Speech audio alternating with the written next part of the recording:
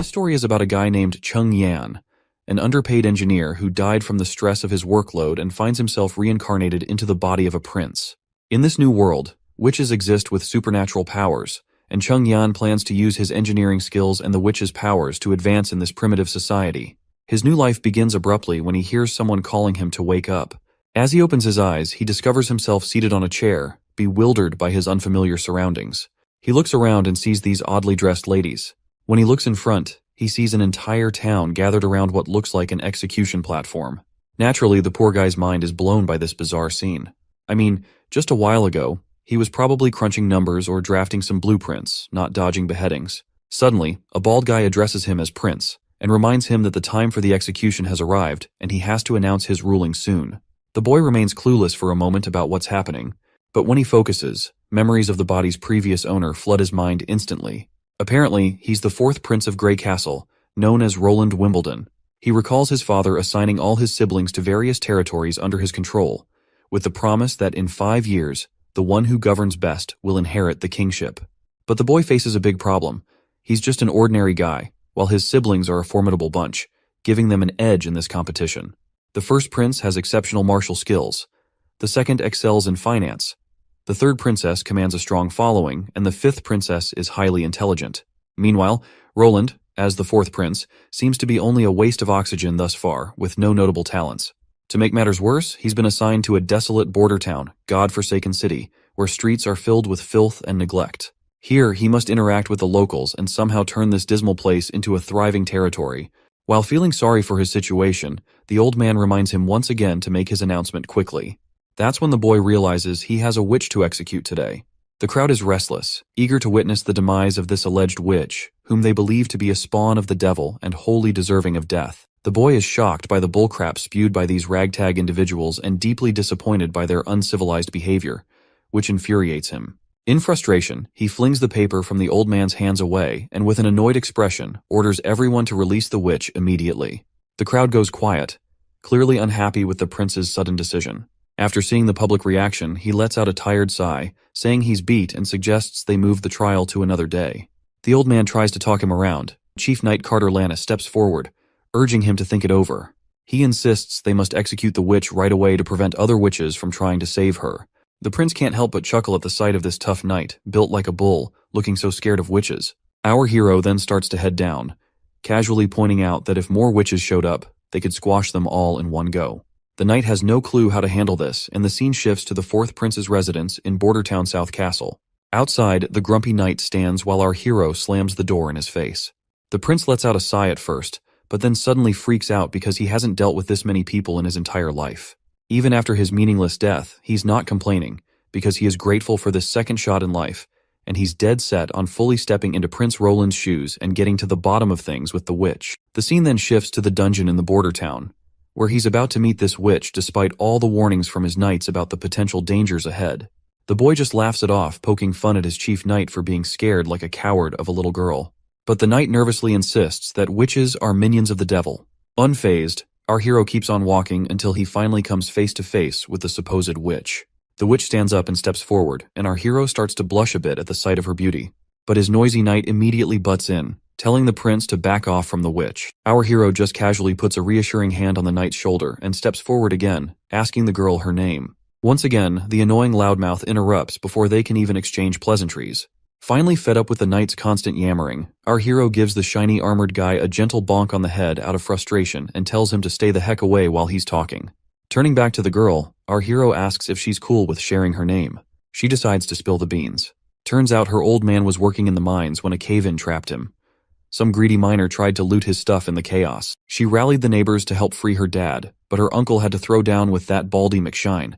Just as he was about to finish her uncle off, she intervened. She extended her hand and unintentionally did something she never wanted to do. The man burned to crisp, leaving nothing but ashes. This was the day her neighbors labeled her the evil witch, even though she begged them not to spill her secret about witchcraft. And the worst part of this sob story is that her own dad ratted her out. Then this same old consultant guy shows up and suggests our hero just roast the lady before she pulls anything sketchy. But my guy tells him to chill because he's curious to see this witchcraft in action. The lady's baffled that someone actually wants her to unleash her powers, but our hero's all cool about it, pushing her to just go for it.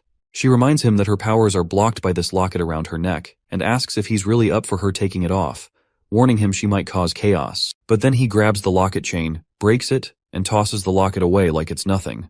"Show us your damn powers already," he tells her. And so, the fire starts to crackle around her, and this macabre dance of flames just leaves our hero's eyes wide open, and the entire prison cell lights up with the light. The prince freaks out while the woman casually strolls out after melting the prison bars. The knight bolts in the opposite direction, but our guy is just blown away by her fiery powers. Finally, he gets why his consultant said fire can't touch her, because she's basically fire herself. Once the flames die down, the former engineer in him sparks with a genius idea. He's not about to waste such epic magic without using it to revolutionize things. When she asks him to end her life because she's shown him what he wanted to see, he surprises her. He throws his coat over her burnt clothes and tells her she's hired. Prince Ronald, drawing on his past life knowledge, declares that she's essentially a perpetual motion machine, able to generate firepower seemingly out of nothing. However, not everyone shares the prince's visionary thinking. The consultant is utterly annoyed by Ronald's decision. He shouts, reminding him of the witch's ability to obliterate anyone with a mere gesture. Moreover, he warns that hiring her could attract the attention of the Witch Cooperation Association, potentially leading to their destruction. But Ronald dismisses the old man's concerns, instructing him to prepare a work contract. He then starts walking away, casually mentioning that he intends to establish a working relationship with the witch, Anna, and further orders the consultant to arrange accommodation for her as well. Back at the administrative office in Bordertown Castle, the old man reports he's taken care of everything as instructed, but he's not sure about sparing the witch's life. The prince cuts him off, saying not to question his decisions. To him, witches aren't some monsters, but the old man's still not convinced. That is when our hero lays it out straight, reminding him that Bordertown is a total mess, and he doesn't have his brother's riches or his siblings' smarts. So winning here is a long shot, and he's got to try something out of the box to claim the victory.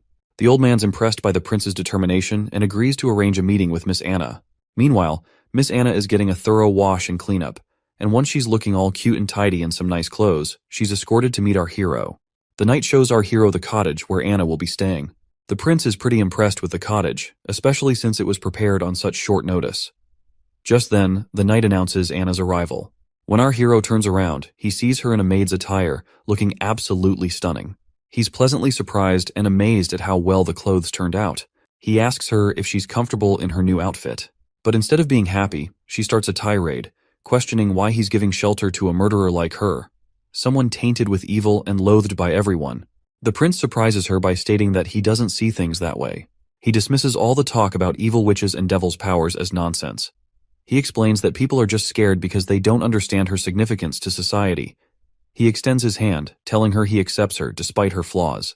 He promises to teach her how to use her powers for good and to make a positive impact on the world. Once inside the empty cottage, Anna immediately starts practicing, unleashing her fiery powers. However, as flames scatter around uncontrollably, our hero realizes teaching her magic control is going to be tougher than he thought. On top of that, there's the issue that every time she uses her powers, her clothes get incinerated, leaving her embarrassed and naked.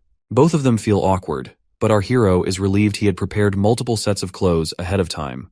Just then, the old man bursts in with urgent news. While gasping for breath, he shocks everyone by reporting that their patrols have spotted signs of demon activity months earlier than expected this year. Of course, our hero has no clue about these months of demons, and seeing everyone terrified only piques his curiosity further. The old man reveals to the clueless prince that every winter, after the first snowfall and when the sun sets, the gates of hell open in the Dragonspine Mountains. Bordertown isn't defensible, so everyone must flee to Longsong Fortress. However, the old man reassures him that his safety is their top priority. Curious, the boy asks if the old man has seen these gates of hell himself.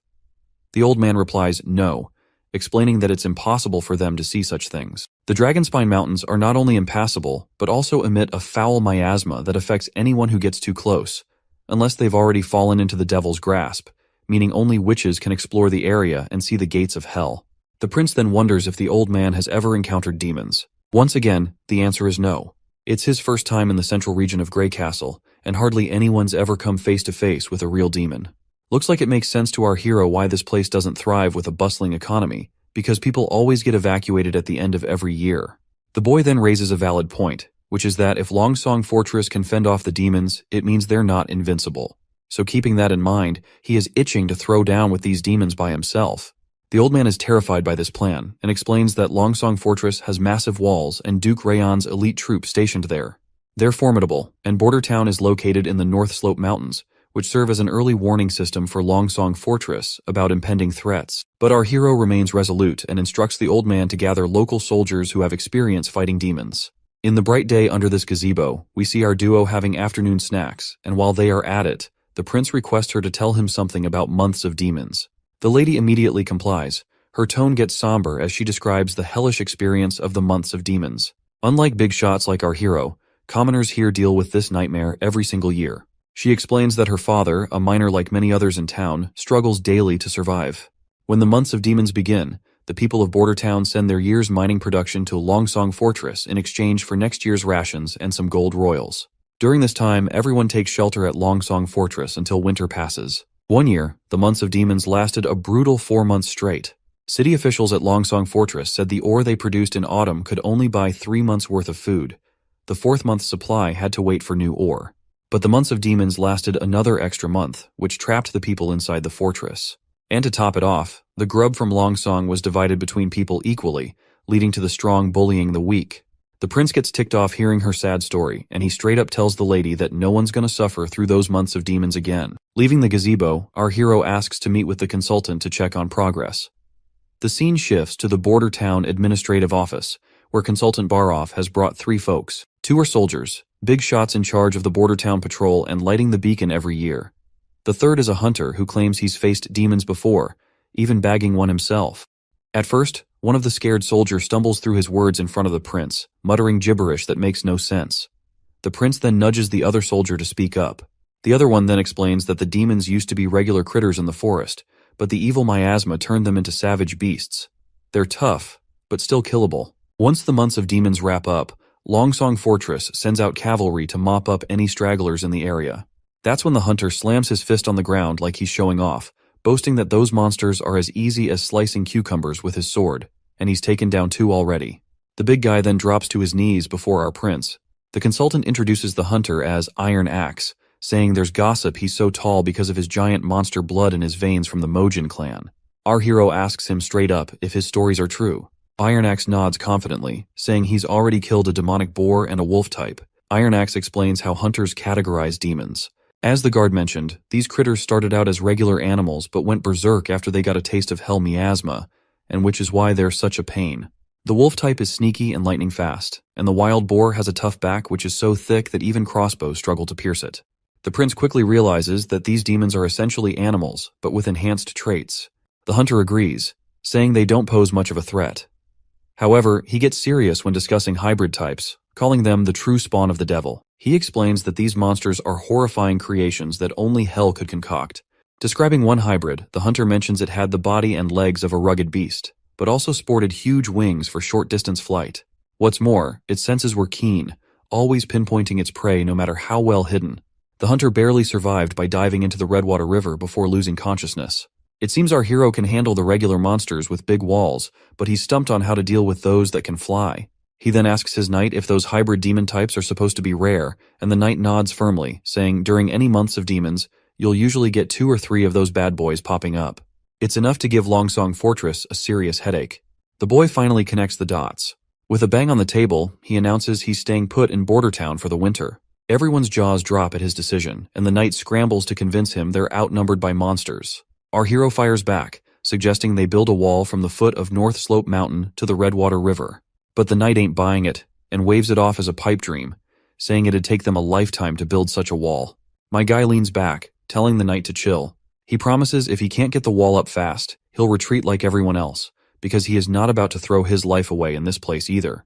The riled-up knight finally calms down, pleading his loyalty to save our hero at any costs. At the bustling gray castle port of Clearwater, we catch a glimpse of the 3rd princess. She remarks on the chilly ocean breeze, signaling winter's approach, then turns to her knight, Rayon, asking about the return of their black sail fleet. He assures her they should be back at port in 3 days if all goes well. The princess notes this is their last expedition of the year and hopes it brings some nice surprises. Back in the palace, the knight wonders how she was already geared up for the throne competition her father sprung on them. She admits she didn't see it coming, but she figures it's all about paving the way for the king's favorite son to take the throne. Still, She laughs it off, saying being good at running things doesn't automatically mean the second son will win. She tells her knight to dig deeper and understand why she's sending out the Black Sail Fleet on this big expedition.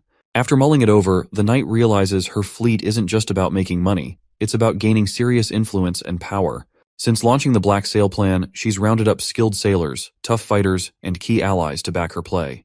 This is Garcia Wimbledon, the third princess of Grey Castle. She is using smarts and strategy to secure her shot at the throne. The princess then asks about how their plot to off the fourth prince went down. The knight sighs and says there's been no word from the border, meaning their poison plan probably flopped and the spies they sent to do the job are missing in action. She figures her little bro must have wasted no time offing those spies once they got caught. Looks like the poison actually did its job and killed the fourth prince, but our hero just happened to swap into his body, which is why they think their poison plan tanked. She's now planning to kill the hero once he seeks refuge in Longsong Fortress, and tells her knight to sit tight until then. She also snarks that since the poison didn't do squat, it means that Snake Enbies, who sold them that stuff, was lying about it being colorless and tasteless. And as punishment for deceiving the third princess, she suggests her knight to hang that liar immediately. It's quite funny how she's about to drop the hammer on their reliable poison guy, even though the fourth prince really did kick the bucket from that poison. The next scene shows us Anna setting in the landscape of greenery, and there we meet her teacher Carl, who asks her what she is reading today. Is it poetry, or perhaps history of their church? The girl greets her teacher, and before she can say anything, her innocent image shatters before his eyes. He is left staring with wide eyes, and the next scene takes him to a rowdy crowd accusing his disciple of being a witch and the reincarnation of the devil. Seeing her hanging there, he slaps his hands over his face, jolting awake in his office. Once he's finally awake, he breathes heavily, haunted by the vision of Anna's hanging. He believes that if even a pure-hearted girl like Anna could be called evil, then those greedy administrative officials of Grey Castle must be true demons, born from the depths of hell. He angrily expresses that if they hadn't switched to lower-quality stones just to save a few hundred gold, the theater would never have collapsed, and those innocent victims would still be alive.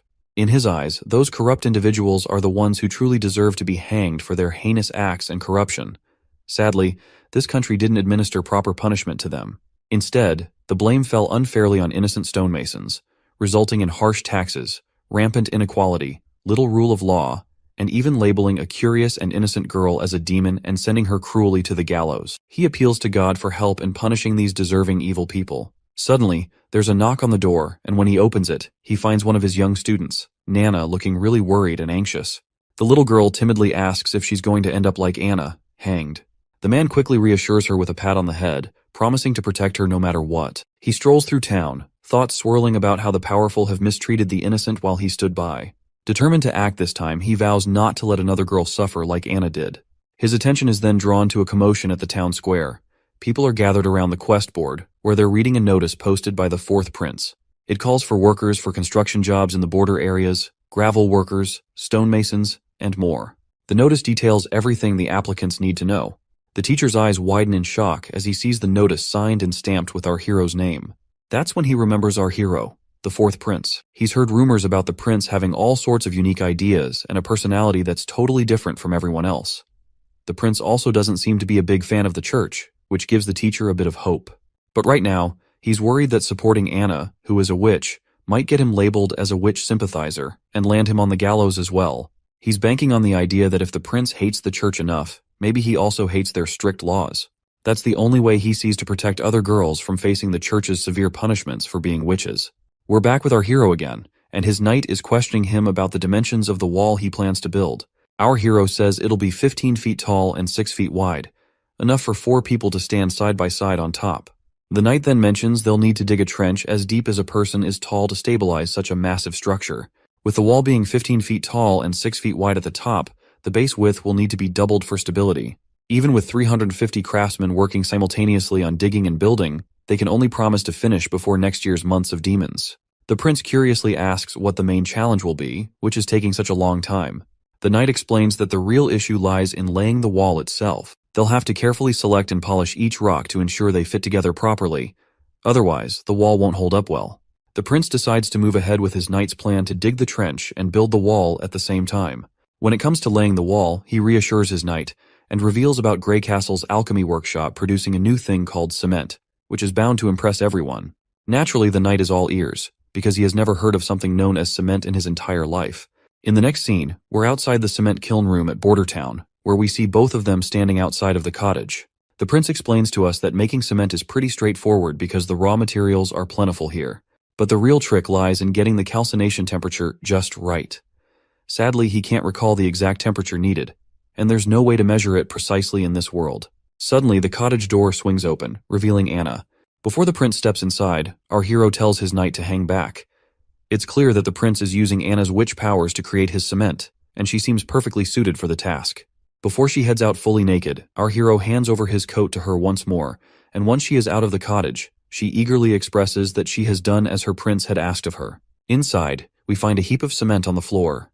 The boy quickly checks the product to see if their experiment paid off, and decides to give it a try before producing at mass scale. Curiously, Anna asks where he plans to use the cement. The boy explains it can be used for building homes, bridges, roads, and more. He highlights how it will protect them from natural disasters like rain, heat, or snow that could otherwise damage their homes. He gives all the credit for the success of making the cement to Anna, recognizing her crucial role. Outside the cottage, they finally glue a few square boulders together with the cement, and both the knight and the girl are pleasantly surprised by the result.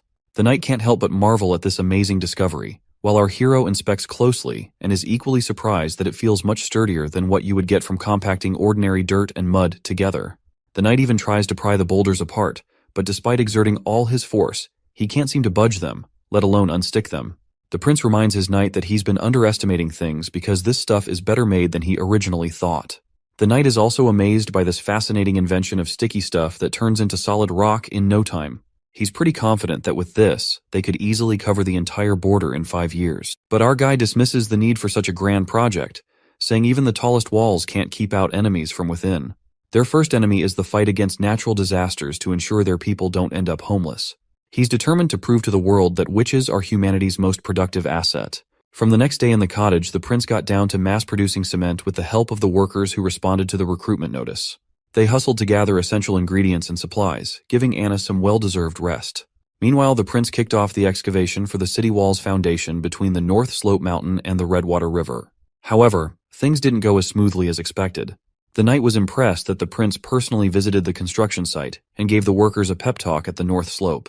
He noted their dedication, but the prince grinned sheepishly, admitting that despite their efforts, all they managed to dig was a rough trench at the North Slope, a makeshift drainage ditch rather than the sturdy foundation needed for a city wall. Even though our hero used to geek out over mechanical blueprints, paired with his civil engineer buddy, they made quite the geeky duo. But now, tackling these civil project details is way beyond his expertise, and he's itching for a pro in the field to brainstorm ideas with. Interrupting his moment of contemplation, the consultant points out that a stonemason has responded to their recruitment notice, claiming to have been a member of the Grey Castle Mason Guild. The prince immediately recognizes the guild as a prominent organization in the country, though he's heard they were disbanded due to a construction accident. He then shrugs it off, pointing out that risks are always present in this line of work. He is eager to secure highly talented individuals, and instructs his consultant to bring the stonemason to see him. The next scene takes us to Roland's administrative office in Bordertown. Our hero lounges at his desk, idly passing the time, while Anna sits nearby, absorbed in a book. Finally, the knight arrives with the person our hero has been eager to meet.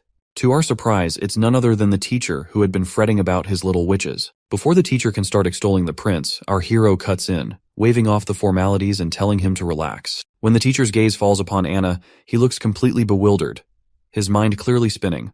Meanwhile, both our hero and the knight are totally dumbfounded to see this unexpected meet and greet. Sensing potential trouble, the prince quickly directs the knight to block the door. The knight immediately follows the command, positioning himself at the entrance, ready to not let this threatening man go away. Our hero finds it hard to believe that a random craftsman could end up being a neighbor of Anna. But then, the teacher suddenly falls to his knees, pleading for forgiveness from Anna for not helping her in the times she needed him the most. That is when it becomes clear to the prince that this man poses no threat to her after all. Anna also recognizes her teacher immediately. The prince then instructs the man to stand and demands an explanation about his relationship with Anna. The man immediately pulls himself together and quickly apologizes for causing a scene. He then introduces himself as Carl Van Bate, a former member of the Mason Guild turned teacher in the border town. He reveals that Anna was once his student. Carl further points out that he doesn't really understand why our hero would spare Anna's life. Perhaps he wants her as his lover, but he isn't complaining since being beheaded is still better than being a prince's side chick. Carl is further relieved to see that our hero doesn't believe in witches being incarnations of the devil. After explaining everything thoroughly to the prince, The man further mentions that there's another talented girl like Anna, whom he would like our hero to also keep hidden here in the palace. The prince gladly gives this teacher the green light to bring her here, promising no harm will come to her if she truly is a witch. However, he can't simply take her away from her family, especially since they aren't directly threatening her at the moment. Our guy bursts into happiness inwardly, looking forward to meeting this next witch and discovering her formidable abilities, though outwardly he remains composed and calm. The prince clarifies that he didn't save the girl out of kindness, but because he needs her help. He doesn't believe in those nonsensical tales that portray witch powers as evil. Instead, he sees them as valuable gifts if handled wisely and used responsibly. So whether it's Anna, this other girl Nana, or any other witch, as long as they haven't committed actual crimes, he won't presume them guilty in any way. Once that's out of the way, our hero finally gets down to business and asks the man if he's ever helped build in Grey Castle Town. The man nods enthusiastically, saying he's had plenty of experience. The prince then lays out his plan to erect a wall between the foot of the North Slope Mountain and the Redwater River to keep those demonic critters at bay. From now on, this guy's in charge of the whole project. In the next scene, we're in Roland's Palace Gardens in Border Town, where Nana finally pays our hero a visit. She looks a bit nervous at first glance. When the little girl asks if she's really seeing Prince Roland Wimbledon, the prince grins and confirms it's him in the flesh. Nana lights up and introduces herself as Nana Pine. Without missing a beat, Nana dashes over to Anna and starts playing with her like they've been sisters forever. The prince wondering these girls are really young, and yet they are a talented bunch, so he is really looking forward to see what future have store in for them. The boy then turns to the little girl, reminding her that her teacher mentioned she's awakened as a witch. The girl asks if he's going to execute her, but the boy quickly says no, explaining that only criminals with a rap sheet end up facing the gallows or a beheading. The girl insists she's possessed by a devil, which her teacher also confirmed.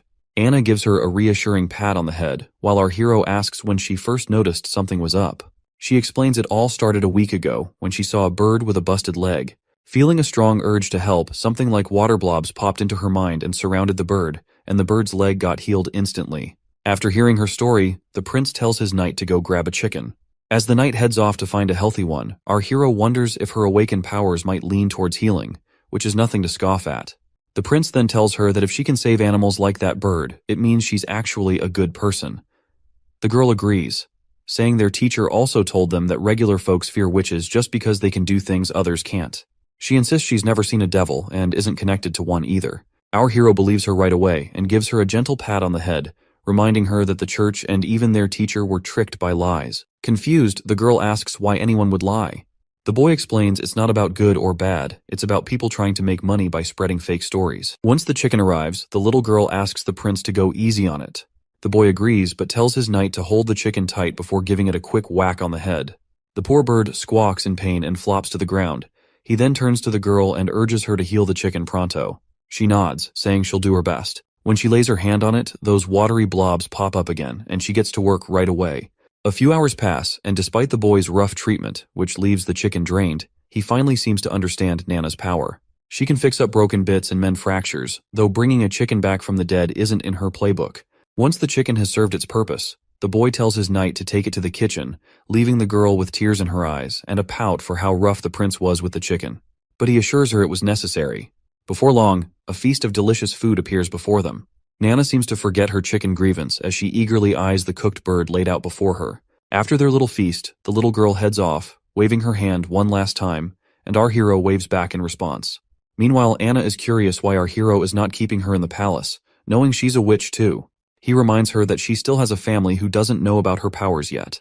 But Anna worries it's only a matter of time before her parents find out and exile her. He agrees, but reassures her that as long as her abilities remain secret, she should cherish the time with her parents. He then asks if she misses her father. She sadly shakes her head with a no, but our hero can empathize with the loneliness she feels. To ease her mind, he promises that Nana will come daily to practice magic with her so she won't feel alone, and further vows to give both girls the ordinary life they desire. And he means every word. Back in the castle, our hero's been feeling kinda boring ever since Carl Van Bate took charge of the wall construction. He's taken to having a tea party every afternoon while teaching the girls how to work their magic. Every now and then, he checks on the city wall's progress at the foot of the North Slope Mountain, always impressed by how much better it's going than expected. But then, the consultant shows up with some not-so-great news. He points out that hiring all those craftsmen and laborers has been super expensive, and all that cash is coming straight out of our hero's pocket. At this rate, the steward's worried they won't have enough money left by spring. Our hero officially starts to panic, realizing that he is freaking screwed. A moment later, while he's brainstorming ideas to get out of this financial mess, the old man finds it strange how much the prince has changed lately, as if he's become a completely different person. Back in the day, this guy knew nothing but the pleasures of life, and the only reason this old man sticks with our hero is because the king has promised him the position of Minister of Finance once the throne competition is over. When he first rolled into Border Town, he wasn't planning on running the place, nor was he gunning for the throne. He let down all the nobles and dumped all the responsibilities on the old man's lap. But ever since he rescued that witch, the prince has done a complete 180. The prince is now handling things with more thought and dealing with stuff like it's his second nature.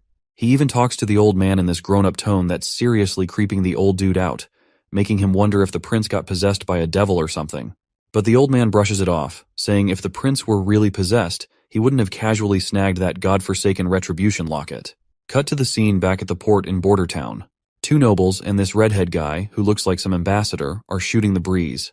The guy in glasses reminds the ambassador they last swung by a year ago and gripes that the town's still a desolate pile of rocks. The redhead pipes up, correcting him that it was just 6 months back. He mentions how every season Duke randomly sends someone new here. He remembers visiting last summer, when besides rocks, there were all kinds of fancy furs floating around. When he is about to spill something juicy, he decides to keep it under wraps for some reason, and instead, he focuses on Border Town's potential. He suggests that although it's currently just a fortress outpost, if they set up a solid defense line here, all the land between Border Town and the fortress could be put to good use. Suddenly, the guy in glasses freaks out, pointing out that the stockpile is empty and Border Town was supposed to have their ore ready today. Looks like these visitors are here to collect ore before the demon months hit, offering shelter for the Border Town in return. The ambassador sighs and decides to take the problem to our hero. They ride back on their horses. The guy with purple hair wonders if Border Town found a new trade partner, or already sold their ore to Willow Town or Fallen Dragon Ridge. He's pretty sure it's the fourth prince's doing, who is our hero by the way. The redhead thinks hard, pondering if the prince has already set up deals with towns further down on the Redwater River. If so, they've lost yet another bargaining chip. He worries that if they try the same monopoly play as before, they're not likely to succeed since the fourth prince already has other trade partners to take their ore to sell. Once they get to the castle, they're greeted with this incredible feast. The ambassador, not sure how to handle chopsticks, glances over at our hero and awkwardly tries to eat the same way, struggling to even pick up his food. As his food flies off the chopsticks, the ambassador feels embarrassed, while the prince casually mentions that these sticks are easier and cheaper to make compared to forks, and once he introduces them to his town people, no one will have to worry about getting sick from eating with their bare hands. As the sun starts to dip, casting a golden glow over the castle, the prince is about to enjoy desserts after their impromptu dinner. Finally, the ambassador brings up the reason for their visit, pointing out that they came to collect ore as usual, only to find none at the dockyard this time. That's when our hero drops the bad news. There was a landslide at the North Slope Mountain recently. They've been trying to clear the rubble and resume production this month, but it looks like the mine won't reopen until sometime next year. The ambassador then asks about the production from previous months. Our hero simply shrugs and says it was lower than usual, barely enough to keep everyone fed. He adds that even if they manage to scrape together enough ore, it won't buy more than 2 months' worth of wheat. So, he suggests they totally revamp their deal. The ambassador looks worried and tries to reel our hero back in, apologizing for past screw-ups. He proposes that the 6 noble families of the fortress pool together to lend enough food for 1 month, promising they'll pay it back next year. But our hero isn't having it. He flat out says if they sell the ore to Willow Town, they won't owe anyone a thing. And here's the twist. The Willow Town is offering gold dragon coins in exchange for their ore. Plus, they're ready to trade wheat, cheese, bread, and honey, all at fair prices. Anything you can buy with gold dragons, they're happy to sell. Compared to dealing with Longsong Fortress, this new setup makes way more sense for the border town. Our hero asks the ambassador another question, pointing out if he even has enough influence to make that decision on behalf of the other families willing to lend 1 month's worth of food. Our hero quickly catches on that the ambassador is a member of the honeysuckle family, with this emblem being a dead giveaway. The prince acknowledges that the ambassador might be from one of the 6 families, but questions whether he can really convince Duke Ryan and the others to agree, or if he can guarantee it. Looks like our hero is hitting the nail on the head as the ambassador's face turns sour like a lemon. The scene flashes back to when the ambassador tried to reason with his father, arguing that the new ruler of Border Town, the 4th prince, definitely wouldn't agree to exchange his minerals and gemstones for some food and bread. He suggested buying from them at 30% under the market price, as they could still make substantial profits. But this bald machismo of a father confidently brushed off the concern, saying the sloth-like 4th prince would never handle Border Town's trade affairs. He believed they could continue swindling border towns' resources for mere bread and shelter. In the present moment, the redhead ambassador, after thinking it through, realizes our hero has a point. He couldn't even convince his own father, but still wants to try his best. So, the redhead takes the plunge and offers to buy the ore and gemstones from Border Town at 30% below market price. The ambassador is confident his offer must be higher than what Willowtown is proposing. He emphasizes that Willowtown is far away, making it difficult to seek shelter during the demon months, which is why Longsong Fortress is the best option for shelter. The ambassador starts to mention the bad roads leading to Willowtown, but stops himself mid-sentence. Curious, our hero urges him to finish his thought. The redhead points out the dangers that could easily spring up along that road. The ambassador realizes he may have inadvertently issued a threat to a prince and starts panicking internally. Our hero just chuckles, dispelling the redhead's confusion, and explains that he never intended to seek refuge in Willowtown in the first place. That bombshell catches the redhead off guard, and he really throws the ambassador for a loop by making it crystal clear he's not going anywhere, not to Longsong Fortress or anywhere else.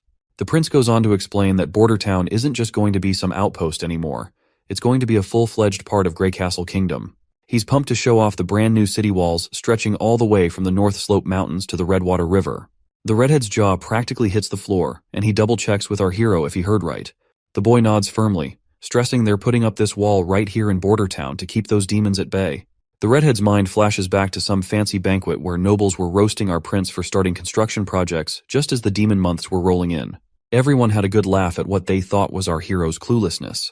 At first the redhead figured it was all just rich folks teasing each other for kicks. He never imagined our prince was serious about this whole wall thing. What's really mind-boggling is how our prince, known for chasing pleasure and not much else, is suddenly taking charge of something so massive. The redhead, freaking out a bit, assures our hero that once he's back at the fortress, he'll try to hash things out with the 6 noble families, hoping it'll all swing in our hero's favor. Now it's smack dab in the middle of the night, and our hero's feeling bummed that nightlife in this backwoods world is non-existent. People here hit the bed early unless they're up for clapping some cheeks. Even though he could easily bring someone over to liven up his night, he's got morals and won't stoop to anything sketchy. Out of the blue, someone sneaks up on our hero from behind. He spins around to find a woman in a robe singing his praises for handling the ambassador with brains, hinting the prince isn't all about the party life after all. Turns out she's an assassin, but our hero doesn't waste a second before trying to dash out of the room. The woman throws her dagger, stopping him in his tracks, and reassures him she's only here to chat, telling him to chill out and not panic. The boy stops dead in his tracks, especially with that sharp dagger staring him down, and asks the lady who she might be. She drops the bomb that she has no name but goes by Nightingale, a nickname her sisters gave her for some weird reason. She's surprisingly grateful for our hero's recent care towards witches. When the prince takes a closer look, he notices an emblem similar to the one the old man showed him, which belonged to the Witch Association. The lady gives him props again for his sharp mind, while our hero presses on, asking if she's here for Anna. He admits he has no clue how she knows about Anna, but still reassures the women that she is still alive.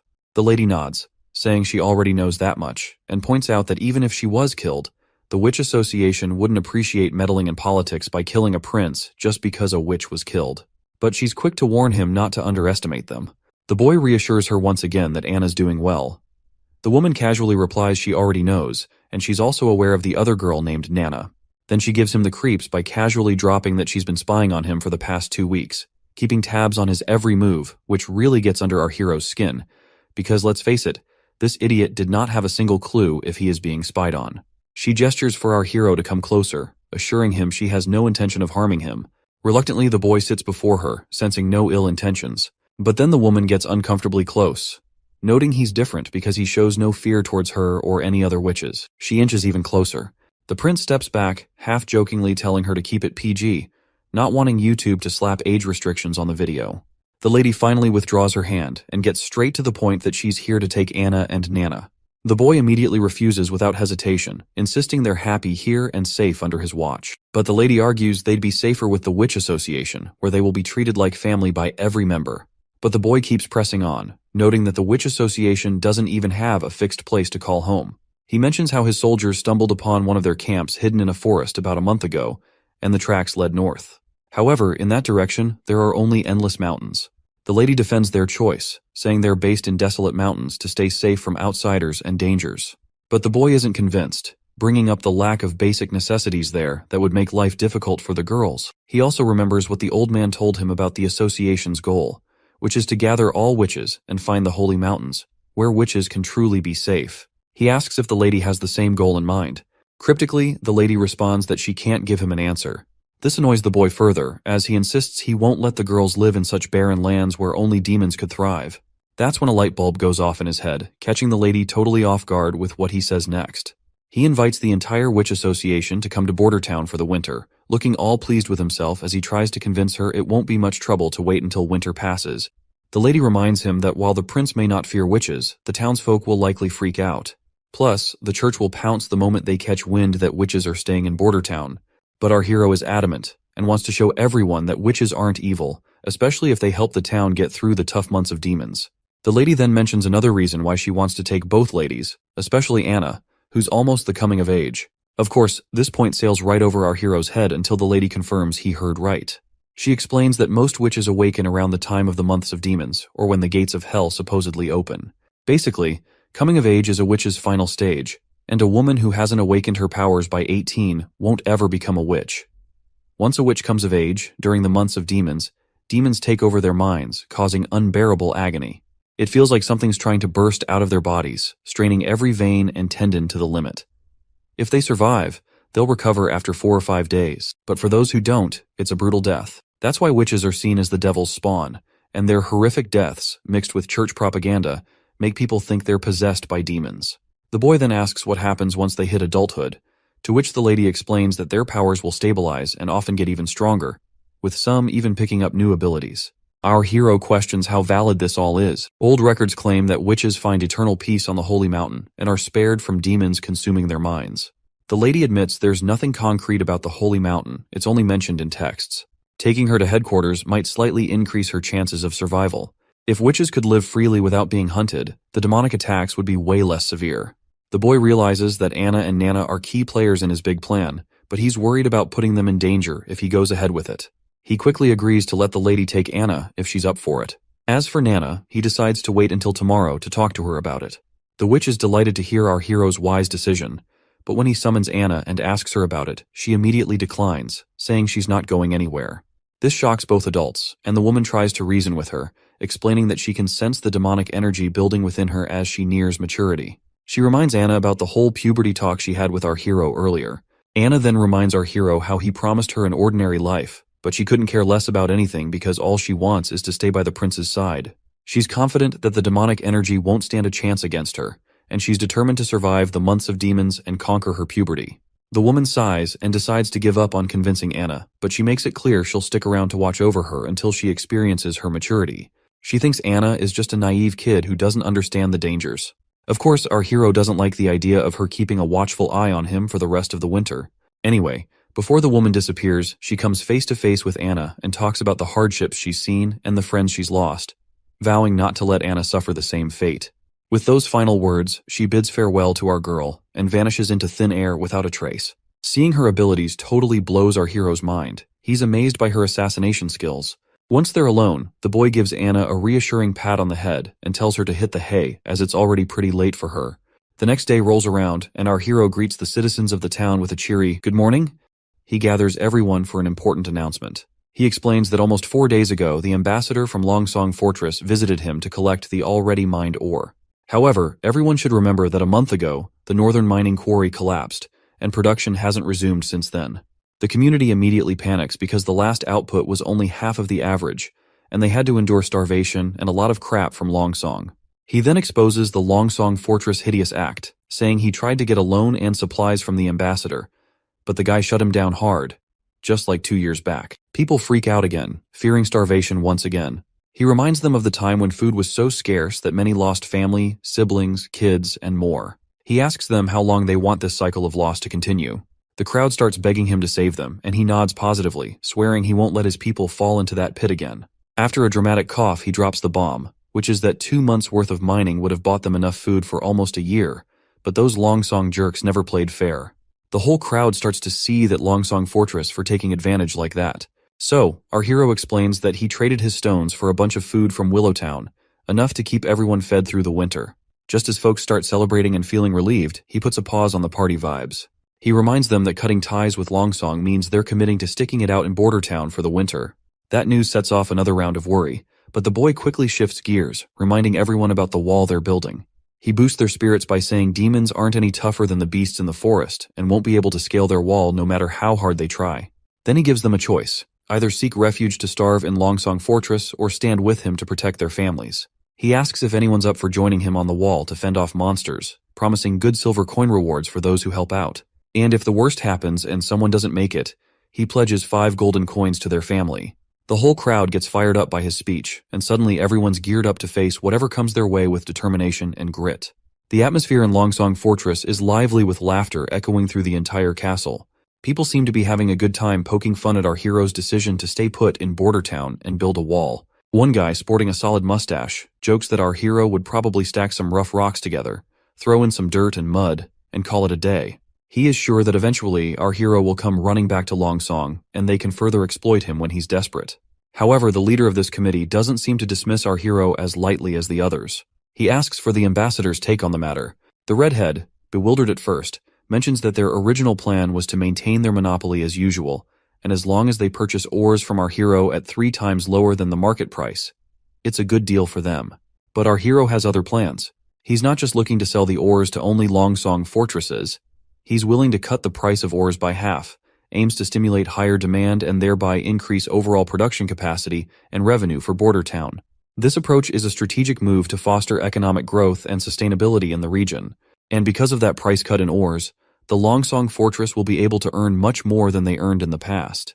Additionally, he intends to manufacture iron tools, which he believes will fly off the shelves no matter where they were sold, making an additional stream of income. However, those aren't the only things to think about. If our hero can hold off the demons at Border Town, it's good news for Longsong too. They won't have to keep dealing with those pesky beasts every year. Plus, the throne squabble is only 5 years long. So if Border Town flourishes afterward, Longsong could end up with the kingdom's 3rd biggest slice of land. The red-headed guy suggests that Longsong should pitch in to help our prince build the wall and defend Border Town. He figures it'll pay off in the end. The old man agrees with the redhead's practical sense but calls it typical merchant thinking. To this white-haired fellow, it's not about whether Border Town succeeds or fails. He just doesn't want to share his turf with anyone, prince or not. The next day, Chief Knight's face was priceless when he laid eyes on the contraption our prince had been tinkering with. True to form, he showered all the credit on Anna, who'd helped with welding the metal parts. The prince couldn't contain his excitement over his latest creation, which is a steam engine. He hugged his beautiful invention tightly, seeing it as the first step towards ushering humanity into an industrial revolution fueled by a new energy source. 5 minutes later, the knight still looked baffled, trying to wrap his head around how the machine worked. When Anna fired up the furnace below, the cogs and gears started turning, and soon enough, the wheel began spinning faster and faster. Watching the mechanical parts move left, the knight completely awestruck. It was his first glimpse of the natural power the prince had been talking about, which is a force equal to the strength of 10 knights combined, and this innovation promised to save a ton of manual and animal labor. Training a knight took 15 years, but building a contraption like this stove only took 3 days. The knight found it fascinating that it didn't need feeding, didn't care about weather, and was impervious to arrows or blades. Seeing this, he started to wonder if traditional knights were even necessary in a world with such machines. The boy was totally stoked to see his farming game jump forward by a few hundred years. Later that night, our hero swung open his bedroom door and found the assassin lady once again, deep into studying the blueprints he'd made. He gave her a bit of a hard time for spying on him and just waltzing into his room unannounced. But the lady just chuckles, pointing out how the 4th prince was rumored to be a total flop with a lousy personality, yet his inventions were master class.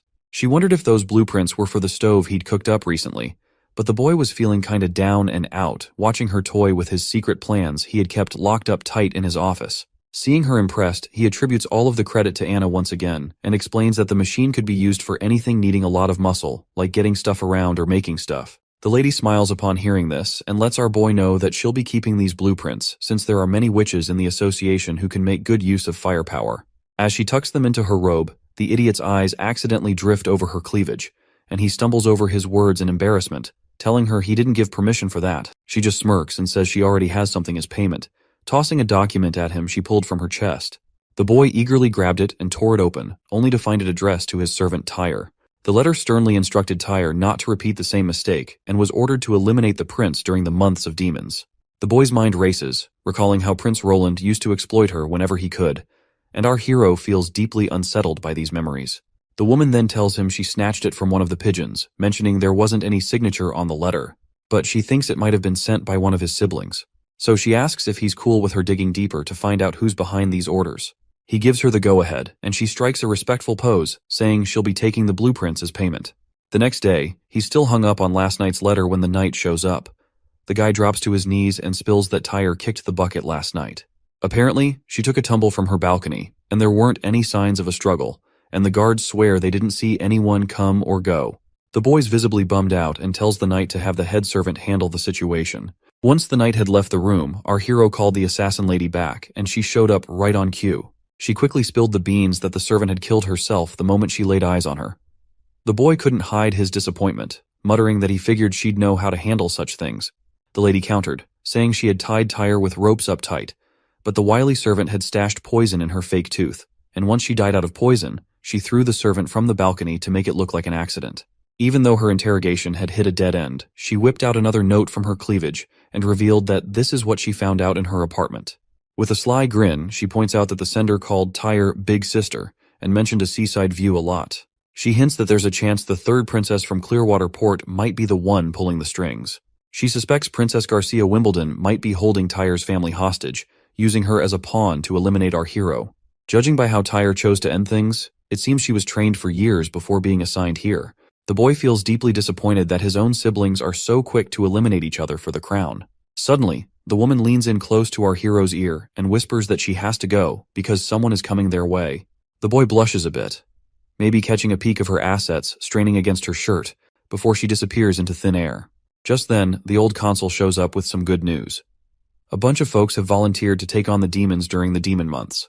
This puts a big grin on the prince's face, and he decides he needs to go see it all for himself. But before heading there, the old man genuinely asks if he really intends to have these regular folks go up against the demons. Once outside, our hero also feels bummed out and sees that the consultant's worries were legit. These people don't look like fighters. They seem more like street thugs. On the other hand, the knight is all gung-ho about how he picked these folks based on what our hero wanted. But looking at these poor souls with their frail bodies, it's clear this knight totally missed the mark. The prince just facepalms himself, and it seems like our hero expected a lot from people who barely scrape by. Even the consultant suggests considering other recruits instead of these commoners. But our hero seems dead set on using them anyway, as if he has cracked the code already. Our hero believes that it's all about people power when it comes to building a strong army, whether they're wielding medieval swords or modern tech. The knight suggests starting sword training tomorrow, but our hero waves it off. Instead, he tells the knight to group them up, then hits the jogging trail. He also tells him to bring that iron axe hunter from earlier in tow and suggests the knight to sit tight and enjoy the show. By noon, the hunters joined our hero's cause. But the knight's not exactly thrilled with this new training approach. Coming from a family steeped in warrior tradition, he doesn't get why these folks are getting rewarded with eggs just for standing around all morning, especially since eggs are pricey as hell. Once again, our hero tells him to chill and enjoy the show. Like, he already knows you can't whip up a top-notch army in a few medieval months, and he is not after muscle-bound brutes who can tear enemies apart with their bare hands. All he wants is disciplined soldiers. To get results fast, he's using military techniques he learned back in college. He's seen how quickly people can unify under this method, and he is betting these folks will follow suit. After a while, the carriages show up and folks eagerly line up for their eggs. People still can't quite wrap their heads around the idea of eggs as rewards. The knight clangs his plate loudly to get everyone's attention and orders them to form 4 lines. He lays down the law that food will be handed out in order, and stragglers would wait till the end. There's a mix of nerves and compliance as everyone queues up. Meanwhile, the knight is still puzzled why the prince is bothering to teach these kinds of basic things to these people. Suddenly, the crowd erupts into murmurs and talks, chanting Iron Axe, who seems to have quite the reputation around these parts. The prince declares a break after lunch, followed by a visit to the guard barracks in town. Iron Axe is appointed as their captain, tasked with teaching everyone how to set up tents. As soon as our hero finishes speaking, there's a buzz of gossip about the prince putting someone like Iron Axe in charge of their platoon. To calm everyone down, he reminds them that Iron Axe isn't local, just like the witches that do not belong to Grey Castle. Our hero stresses that in Border Town, everyone's treated equally, no matter where they're from. As long as they're not criminals, they're welcome here. The prince unrolls a ridiculously long sheet, longer than your average grocery list, and tells the chief knight to pay more attention to these rules than to who gets to be captain. He stresses that everyone needs to memorize and stick to these rules if they want their usual egg during meals. The chief knight scratches his head at the idea of visiting Teacher Carl after dinner, wondering aloud how reading and writing will help fight demons. But the prince brushes off his concerns and says a well-educated army is always more effective. According to him, history has proven this point many times. Next up, we're at City Hall in Bordertown. There we see our hero stagger out of his room, still half asleep. Suddenly, Nightingale pops up out of nowhere and teases him about his newfound habit of sleeping a lot lately. It seems she has also helped herself by eating some of our hero's breakfast. Of course, the boy does not seem to be really happy to see her eating his breakfast and coming inside without his permission. He then starts wondering aloud if she was never taught to be more subtle around royalty. As he takes his seat, the lady adopts a respectful posture and asks if she's being polite enough. Then she casually mentions she knows the prince isn't into all that fancy, unnecessary politeness. The boy finds himself startled to see that she seems to know what he exactly prefers. He sighs and tells her to just eat the whole breakfast so he can at least ask for another serving. She dives into the food while the prince starts flipping through his new blueprints. The lady then curiously asks why he's been ordering so much ice-ons lately, because it's already dead of the winter, and if our hero wants to make his whiskey cool, he can simply put his drink outside. Seeing his wide-open order book, Prince Ronald realizes that she must have seen everything he has been ordering lately. So, he spills the beans that he's trying to make cheese, and to do that, he needs things to stay below freezing. While the girl praises our hero for his clever ideas, inside our hero's mind, we discover he just fed her a lie about making cheese, because he is making something even more confidential, which he does not want to disclose to her, because he doesn't fully trust her like he does with Anna and Nana. He wants to gather more intel about her before revealing his true secrets. He is apparently focused on developing guns, which are easier to make than steam engines. He fears that if anyone discovers his methods, it could seriously derail his ambitious plans. Also, the ice-ons he ordered is basically known as saltpeter, a substance wealthy folks use to cool drinks in summer. And this name, ice-ons, is just a fancy name given by the nobles. But what's crucial is that saltpeter is a key ingredient in making gunpowder, adding another layer of secrecy to his activities. The boy then changes the conversation by asking if witches train assassins as well, aside from searching for the Holy Mountain. The lady mentions that they're a group of oddballs who came together because of their dream of finding the Holy Mountain, and she only joined the Witch Cooperation Association about 2 years ago. Hearing this, the boy asks if she worked for someone else before joining the association, and wonders if there are people who accept witches. Putting down her plate, the lady laughs at the idea, calling it ridiculous. Sadly, she reveals that if her previous owner had known she had become a witch, he wouldn't have let her through the front door. Furthermore, she admits that if she hadn't been useful to him later on, he would have disposed of her quietly and quickly. The boy becomes more curious and demands further explanation about her past, but the lady decides to stay silent, promising a detailed account when the time is right. She also reassures him not to sweat it, mentioning she's been free for the last 5 years and has no plans to be anyone's pawn. The boy stays quiet, looking kinda down, and 5 days breeze by since that chat. Out in the courtyard, we see our hero has finally finished his first gun after tackling loads of production hiccups, and he is thrilled to keep this beauty all to himself. One big reason he's been working on steam engines was to churn out guns in bulk, so he had to nail a prototype first before ramping up production. But at this rate, he worries he'll only crank out 4 of these bad boys by the month of demons. Meanwhile, the knight's scratching his head over how these supposed muskets will help in fighting demons. The boy just tells him to round up the village's top hunters and form a killer squad to wield these weapons. But the prince finds himself completely creeped out when the knight suggests using patrol guards instead of hunters. Well, looking back at those soldiers, it seems our hero's reluctance to entrust these guns to these puny frail patrol guards is indeed justifiable. In the dark tunnels beneath Roland Castle, a few soldiers are marching through the tunnels. Suddenly, one of them leaps into the air and attacks another soldier. The Scarface soldier tells this thin mustache to surrender or face the same fate as his friend Greymut. As the thin mustache soldier recalls his fallen friend, he becomes even more riled up, vowing never to let these hooligans set foot in the castle.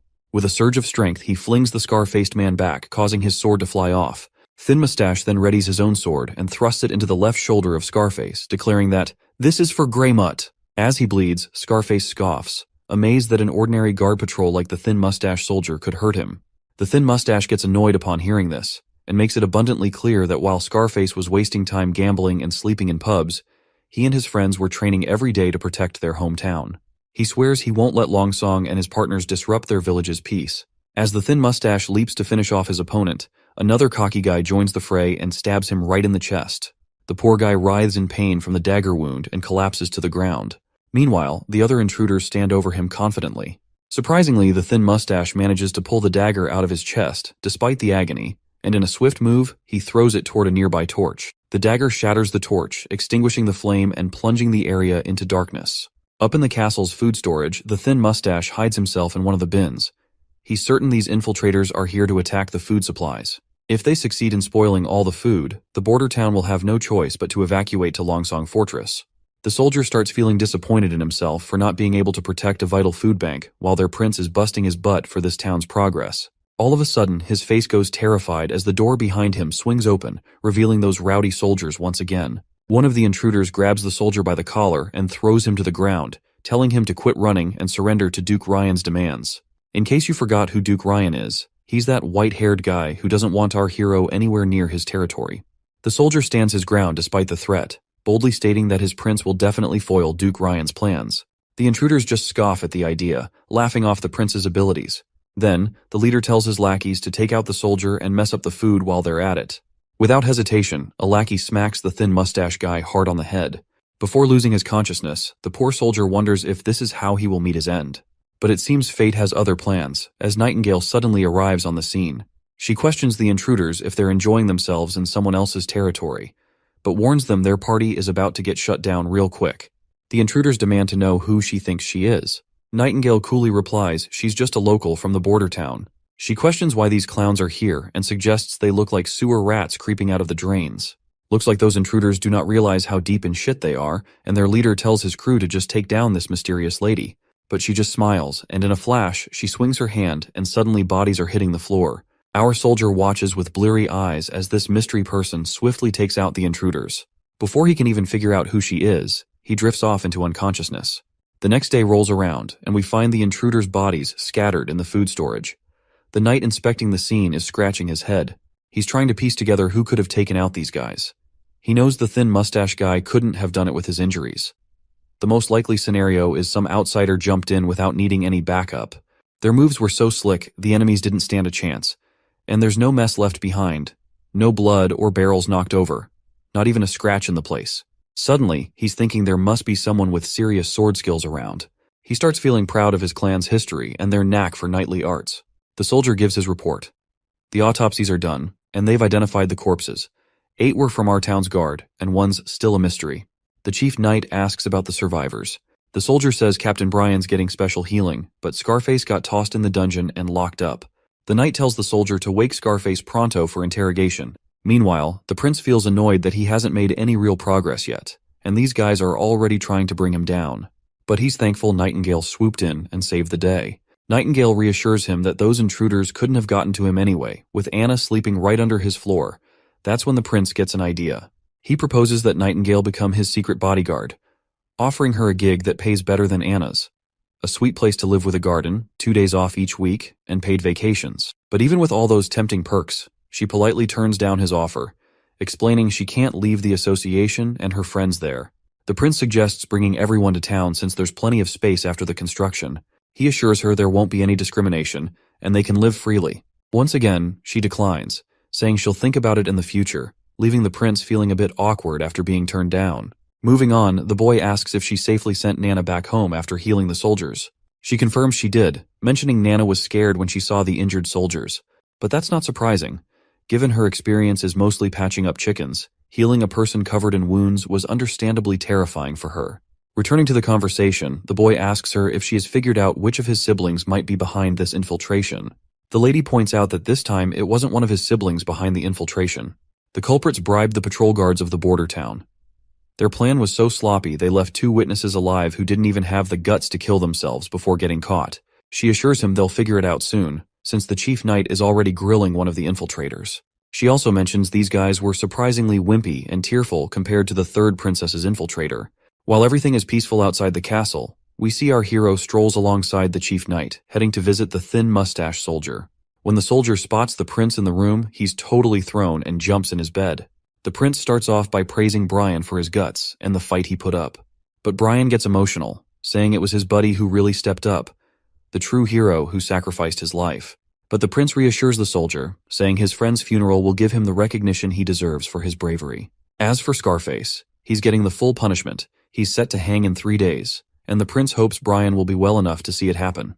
Thin Mustache then mentions Scarface supposedly has noble blood. hinting it might stir up trouble with Longsong Fortress. The prince brushes it off, explaining Scarface might have noble lineage from the Elk family, but he's got no titles or land. Besides, he tried to burn down all of Bordertown's food, causing a huge mess that can't just be ignored. With reassurances that someone else will handle patrols, the prince tells Thin Mustache to rest up. In the coming month of demons, he promises to honor him as a brave knight of the prince. Next, we're up on the city wall where the new recruits are getting trained hard by Hunter Iron Axe. Iron Axe suddenly grabs everyone's attention, and they snap to attention because the prince is here for an inspection. But it seems our prince has no clue what he's supposed to say during this inspection.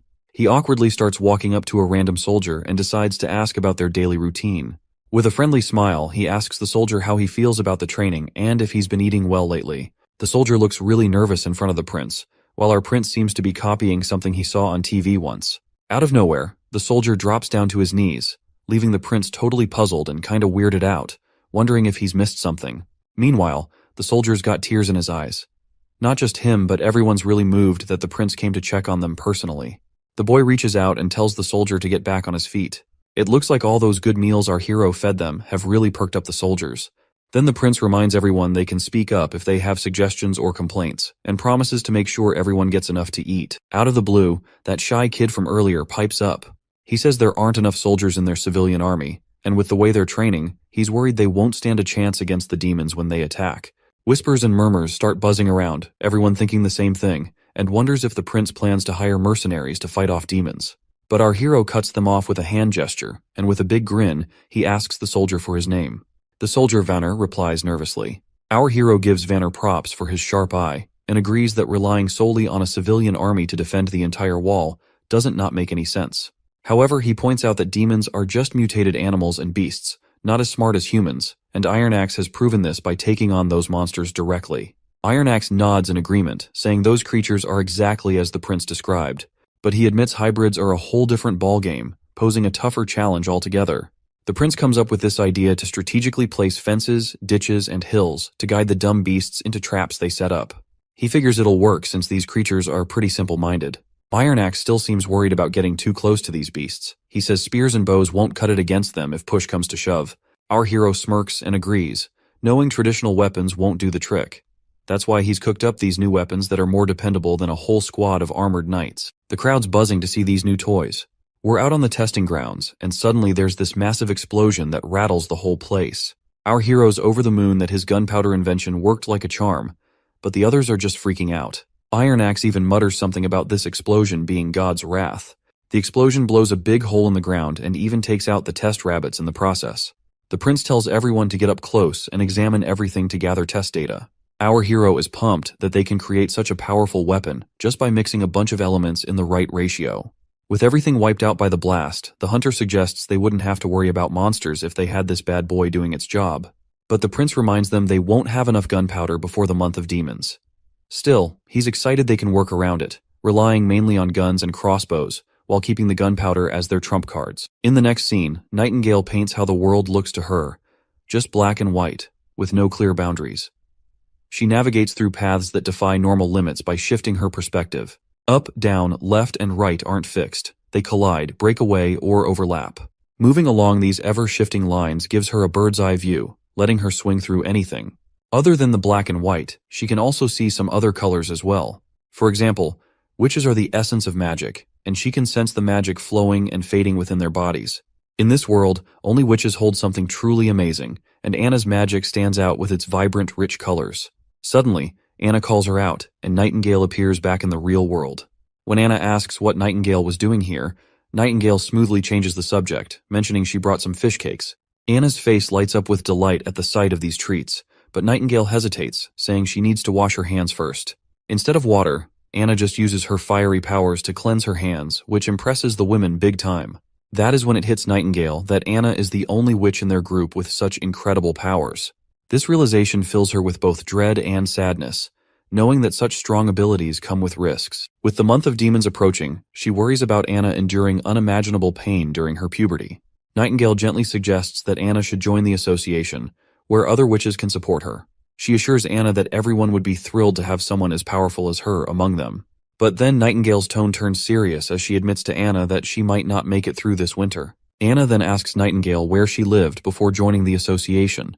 Nightingale replies that she used to live in a big city to the east, not too far from the capital. Anna then follows up by asking if Nightingale was happy back then. Nightingale's mind immediately flashes back to her past, recalling herself feeling miserable, locked up with shackles and a power-suppressing locket. Instead of answering directly, Nightingale turns the question around and asks Anna why she wants to know. Anna opens up, sharing that she had a tough life in the slums of Border Town. Her father sold her to the church for 25 golden coins, and it was our hero who freed her from those chains. Now Anna feels genuinely happy to be where she is. Nightingale gently reminds Anna that leaving the castle isn't an option due to how witches are hated by others, but Anna remains optimistic, trusting the prince to change things for them. Suddenly, their chat gets cut off when Nana storms in, slamming the doors before her. She's in tears and rushes to hug Anna, blurting out that things are about to hit the fan for her. Meanwhile, our hero is deep in slumber, dreaming of heroic exploits, and that is when Nightingale rudely wakes him up. She's absolutely livid, informing the sleepyhead that Nana's father is on his way and suspects she's a witch. Shocked to hear Nana's secret is out, the prince rushes into action, hoping he now has a shot to keep Nana in the castle. He wonders how the nobleman will react when he finds out his daughter is a witch. Will he plead with the prince to let her stay and keep her secret? When our hero finally steps outside, reality is far from what he was imagining. Nana's dad is fuming, demanding the immediate return of his daughter. After they settle into their seats, Nana's restless father calls her over to him. The little girl gets scared and asks if he's planning to sell her to the church. The man gets all chummy, saying the church would never take someone as clueless as her, so she better return back to her father. But our hero steps in, reminding him that his daughter is a witch. The man flat out refuses to believe it, and even when Nana herself confirms that she is a witch, the father gets really mad and suggests maybe Teacher Carl is just labeling another girl as a witch. That's when our hero gives Anna a nod, signaling her to show off her fiery magic powers. She does it right away, leaving the old man stunned to see witchcraft in action. Our hero tells him to calm down and assures him they can explain everything. Eventually, the father starts to understand that his daughter is just here to practice her witch powers after all. But our hero feels creeped out by the implication that her father was thinking of him as a pedophile for calling little girls into the castle. The boy then gets down to business, pointing out that Nana has healing abilities that could be invaluable in Border Town during the months of demons, to aid in healing the injured. However, the dawning father, Mr. Pine, politely declines, concerned for his daughter's safety if she stays here. Our hero reveals that opportunities often come with dangers, mentioning that from what he's heard, Nana's grandfather and Mr. Pine's father were courageous knights. The Pine family's noble lineage comes from their grandfather's heroic deeds. Mr. Pine agrees, and proudly recalls how his father once faced down an incredibly powerful demon and actually defeated it. He even has the demon's massive horn hanging over his fireplace to prove it. But then our hero points out how the Pine family is not as prestigious as it was before. Pine family is just a working-class citizens now, to which the father sadly admits.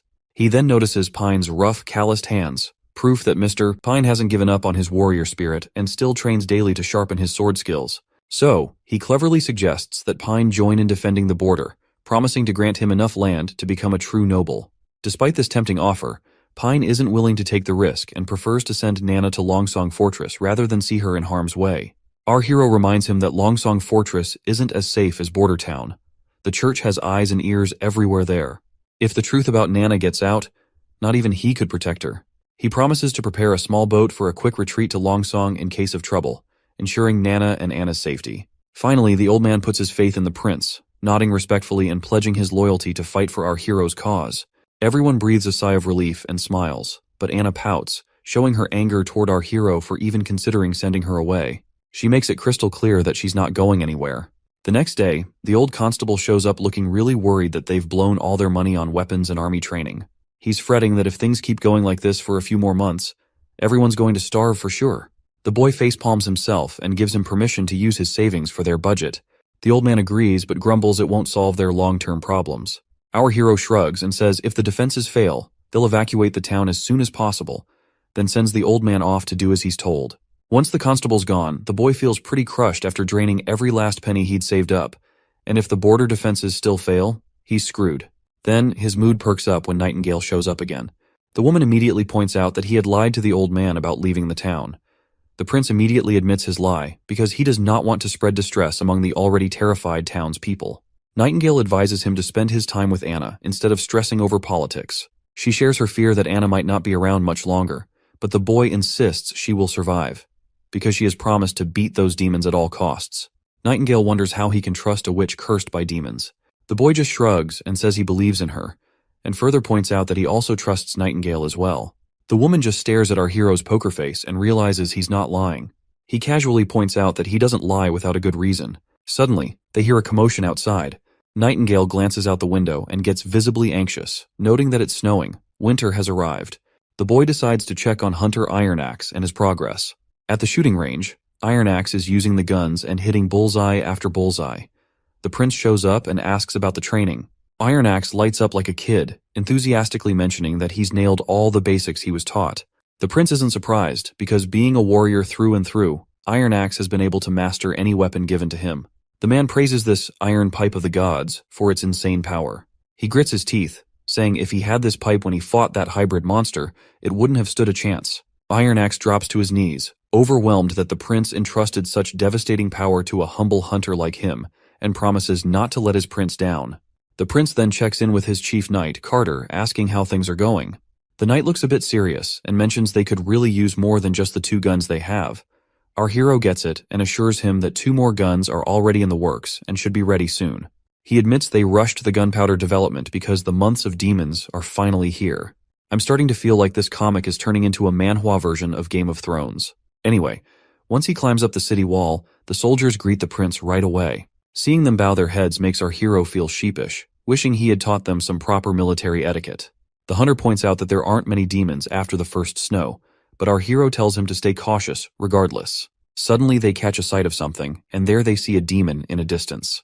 The soldiers start to panic, and one of them even asks if they should sound the alarm.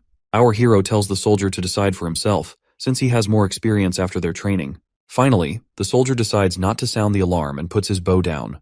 Our hero is relieved to see that his training of these soldiers is paying off, because dealing with the presence of the demon should be handled with caution instead of acting on impulses. The beast starts walking toward the wall, picking up momentum. The prince squints his eyes and gazes closely, wondering if it's a mutated fox. The hunter agrees, pointing out that the animal has recently been possessed, so it's not that threatening. The wolf gears up to jump over the wall, and the hunter quickly gets ready for the attack. Chief Knight Carter steps forward, shielding the prince. Just as the beast lunges at them, the hunter lets loose an arrow that flies through the air and instantly brings down the beast. The prince peers down to see the creature lying dead on the ground. The knight lets out a sigh of relief that they avoided a close encounter. Meanwhile, our hero notices the strange black blood and can't help but wonder why it's like that. He's also puzzled about why witches can snap out of demonic influence, but these animals can't. Curiously, the boy asks if someone bitten by a demon could turn into a mindless ghoul. The hunter immediately dismisses the idea, saying there's no such thing as ghouls. Our hero breathes a sigh of relief, glad he won't have to deal with a zombie apocalypse. He then asks if the meat is edible. The knight started to freak out upon hearing this, and questions why the prince would consider eating cursed meat. The hunter agreed, recalling how he once fed a chunk of demon flesh to hunting dogs, which led to their deaths immediately. The boy sighs in disappointment, thinking it's a total waste of good meat. Both the knight and hunter are shocked that the prince was actually considering eating it, but our hero immediately reminds them how scarce food has gotten, and it would have been great if they were able to chow down on the meat they were about to hunt down. Suddenly, a soldier barges in, blurting out that someone's hurt. Apparently, it's not one of the regular guards, but a worker from the northern mines. Next thing you know, Nana's sitting alone when Nightingale suddenly pops up, asking if she's bored. The little girl jumps a mile after getting scared out of her wits, and the woman quickly apologizes for scaring her like that. Nightingale then mentions that Anna's still busy working, and might be back soon. Nana asks if Anna's still tackling those dirty mounds, and Nightingale nods in agreement. Nightingale then sits down on the chair and grabs Anna's tea out of habit without her permission. It seems Nana is feeling a bit down because of her new job. The prince has assigned her to heal the wounded guards. It's not that she's unwilling to do the job, but seeing the injured soldiers traumatizes her. She wants to overcome her fear to keep using her abilities effectively, and wishes she were as courageous as Anna. Suddenly, Nightingale spots someone coming, and a soldier bursts in with urgency, telling Nana to come downstairs pronto, because there's a badly hurt patient who needs her help. Down in the infirmary, the injured man screams in agony, begging his prince to relieve his excruciating pain. Seeing the soldier there, desperate for his life, makes our hero anxious as he wonders if this man's burns are from the steam engine malfunction in the northern mines. Nana arrives at the scene, trembling in fear as she approaches the burned miner. Her father gives her a reassuring pat on the head. Nana gulps down her fears, calming herself immediately, and declares that she's ready to proceed. Once the curtains are drawn around her, she takes a deep breath, summons her magical ability, and begins healing the man. Shortly after, the injured man is completely healed, looking as fresh as a freshly picked cucumber. Meanwhile, the father is really amazed and proud of her little girl after witnessing her healing abilities for the first time, and calls it nothing short of a miracle. Knight Brian happily mentions it's all thanks to Nana that he's also back from the brink of death. The prince freaks out upon hearing this and quickly tells Brian to keep it down. He reminds him that when Nana healed him, she snuck out without her dad knowing, and he doesn't want to deal with her angry father. Now that the injured man is awake and fully healed, he can't believe he's actually alive. Prince Roland assures him it's real, and proudly reveals that Nana, who is one of the witches, saved his life. Later that night, when our hero gets back to his room, Nightingale greets him and asks why he had to spill Nana's secret so early. And that's when we flash back to the moment when the miner is shocked after learning about Nana's true identity. He starts freaking out and reminds everyone about witches being devils. But her dad got annoyed real quick and set him straight that his daughter wasn't involved with any devils, and she was the one who saved his life. Out of nowhere, the miner sits up and drops to his knees in front of the little girl, apologizing big time for his earlier words and thanking her deeply for saving his life. Back in the present moment, our hero reflects that it was the perfect time to reveal her as a witch, considering how well it all played out. Plus, if they're going to use her powers against demons in the coming months, hiding her identity as a witch wouldn't have been an option anyway. He also stresses that since the church folks have already left for Longsong Fortress, there is no one to bully his girls. The lady asks him if he had already planned everything from the start. The boy immediately agrees, saying the snow has blocked the roads to the fortress and the seaports are under his control. The church has no means of learning what is going on in Border Town, let alone taking direct action against witches. This gives him a sweet 3 months to change public opinion about witches being the reincarnation of evil. He points out how Nana is now seen as an angel instead of a villain in the eyes of the soldiers she has recently healed. They can continue using her power to heal everyone, which will help boost everyone's morale. Once they remove prejudice from the civilians' minds, everyone will be happy. Nightingale has no clue what our hero is trying to achieve by all this, so she asks him why he is doing so much for the witches. Our hero reminds her once again that his border town does not discriminate by origin, and someone as loathed as witches should live on this land like every other person. The woman's eyes widen hearing our hero's big plans, and it's clear she's got something important to get off her chest. She admits she wasn't straight with our hero before. The prince is taken aback by this revelation, and the woman starts explaining how her sisters in the association have been moving around for ages, losing hope along the way. All they want now is a safe place to be happy, even if it's just a castle. At first the boy is confused by her confession, but then he's stunned to realize she's actually open to bringing all the witches to the border town. But she quickly brings him back down to earth, warning him that if witches come to the castle, he'll be facing off with the church. The boy reassures her, saying the church's main headquarters is far away. Even if they find out about witches leaving the border town, they won't march all the way to Grey Castle just for him. He's already plotting to gather enough influence to rival the church and create a world where witches can live alongside regular folks. He dreams of expanding that world to Grey Castle, or maybe even the whole kingdom. The next scene takes us to the capital of Grey Castle. There, soldiers on their horses are marching down the road when their captain suddenly yells for everyone to stop. This person looks really pumped as they finally return to the castle. The folks inside the castle light up the sky with fireworks, welcoming the man about to enter the city once again, Gerald Wimbledon, the first prince of Grey Castle. It's hilarious to see that these suckers have explosive material to make fireworks, even though it's been only a few chapters since our hero invented gunpowder in this primitive society. Anyway, the gates come down and Prince Gerald heads into the city with his crew. Once inside, he gets straight to the point and tells everyone he's here to claim what's rightfully his from his father. 3 shady characters show up, bowing before their prince and reporting that they've already done what they were tasked with. Prince Gerald then asks if they've managed to switch out the royal guards of the king as planned. The lackey admits there's been a snag in the plan due to some issues, and they've only been able to replace the guards in the king's chamber. The man waves off the concern, saying as long as he and his crew can get into the castle, they're good. The lackey quickly reassures him that there won't be anyone stopping their entry. The old man then mentions that Prince Gerald's fate star, the Heaven Star, is leaving the equinox and will be gone from this hemisphere in about 4 months. He asks if Gerald remembers what that star activity symbolizes. Gerald's mind drifts back to childhood memories of playing with his younger siblings. Then, he snaps back to reality and admits he already knows what those stars mean. This means he's ready to break the rules of the challenge their father set for them, and Prince Gerald will be taking the throne of Grey Castle. Outside the king's room, the prince catches a weird odor and asks his lackey about the strange smell of blood. The old guy explains that the king had called for a servant girl who noticed the staff change when she left, so they had to get rid of her. Seems like things are getting interesting because the king hasn't been around women since their mother passed away, As he's about to enter, the old man points out there's no guard patrol, making it easier to move around. The prince scoffs that he's not sneaking in like a rat. He's here proudly to discuss inheriting the throne with his father. But if talking fails, he'll try something else. He grips his sword and leans toward the door. The scent of blood just gets stronger. Once he takes a peek inside, he finds blood and smashes through the door. Inside, he discovers his brother standing there, and the third king of Grey Castle, Wimbledon, lies dead with a dagger in his chest. The assassin behind this is Timothy Wimbledon, the second prince of Grey Castle. Seeing his older brother, Timothy claims he didn't want to do it, but had no choice. Just like the first prince had no choice other than to come here. Almost instantly, a bunch of soldiers pop up right behind the first prince and surround him, catching him off guard.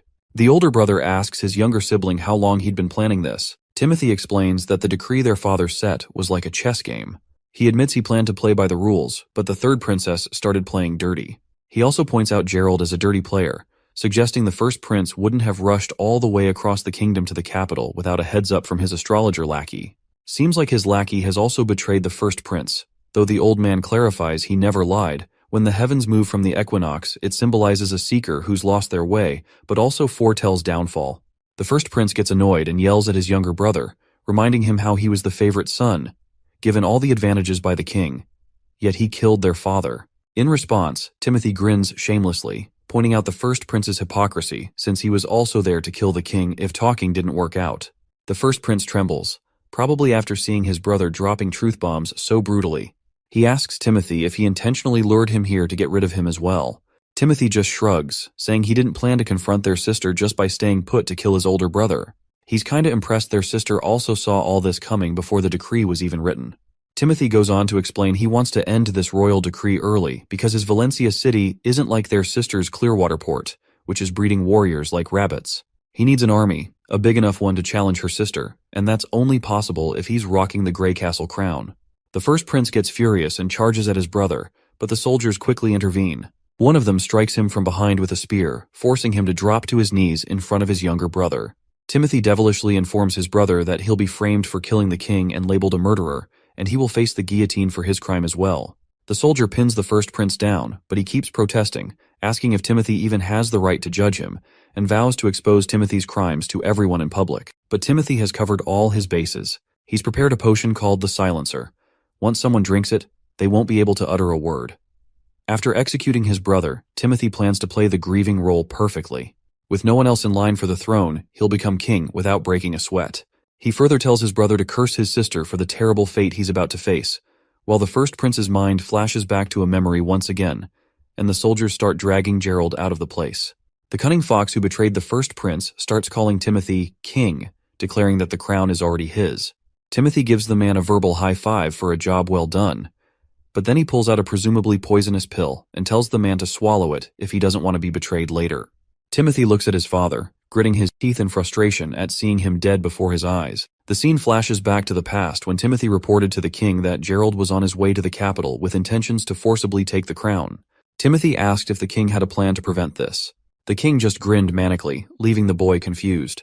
In the next moment, the king pulled out a dagger, swung with all his force, and thrust it into his own chest, dying immediately before Timothy's eyes. Right in the middle of things, Timothy is pissed off, trying to figure out who's stirring up trouble in the fight for the crown. He's dead set on finding that bastard and showing them what happens when you mess with royalty. Looks like the women who visited the king earlier must be involved in this mess. In any case, we're back at the border town castle where everything's been pretty smooth lately.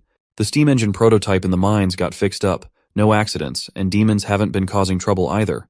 Our hero's been chilling out, brainstorming how to boost the town's economy and fill up his empty wallet back again. But then, bam!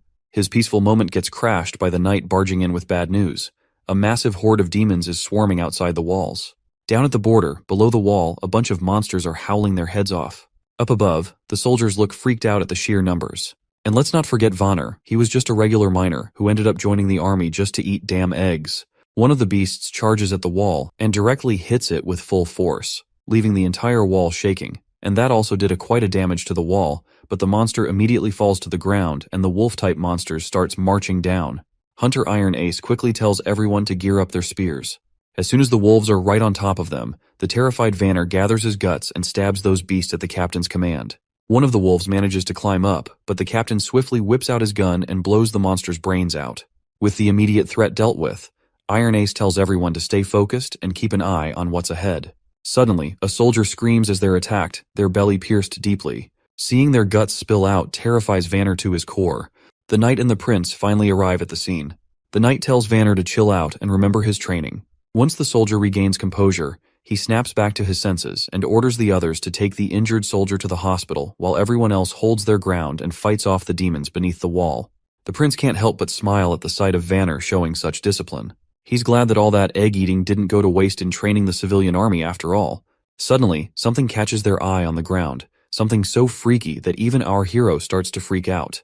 The hunter, equally spooked, quickly pulls out his gun, saying they've officially stumbled onto trouble for the day. Our hero's mind is spinning at the sight of this behemoth, a disgusting creature that seems to break all the rules of biology. He never thought he'd come face to face with such a mutant monster. The soldiers rain arrows down on the behemoth, but it's like shooting toothpicks at a tank. The arrows just bounce off its thick, mountain-like shield. They look to their leader, asking what the heck they should do next. Meanwhile, the monster keeps stomping along, each step rattling the whole dang ground. Realizing they need more firepower, our hero tells his crew to get their muskets ready. When the monster gets close enough, they start blasting away, but it's about as effective as trying to stop a T-Rex with a water gun. The soldiers start freaking out when even the muskets can't do squat against this monster. The prince quickly tells them to chill and orders Vice Captain Vanner to round up some guys and grab dynamite from storage. After dishing out orders, he tries to get everyone to listen, but bam! The giant behemoth demolishes the wall they busted their butts to build. At this point, the prince is pretty darn sure they're screwed. He didn't figure the monster would be this tough and calls for an immediate retreat before shit goes down real bad. As the wall crumbles, Nightingale swoops in and saves our hero from a nasty fall. Once they're back on solid ground, the boy asks her what she's doing there. She explains she came because she was worried, and now it looks like her worries were on point. She asks our hero how he plans to handle the monster. He assures her he's still got a trick up his sleeve, and right on cue, Vanner strolls back with dynamite in hand. Our hero jumps in, shouting at Vanner to light the fuse and chuck the dynamite under the monster's legs. Meanwhile, poor Vanner's freaking out in this life-or-death situation. Finally, he gets the fuse lit, plops the dynamite down, and bolts out of there while the fuse starts sizzling. Once that fuse burns down, boom! The whole place shakes with a massive explosion, hitting the monster square in the gut. Everyone starts busting out victory moves as they watch the monster crash lifelessly to the ground. The prince is grinning like he just aced a test. But their celebration is cut short when they spot more beasts roaring back at them, even though they're just regular old critters. But they are in numbers. The soldiers scramble to get their shields up, and our hero is standing there clueless and panicking. The boar suddenly lets out a roar and charges right at their group. One soldier, lying on the ground, can't believe his eyes as he sees this girl stepping into the fray. But this ain't just any girl, it's Anna, and she's no ordinary lady, and you better get that to your head. Anna stares down the monster, showing no fear. She taps into her powers and throws fire right at the boar. The flames hit the mark, roasting the boar alive. Our hero's jaw drops, totally caught off guard by what he's seeing. Our hero feels like a complete idiot for never thinking about Anna's role on the battlefield beyond her building and town projects. That's exactly why he kept her safe in the sickbay, to avoid any danger, and he has no clue how she got out of here. As one of Knight Brian drops down to his knees, he informs the prince that Miss Anna was worried about his safety and insisted on coming to the wall, and he was not able to stop her. Originally, our hero had planned to sway public opinion in favor of witches using Nana's abilities, and once more people accepted witches, our hero wanted to reveal Anna's existence publicly. But it seems like the cat is already out of the bag. The boy quickly orders Brian to protect Anna from the danger, and he instructs Nightingale to do the same. Meanwhile, Anna steps forward confidently as soldiers gather around her protectively. With a determined look, Anna raises her hands, flames flickering to life, and she creates a wall of fire in the hole in the wall, blocking the monsters from advancing any further. Our hero is completely shocked by the magnificence of Anna's fiery display, but monsters continue to emerge from the flames. That is when the boy locks eyes with Anna. And in that moment, the prince understands what needs to be done. He immediately grabs the gun from the knight's hand and begins shooting down the monsters, aiming straight for their heads. The sight of their prince taking action startles everyone.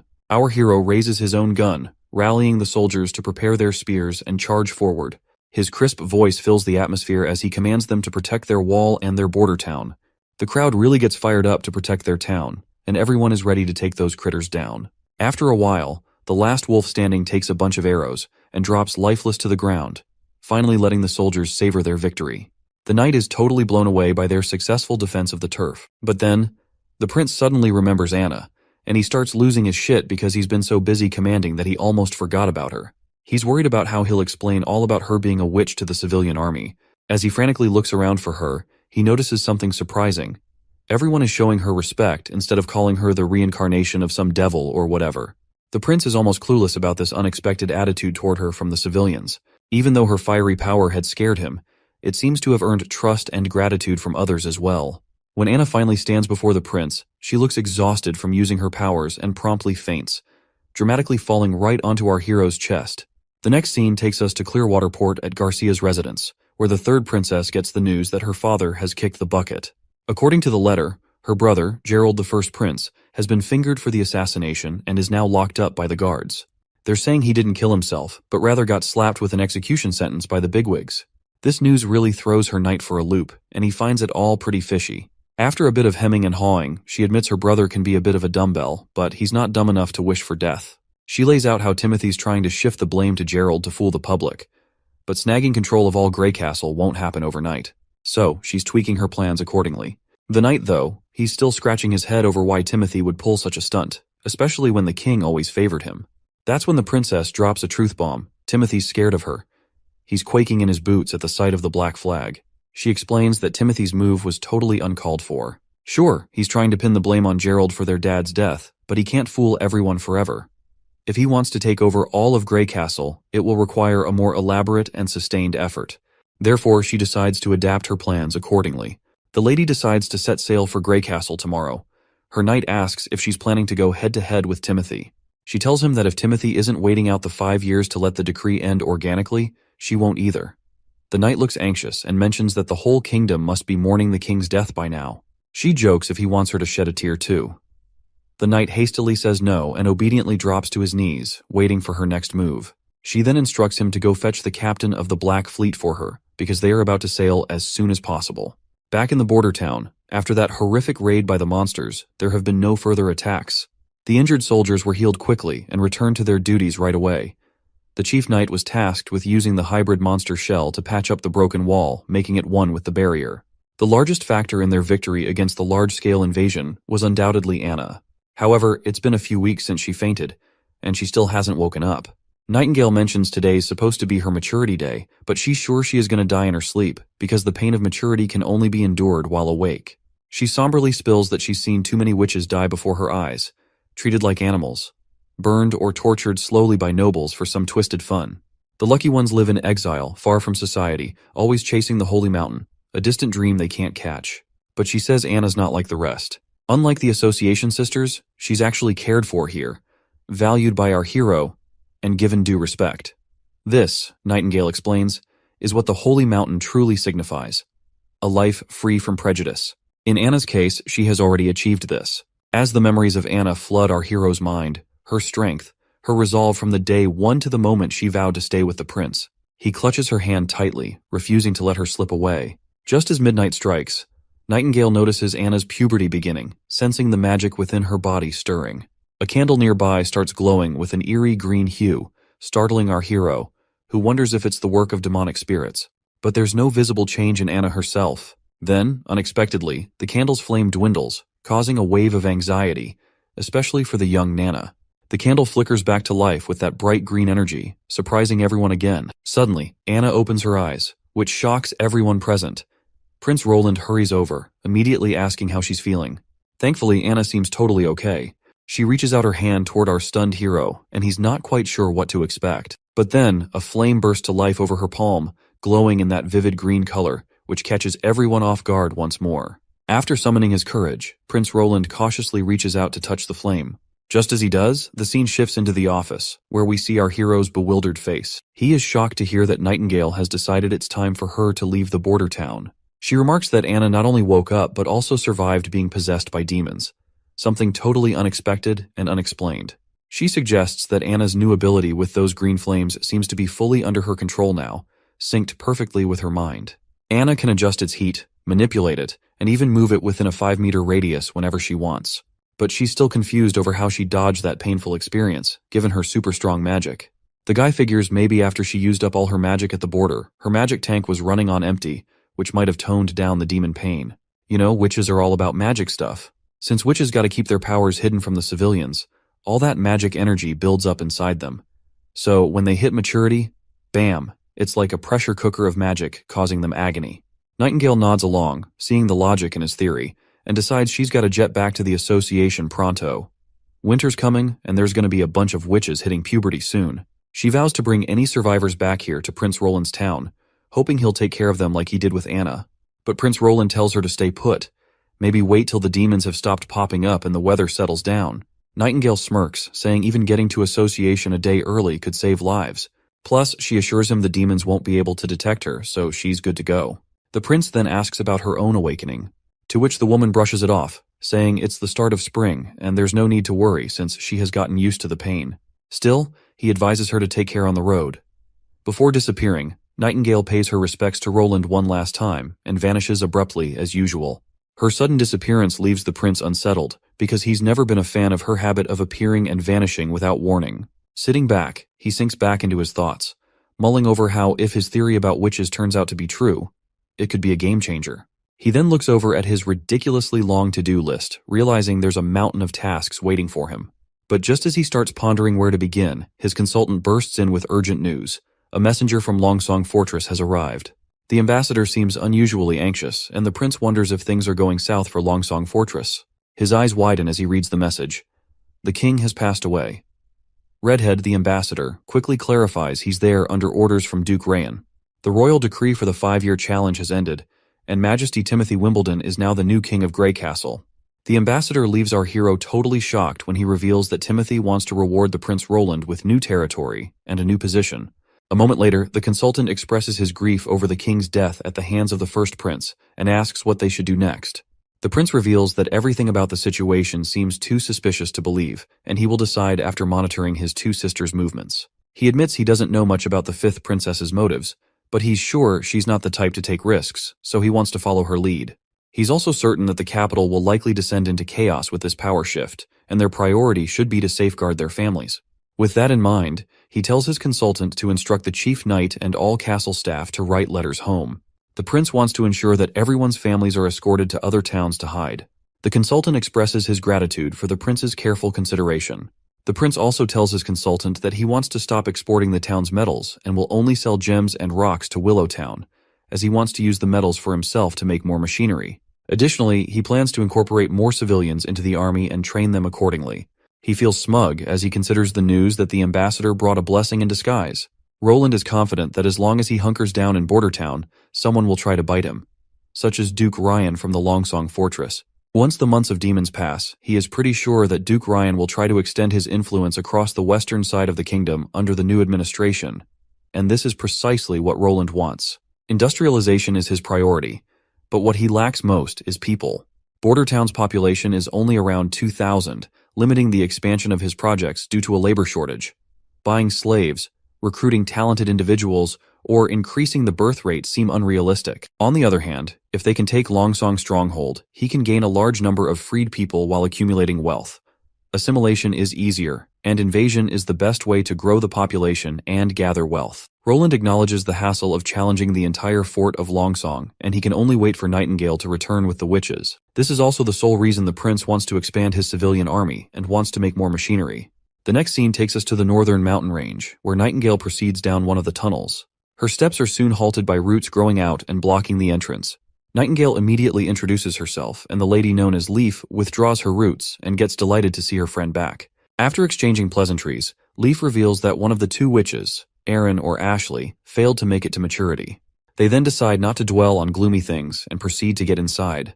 Nightingale is looking forward to seeing her friend Wendy, and as soon as Wendy is called over by her friend, she spins around and greets Nightingale warmly, playfully calling her Veronica. Wendy takes Nightingale's hand in hers, causing Nightingale to blush and assert that she's not the same weak girl as before, preferring not to go by Veronica anymore. Wendy insists she shouldn't deny her past because it's a part of her. Nevertheless, Nightingale is glad to see her friend, and they embrace each other tightly. Wendy then inquires about Anna and whether Nightingale managed to help her through her maturity. With a smile, Nightingale reveals that Anna didn't need any saving at all. In fact, what they've discovered is going to change things for all the witches. In a few moments, Nightingale spills the beans to her sisters about the prince and how he's letting everyone stay in his border town without any discrimination against witches. Wendy's not buying it at first, but Nightingale swears up and down that the prince not only said it, but also saved Anna and Nana. Not only that, the prince does not believe in any bullshit about witches being possessed by devils, and stresses that witches get their power from themselves. To seal the deal, Nightingale reminds everyone about her ability to smell lies, so they can trust her when she says the prince is serious. She spills about his plans to protect witches and even go against the church if he even has to. Then she pulls out the steam engine blueprints, proving they can build a kick-ass sanctuary to rival the Holy Mountain. Just as Nightingale's painting this picture of paradise, some lady with green hair barges in, telling everyone to shut up. She seems like their teacher, and Nightingale quickly shows respect by bowing her head. The teacher gives Nightingale the stink eye, wondering aloud if she's saying the Holy Mountain they've been chasing forever is just a bunch of hot air. Next up, we're with the new king, Timothy, where a knight shows up with a stone called Divine Judgment, supposedly the ultimate weapon against demonic forces. The knight boasts that the church has confirmed its power to handle witches for ages, but Timothy's annoyed, blaming witches for his father's suicide.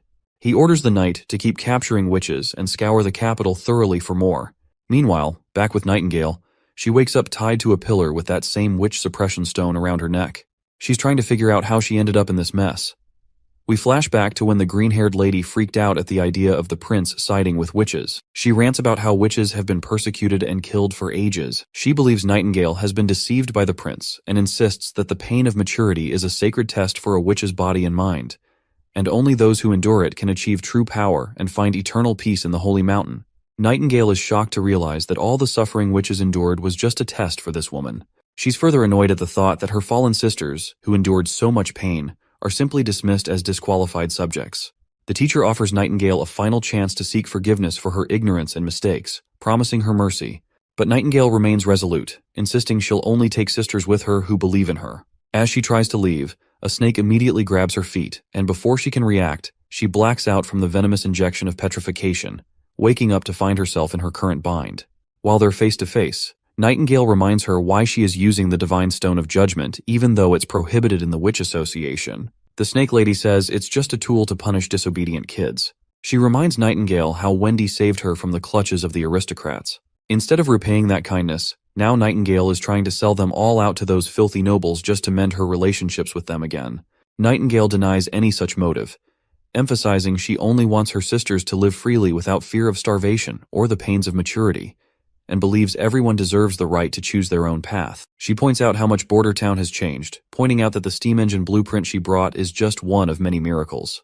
The Snake Lady scoffs, saying she can't make heads or tails of the blueprint and tosses it into the fire, declaring that a hunk of steel can't move like it's alive and she's no fool. She then grabs the hot dagger and holds it just inches from Nightingale's neck, letting her know this is her last chance to beg forgiveness for trying to deceive the Witch Association. If Nightingale doesn't comply, she threatens to skewer her heart and turn her into an example for others. Even though she is staring at her death, Nightingale remains defiant. Instead of bowing her head, she'd rather take that dagger straight to her heart. That's when Wendy steps in, reminding them how many sisters they've already lost and they can't afford to lose another. The Snake Woman grows agitated, demanding to know if Wendy also believes Nightingale's lies. Wendy denies it, stating she's not planning to go to the border town, but she agrees with Nightingale that everyone should have the right to choose their own path. Wendy then asks if anyone wants to bail with Nightingale to the town, but nobody speaks up. Seeing this, Wendy suggests letting Nightingale go solo since she hasn't done anything to harm the gang. The others agree, telling their teacher to set Nightingale free. But the teacher goes absolutely bonkers, saying she can't risk letting Nightingale go because she might expose their turf location to the church. She swings her dagger, ready to strike, but before she can, Wendy steps in and stops her. Wendy grabs a coin and throws it hard at Nightingale, smashing the power suppressor stone. The teacher gets ticked off and goes after Wendy with a snake that bites her hand. But Nightingale springs into action. Before the teacher can react, she's screaming in pain with a sword in her chest, causing her to collapse to the ground. Before anyone can react, Nightingale and her friend start to disappear and exit the tunnel. Wendy doesn't seem to be in good spirits because the poison from the snake bite is spreading across her hand. To stop it from spreading further, Nightingale reluctantly grabs her dagger and severs Wendy's hand from her body. She keeps the hand with her, confident that Nana can heal it back soon. They've been walking forever, and it took them 3 days just to get here. Carrying Wendy is slowing them down further, and with her losing blood, Nightingale fears she won't last another 3 days. But her worries prove unnecessary when a mysterious newcomer arrives, ready to lend a helping hand. A newcomer looks like a boy at first glance, but she is actually a girl. She reassures Nightingale not to freak out. Her name is Lightning, and she recently joined the Witch Association. Nightingale stays cautious around this tomboy and asks if Kara sent her. Lightning shrugs it off, saying it's no wonder Nightingale doesn't recognize her since she's always out and about. She makes it clear she's here because, like Nightingale said earlier, everyone should live life their own way, and she's chosen to stick with Nightingale. Simple as that. She's totally pumped about all the machinery and exploding dynamite, being an explorer at heart. Nightingale wonders why someone so into adventure joined the association. Lightning explains that finding the Holy Mountain is an adventure in itself, but the association is all about books, and Kara's always buried in them. Nightingale asks if Lightning's a fighter, to which she nods, mentioning she can fly too. Or so Lightning thought. She's struggling to move an inch with all that weight over her little shoulders. Finally, she gathers enough energy and starts floating slowly through the air. The tomboy then asks if Nightingale knows Wendy for a long time, noting how Wendy called Nightingale Veronica back at base camp. Nightingale confirms they go way back and tells how, before joining the association, people treated her like a puppet. And it was Wendy who showed her way to live. She reveals she had a family in Silver City when she was 13, but her parents disappeared during a commoner uprising. Nightingale's uncle then took her and her brother, Hyde. That was also the year her witch abilities first appeared inside her, but her uncle figured out her secret right away and split her from Hyde, locking her up to train her powers. He threatened to harm Hyde unless she used her abilities for his dirty work. So she became a full-on assassin. Poisoning, ambushing, you name it. She did every kind of horrendous act. As the Gillen family's wealth increased with time, her hands got dirtier and dirtier as well, soaked in the blood of others. The worst part is that her powers were just too perfect for that kind of work. When she finally reunited with Hyde, he turned her away cold, wishing he didn't have a witch for a sister. After that, she was broken inside. When maturity hit, she managed to survive the pain, and her powers also intensified. The prison bars couldn't contain her anymore, so she broke free, killed her uncle, and left with no direction. It was then she found Wendy, who was like a spark of warmth in her cold world. Wendy took her to the association, where she met other witches, and their teacher Kara provided solace to everyone. In the present, Lightning points out that Kara has gone off the rails, finding it hard to believe there's a prince who genuinely cares about witches. After finally reaching Border Town, we find our duo inside this familiar, quaint cottage. The prince can't seem to stop sneezing, wondering who might be thinking about him so much. Just then, a commotion grabs their attention. As they turn around, they see Nightingale and the other two bursting into the cottage, crashing right before their feet. Anna immediately takes her stance to deal with these uninvited intruders. But Nightingale immediately yells at our hero to fetch Nana as quickly as possible. As Nana tends to Wendy's injuries, our hero has no clue what went down at the association that made Nightingale rush back with only 3 witches. He wonders if demons attacked them and if only 3 survived, feeling lucky they have Nana to reattach Wendy's arm. Suddenly, Lightning appears from the infirmary. The prince quickly asks if she's hurt too. Lightning reassures him and points out how the prince really is a decent guy who cares about witches, just like Nightingale said. She admits she didn't believe it at first, just like other members of the association. She then jokes about how the world is full of weirdos, so having a prince like him isn't that surprising. Being called a weirdo doesn't sit well with the prince, who just rolls his eyes. Getting to the point, the prince realizes the association wasn't under attack. That's when Lightning starts explaining the whole situation, clarifying they weren't attacked. Wendy was hurt by their own teacher Kara, and explains further as to how they ended up here. Once night falls, Prince Roland returns to his room, only to be startled by Nightingale sweetly lying on his bed in her nightsuit. Prince Roland gets all flustered, maybe starting to think about some naughty stuff, imagining Nightingale might be up for getting close after all. Suddenly, Nightingale gets up and strides over to him, leaving him scared out of his wits and pinned against the closed door. He hastily tells her she should rest as long as she needs. But then, Nightingale kneels before the prince. In a serious moment, she, Veronica Gillen, officially swears her loyalty to him. She promises to follow his orders and stand by his side in battle, facing demons or anything else, until her last breath. It's no surprise to our hero that after being let down by the association, Nightingale is turning to him for help with the future of witches. Without missing a beat, he takes the sword from her hands and officially makes her his right-hand woman. The prince asks if her real name is Veronica, and she nods, saying there's no reason to hide it from him now. Next, we catch up with Wendy, who's been offered a contract. Our hero tells her to stay in the border town and work for him. If she's up for it, she can sign on the dotted line, promising good pay for her work. He also spills the beans on a method he's found where witches can sail through their maturity without feeling any pain at all. The news totally throws off the new witches. Once we step outside, our hero admits it's just his guess, and explains that witches are like vessels for magic, and as they get older, their magic builds up until it overflows during maturity, attacking their bodies. He mentions Anna as an example of someone who survived this. He dismisses the idea of demons possessing witches as nonsense, proposing instead that they can manage their level of pain by continuously releasing their magic to maintain balance within them.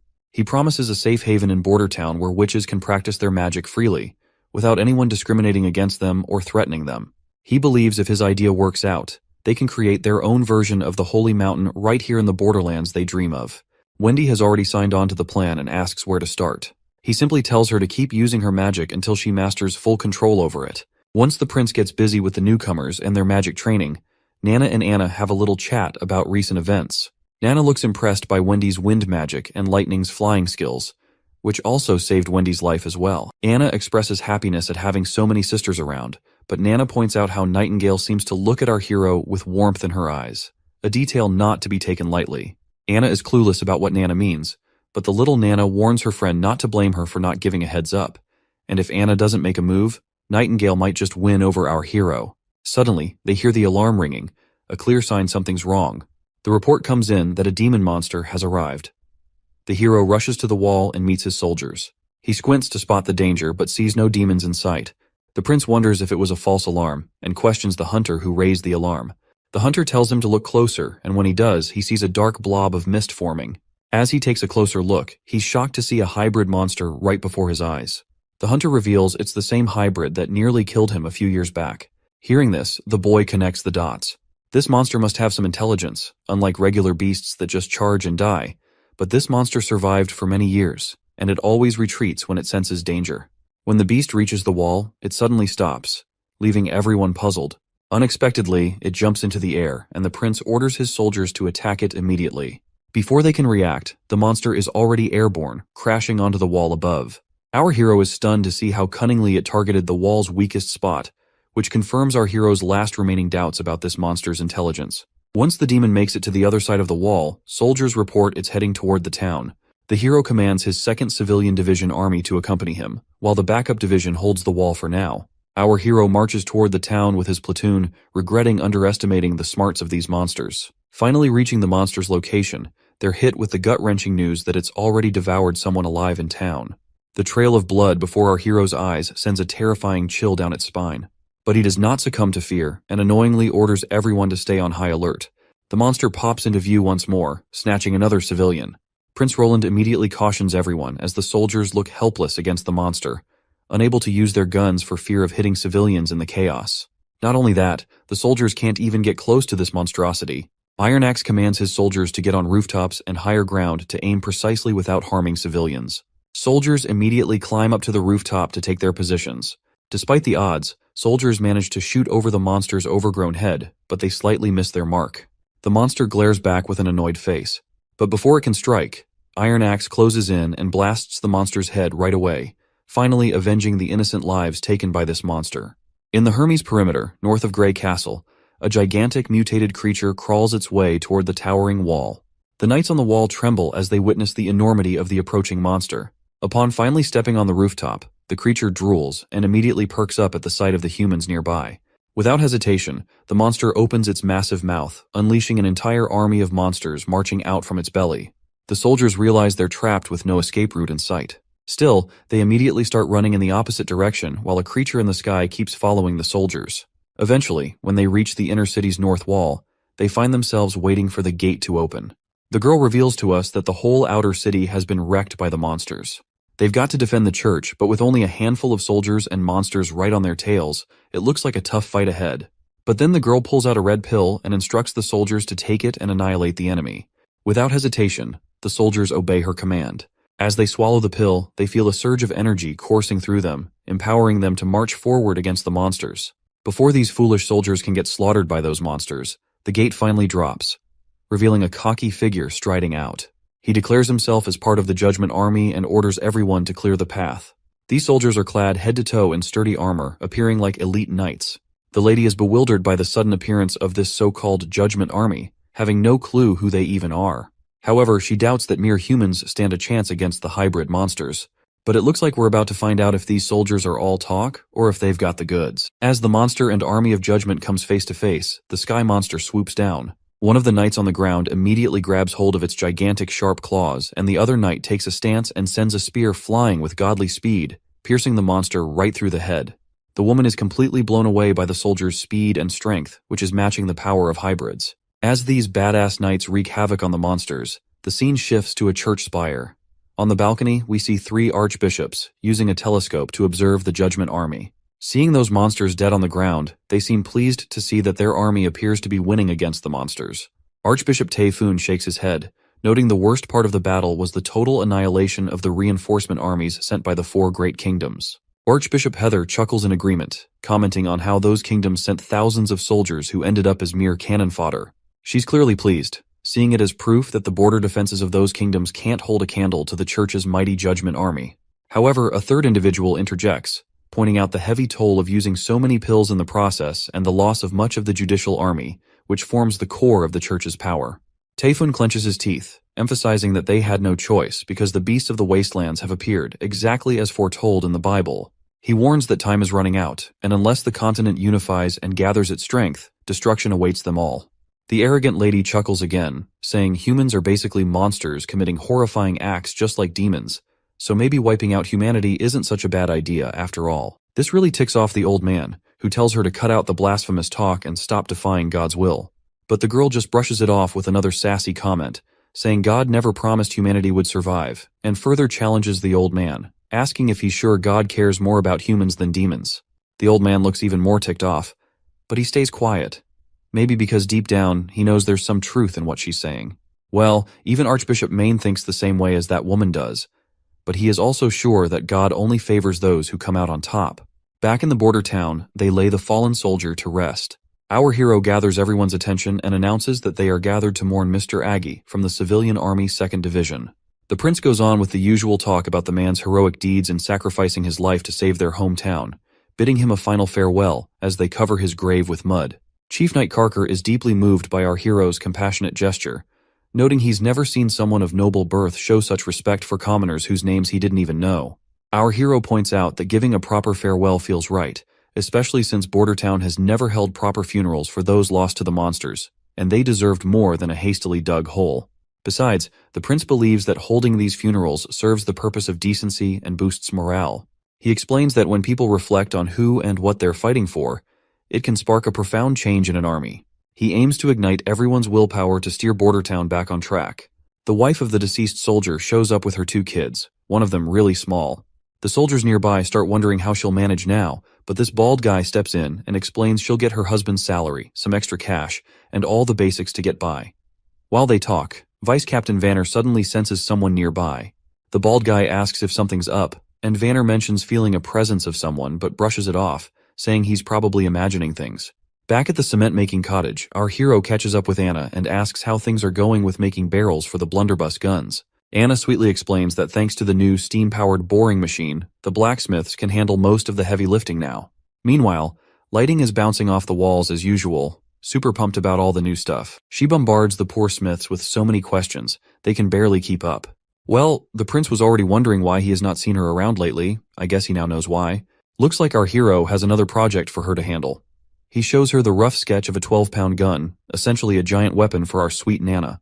The prince then delves into the technical details of how these things work, but everything he says goes right over Anna's head. He then instructs her to use those 2 holes on the ground to cast a die for cannonballs. Anna gets right to work and starts pouring the molten metal into the holes, while the prince warns her not to stare at the bright lava. She immediately closes her eyes, and our hero starts blushing before he moves to wipe the sweat from her face. It's quite literally hilarious that despite the freezing temperatures in this place, these guys are still sweating.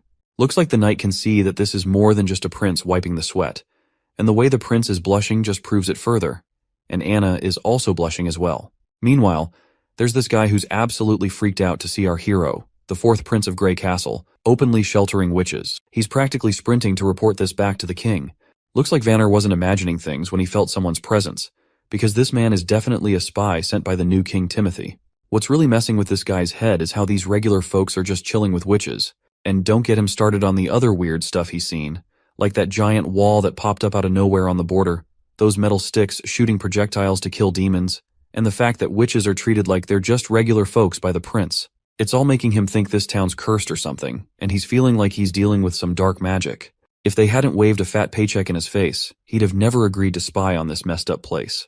Well, looks like this dude failed miserably at his sole job of spying, because we can see Vanner in the background, calling this oddball out right away and telling him to halt his tracks. Word spreads like wildfire that there's a spy among them. This poor guy has no clue what to do before an angry mob comes for him. All he can think about is how the fourth prince must be channeling powers straight from the devil. Inside the castle, we catch up with the consul again. He's losing his shit over the prince's latest demand: buy 2 boats but don't hire captains and crews. Like, how's he supposed to float boats without a crew? The old coot's utterly worn out by these ridiculous orders that somehow always end up working in the prince's favor. Then comes a knock on the door.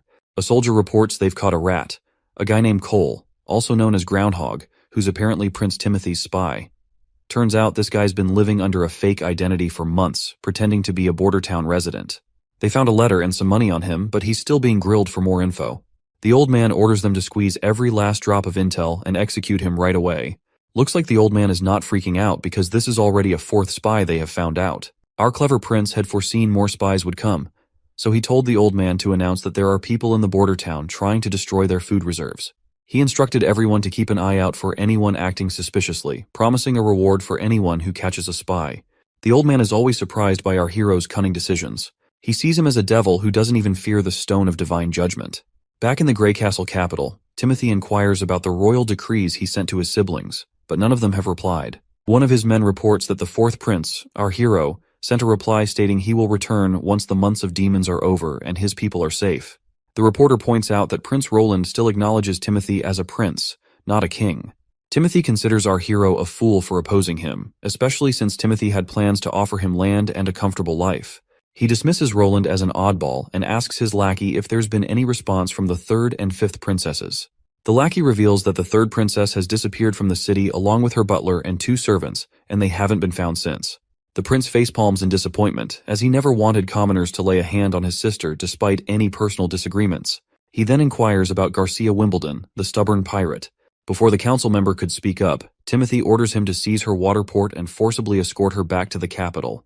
Right on cue, a knight arrives on the scene and hastily reports that Garcia Wimbledon has defeated Duke Joseph's Carl at the southern border and gained full control of Hawk City. The news terrifies Timothy beyond belief, and he sinks even further into despair when he hears she has crowned herself Queen of Clearwater with the blessings of the local dukes, and the whole southern half of Grey Castle has split off. Next scene, we're down by the river south of Border Town, where our top captains are tearing down the cannon they just put together. Both of these tough guys are beat, griping to their boss that this thing is way too damn heavy. The chief knight then asks why he got stuck guarding this behemoth, since no one can move it an inch, let alone stealing it. Our hero just sighs, explaining it's not just something, it's a masterpiece built with blood, sweat, and the grind of steel. He wonders why others can't see its beauty like he does. Moving on, Lightning is itching to clean the barrel, so our hero gives her the green light to go ahead. Watching this eager tomboy happily doing her job, the knight gets confused and asks why Lightning hasn't signed a labor contract. Our hero explains she insisted on working for free as long as the prince kept inventing interesting stuff. All she needs are food and clothes, and this broke idiot couldn't pass up such a steal of a deal. After Lightning finishes cleaning the barrel and reports it's empty, she eagerly waits for the next step. Before we move on, our hero tells his soldiers to remember the first step, making sure there's nothing stuck inside the barrel. Next up, they need to load in the gunpowder and slap that cannonball on top, making sure to push it down real hard to get rid of any air. Then, they stick in a fuse to light up the party. Once everything's set, the prince tells everyone to clear out and lights the fuse. It starts sizzling right away, so everyone covers their ears to save their eardrums. Boom! The cannonball goes flying straight at the dummy and punches a hole right through its chest. While the hunter prays to God to see such devastating power, Vanner is also blown away. Even after smashing the dummy, the cannonball keeps going for another 100 meters, proving our mission's a total win. A 12-pound cannon can theoretically reach thousands, so these results are solid for a first shot. The knight respects the weapon's power, but worries it's too heavy to lug around. Cleaning, loading, and carting cannonballs and gunpowder is a hassle. Our hero nods, saying the effort's worth it if it means slaying hybrid demons effortlessly. He's already thinking of using ships to solve the weight problem, and has enlisted the old consul's help in acquiring sailboats from Willow Town. Wendy's wind control will increase transportation speeds for both civilians and cannons, aiding their strategy against the Duke of the Longsong Fortress. He envisions a pincer attack by approaching the Duke's army from the rear. So much for his boat dreams. The old man burst his bubble by saying they can't afford any sailing boats. A double-masted sailboat costs a whopping 120 golden coins, and that doesn't even cover the crew, which runs about 200 golden royals. Even if they blew all 315 golden coins they have in their treasury, they'd only get the boats, with no pay left for the civilian army next month. Back in the office, our hero keeps arguing with this stubborn geezer that he doesn't need a crew. But the old man keeps insisting that's not how things roll in Willowtown. Boats come with crews. If he wants a boat, he's got to hire them too. But then the prince gets this bright idea to buy boats from another town. But the old man shoots him down again, saying all the major ports are too far away and it'd cost a fortune to bring boats here to Border Town. But then our hero comes up with a crazy idea. Why not build a boat themselves? He says they don't need anything fancy, just something to float since Wendy will handle the steering. A simple flat-bottomed barge would do the trick. But then the old coot brings up another problem about the materials they'll use. Our hero confidently suggests using light wood, but then he realizes a boat of logs might not be as durable and reliable. He even considers having Anna help weld a proper metal boat, but he's already used up all the metal-making guns and stuff. Then, the idiot remembers they have tons of concrete left over from building the wall. He suggests using wood for the base and reinforcing it with steel rebar, then making the rest of the boat out of concrete. We don't need to waste any more time figuring out how he plans to make this boat happen. Let's just wait for our hero to finish up the blueprint and get started. Before long, we're down by the riverside at a makeshift boat workshop. They've already put together the basic structure of the boat. When Lightning sees the giant thing, she cracks a joke about it being a massive bathtub fit for a king's lavish baths. Our hero chuckles and corrects her, saying they're actually building a boat, not a bathtub. But Lightning is still skeptical. To her, it doesn't quite look like any boat she's seen before. While they banter back and forth, Wendy's happy to see Lightning and our prince getting along just fine. To which, Nightingale points out that getting along with others has always come naturally to Lightning. She was just as energetic back in the association days. The mention of the association immediately saddens Wendy out as she worries about her other sister's safety. Back in the mountain range, we see the witches marching down. As they walk, one of the sisters alerts everyone about the presence of demons. The teacher quickly tells Lady Leaf to lay her down and help the others. Lady Leaf gently puts her injured teacher on the ground. As the monsters approach, the witches stride forward to face them. Meanwhile, the teacher blames Nightingale for their sorry state and vows to get payback once she finds the holy mountain and gathers more witches. She hasn't forgotten about Wendy and Lightning either, feeling betrayed by them. When the monsters leap at them, Lady Leaf works her magic, summoning roots that grab the beasts, while Zephyr, another witch, sucks the air out of their lungs. Seeing the girls take down those monsters puts a grin on the teacher's face. She's sure that with their combined effort, they'll bring the church crashing down once they reach the holy mountain. The teacher decides to take a breather for a while here, but suddenly she's left in shock by what she sees before her eyes. She wonders aloud if this could be the holy mountain. Before them rise skyscraper-like structures that couldn't possibly be built by humans. The sight brings a giant smile to the teacher's face as she believes they've finally found the holy mountain. However, the others are not convinced. According to all the books, the holy mountain is supposed to be a serene and abundant place, which is drastically different from what they're seeing. Despite Leaf still being unsure, the teacher is going nuts over the grand structures and is absolutely convinced this is the holy mountain. Leaf hesitates to voice her doubts, recalling what the teacher did to Nightingale when she disagreed. Feeling she has no other choice, Leaf reluctantly starts walking forward. She's certain that if they don't explore further, the teacher will never rest. As they're walking, one of the witches suddenly drops dead. Lady Leaf tries to pause to mourn her friend, but the teacher snaps at her to keep moving forward, warning that stopping could mean their own death at nightfall. Leaf starts crying, torn between grief and the teacher's urgent commands. The teacher insists that lingering here would only invite demon attacks. They continue on, but then another witch realizes the supposed mountain they were aiming for has vanished. This sight shocks the teacher, who, let's face it, acts more like a tyrant than a caring leader. The teacher sinks into despair, recalling a city that's like an unreachable illusion in the sky, disappearing every time with the sunset. The snake woman declares it was all just an illusion, something she'd heard rumors of typically occurring at sea, but seeing it on land was unheard of. Suddenly, something approaches them, confirmed by another witch to be 3 demons once again. But this time, it becomes clear this new threat is not just a regular demon. This mysterious entity attacks one of the witches with some weapon, leaving Leaf frozen in place as her friend is struck down, a long spear piercing her chest in an instant. Leaf stares at where the spear came from with disbelief. Before them stand hybrid creatures, riding demonic beasts. Looking at their ripped bodies, it's no wonder they took down the girl with just one blow. One of the witches immediately uses her abilities to turn the ground into a swamp, but the creatures effortlessly leap from their mounts and land right in front of the women. One monster swings its hand, smashing a witch with brutal force, splattering blood everywhere, leaving the sisters absolutely terrified out of their minds. The beasts then turn towards the remaining sisters, who stand petrified and trembling in their boots. Suddenly, another monster fixates on a redhead among them. Her face pales as the creature approaches, its grotesque tongue-like appendage dangling from its mouth, which is a far cry from any normal tongue. Before the beast can reach her, it's struck by a fireball. Though it annoys the creature more than hurts it, the redhead grabs the hand of the traumatized orange-haired witch and urges her to run. But the orange-haired witch is so shaken that she's forgotten how to move. Another witch decides to confront and pulls out her puny bow, which, let's be real, looks like a toy, and she's brutally kicked by the monster right in the chest. She goes flying and sprawls on the ground, and it wouldn't be surprising if she died from that single blow. Despite seeing her friends drop like bugs, Wendy uses her root magic once again to try and immobilize one of the monsters, wrapping it from head to toe. The snake lady sends her snake to crawl around the beast, and together they bring the formidable creature to its knees. Wendy urges everyone to run while she keeps the monster restrained. Meanwhile, the other monster immediately retrieves a spear from its back. As it tries to throw the spear, its feet sink into the swampy ground.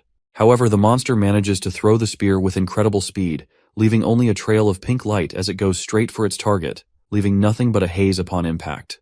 Well, surprisingly, Wendy manages to narrowly avoid the attack, but suddenly the other monster unleashes its electrical powers, zapping everyone in range. Once everyone is down, only Wendy and the cocky snake woman remains. Wendy still does not want to accept this reality as how their world turned upside down in a short time. The monster walks forward toward the snake lady, and in the next moment the monster extends his giant hand and grabs her right away. As he lifts her up, she unleashes her poisonous snakes, and one of them bites the thing we thought was a tongue protruding from the monster's mouth. As soon as the snake sinks its teeth into the monster's appendage, a red fog starts leaking out. The monster annoyingly grabs the snakes with its bare hands and squeezes them hard enough.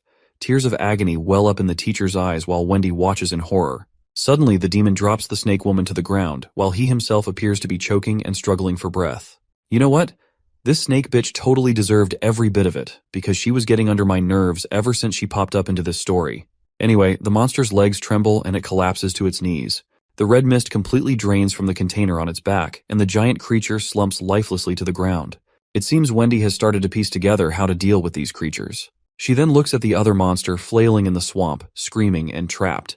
She spots that weird appendage, and takes a wild guess it might be their weak spot. Summoning her strength, she rushes over to her fallen sister and grabs the crossbow. With determination in her eyes, she aims straight for that appendage, yelling as she lets the arrow fly, hell-bent on avenging her fallen sisters. When the arrow hits, red mist starts pouring out, sealing her victory. Throwing the bow aside, Wendy drops to her knees with a heavy heart. The monster keeps oozing that red stuff as she's surrounded by her sisters' lifeless bodies. Tears stream down her face, her sobs echoing in the quiet aftermath. Back at the Battleground Hospital in Bordertown, it seems Nana's time to hit her maturity has arrived. Everyone watches anxiously as she lies in bed, asking if she's going to die.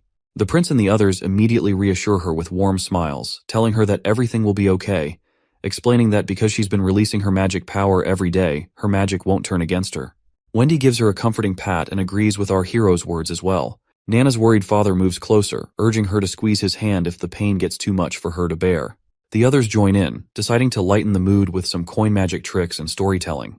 Their lively atmosphere helps lift Nana's worries.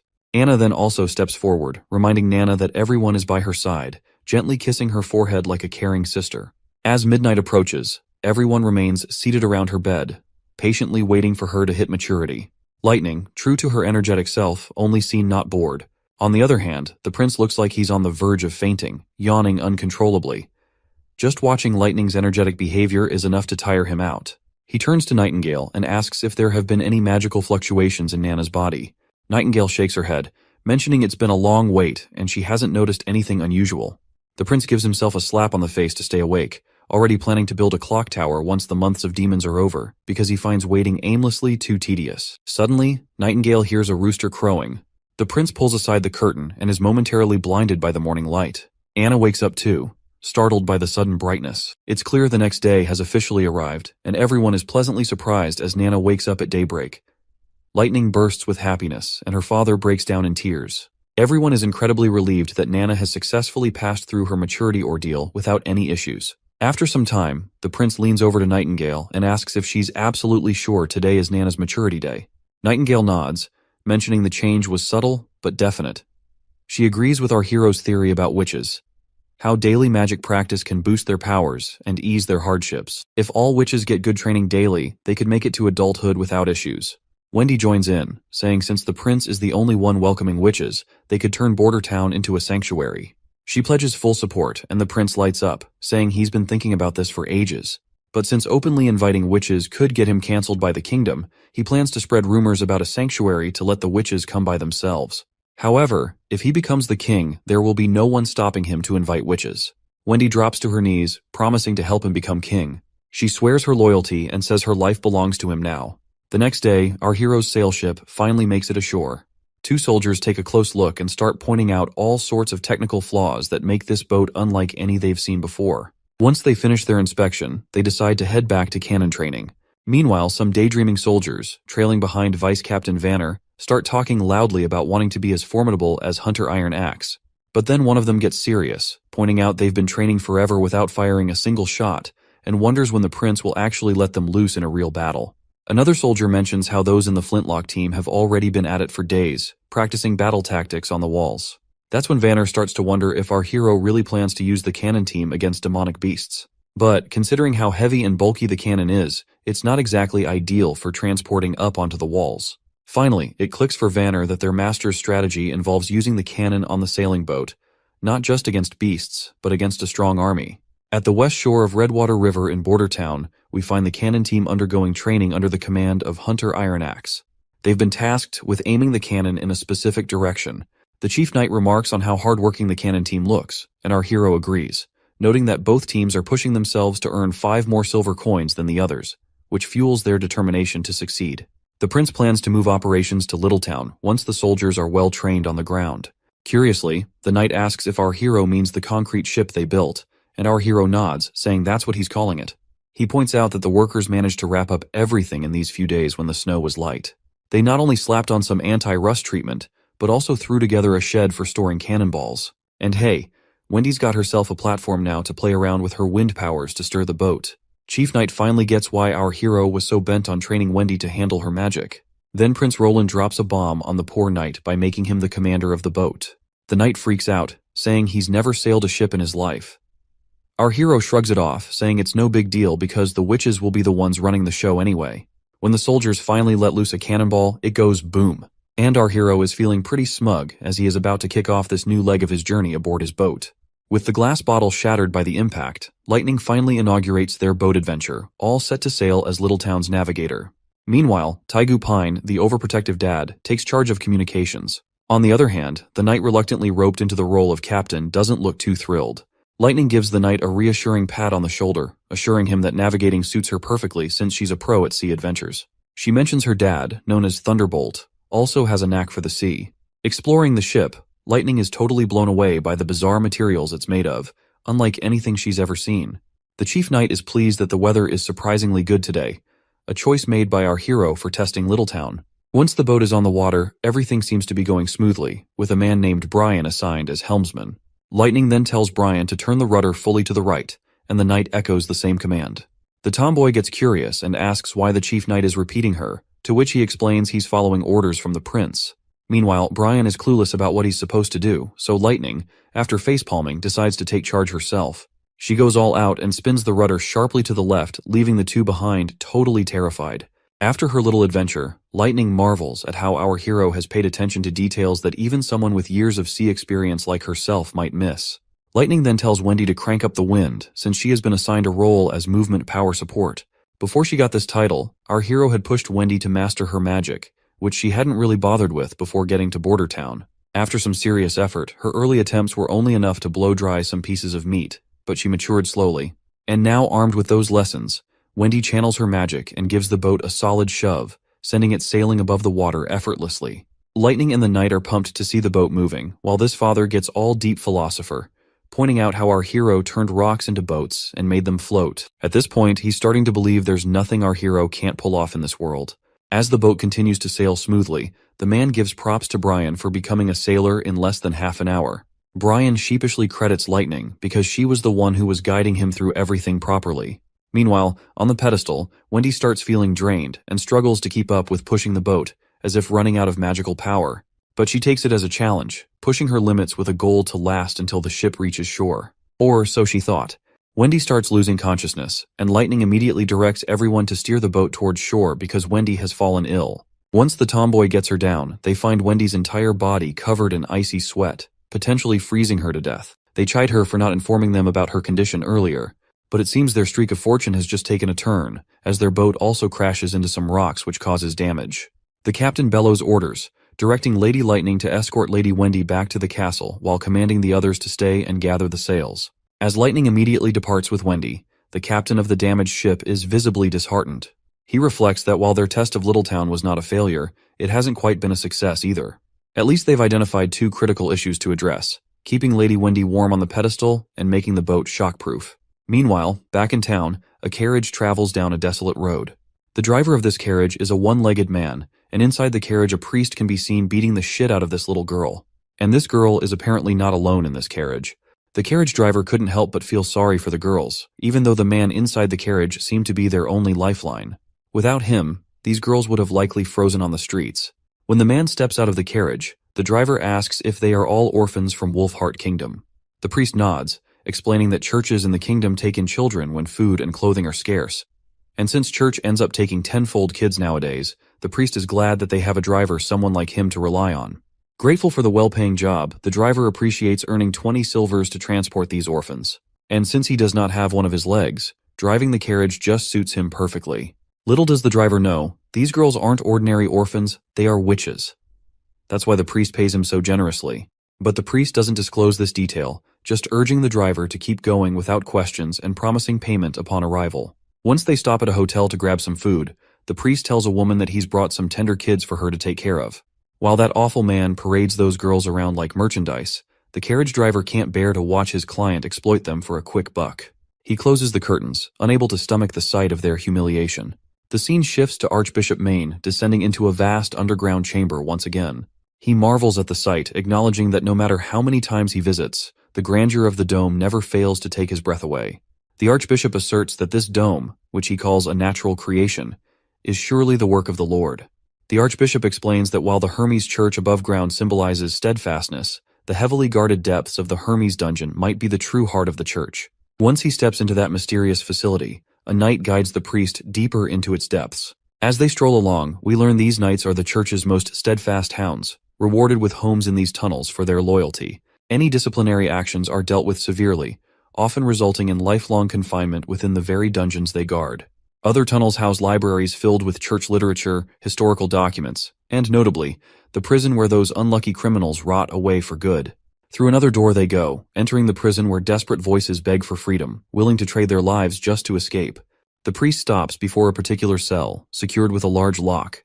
He instructs the knight to wait outside and, once alone, he urges the prisoner inside to eat properly.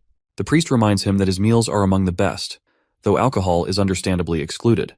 Well, the man in the prison is apparently the King Wimbledon, and he questions if the priest would even have anything to eat in a place like this, while lamenting 6 months of isolation without any news of his son and daughter. The priest appears reluctant to disclose anything, but finally shares the grim news under the king's pressure. Gerald Wimbledon, the king's first son, was executed on Timothy's orders for regicide. The third prince, Garcia, has declared herself Queen of Clearwater, setting the stage for an inevitable clash with Timothy. As for our hero and the fifth princess, they are alive, but there are no significant updates to report. The old man is completely shocked by the news about his first son. He can't hide his sadness as he asks the priest why he waited so long to throw him in jail. King Wimbledon then reveals that the priest used a witch to create a body double of him to get rid of his first son. He acknowledges the church's growing influence across the kingdom, but demands to know why the priest is causing his beloved children to fight each other through royal decrees. He makes it clear that he would never have allowed such strife among his kids. The priest responds by saying that his children are now adults making their own decisions. He points out that his daughter, Garcia Wimbledon, took over Clearwater Port 5 years ago and wouldn't sit back while her brothers fought for the throne. Furthermore, he emphasizes that the church couldn't afford to waste time and had to remove the King Wimbledon to firmly establish their control over the kingdom.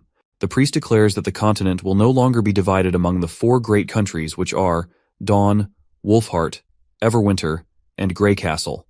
Instead, it will unite as one land under the church's rule and governance.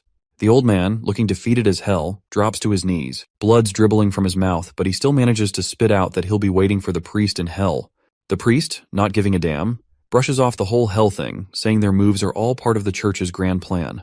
The king kicks the bucket right there, probably poisoned. But who knows?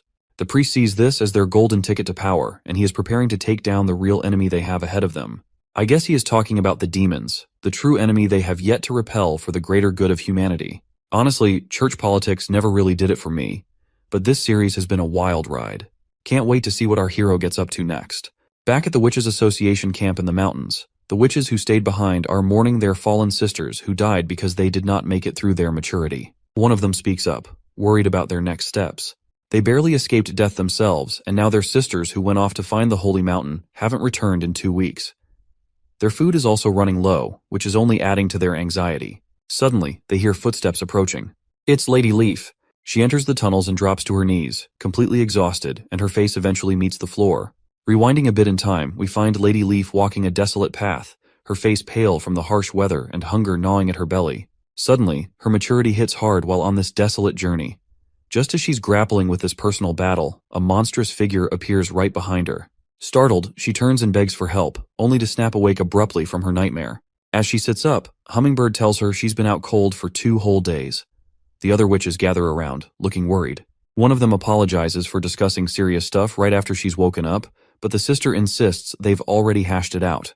If Kara doesn't come back, Leaf will have to step up as the teacher to keep the association from falling apart after the recent losses.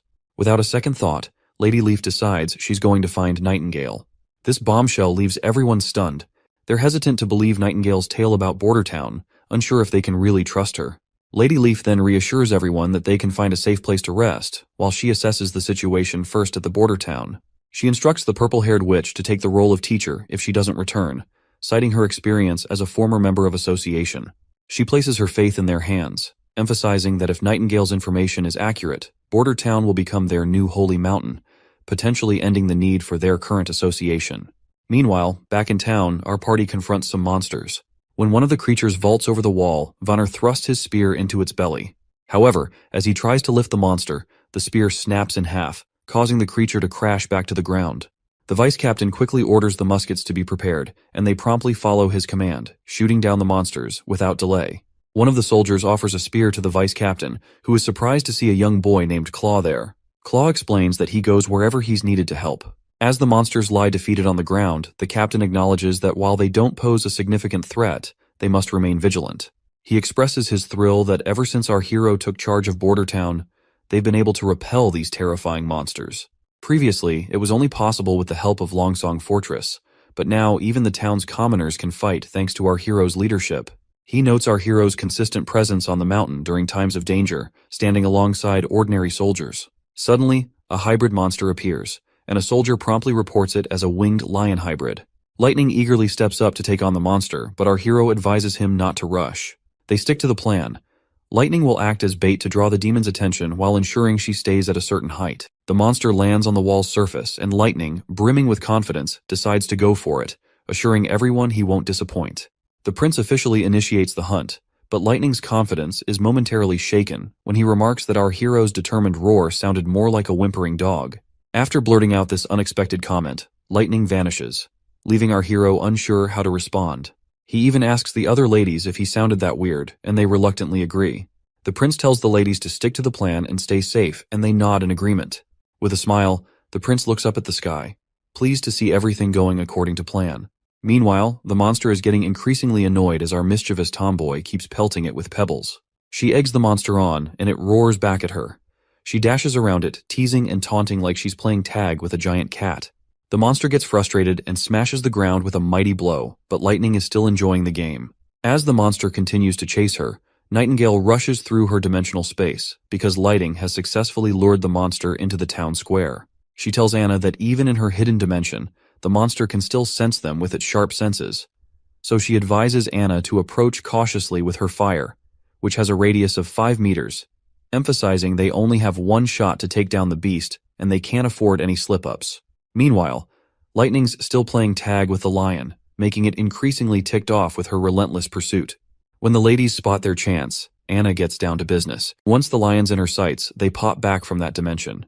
Anne immediately unleashes her green fiery powers, hitting the monster with screeching hot flames so intense that even Nightingale feels the heat from across the way. Lightning also boasts about her fire, which could even melt the steel, so roasting a monster alive is not a big deal for her. Once the monster is incinerated into ashes, the prince is kinda glad to see that Anna didn't even need help to defeat the monster. Suddenly, the other monsters start retreating, leaving everyone puzzled as to why they are withdrawing.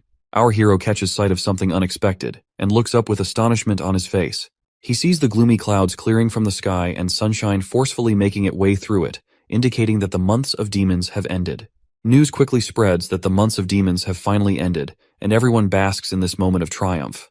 Our hero gathers everyone together, and as he starts his speech, the crowd of townsfolk and soldiers gets all hyped up, cheering about how nobody went hungry this winter under our prince's watch. The prince acknowledges that the months of demons are behind them now, and Bordertown has come out on top with few casualties, all thanks to the gutsy civilian army. He contrasts this with how Longsong Fortress used to threaten them with starvation and cold, but today's victory proves that Bordertown can stand tall on its own. The crowd goes wild again, thrilled that they don't need to depend on others anymore. With a grin, the king decides to throw a big bash to celebrate their hard-won success. He announces a victory parade, promising that everyone who joins the town square dance will get a tasty treat of honey-glazed beef. Once the parade time arrives, the chief knight escorts a big chunk of beef into the party, and Hunter Ironaxe takes charge of lighting up the fire grill. Soon, everyone starts their victory dance as flames crackle around the bonfire, filling the air with the sweet aroma of sizzling meat. Hunter Ironaxe announces that anyone who dances will get meat, and the longer they dance, the more they'll receive. People eagerly volunteer to dance, thinking it looks easy, and they persuade their friends to join in since no dancing means no meat. While everyone enjoys themselves, the chief raises concerns about distributing all the remaining stock of meat, fearing the prince might not have anything to eat until the next shipment arrives. The prince feels a bit disappointed, but reluctantly agrees to let the civilians enjoy themselves. So, their lively night continues with everyone dancing around the bonfire, singing, and having a great time. For the people of Bordertown, surviving the months of demons peacefully is an achievement worth celebrating, and festivities like this one will be remembered fondly for years to come.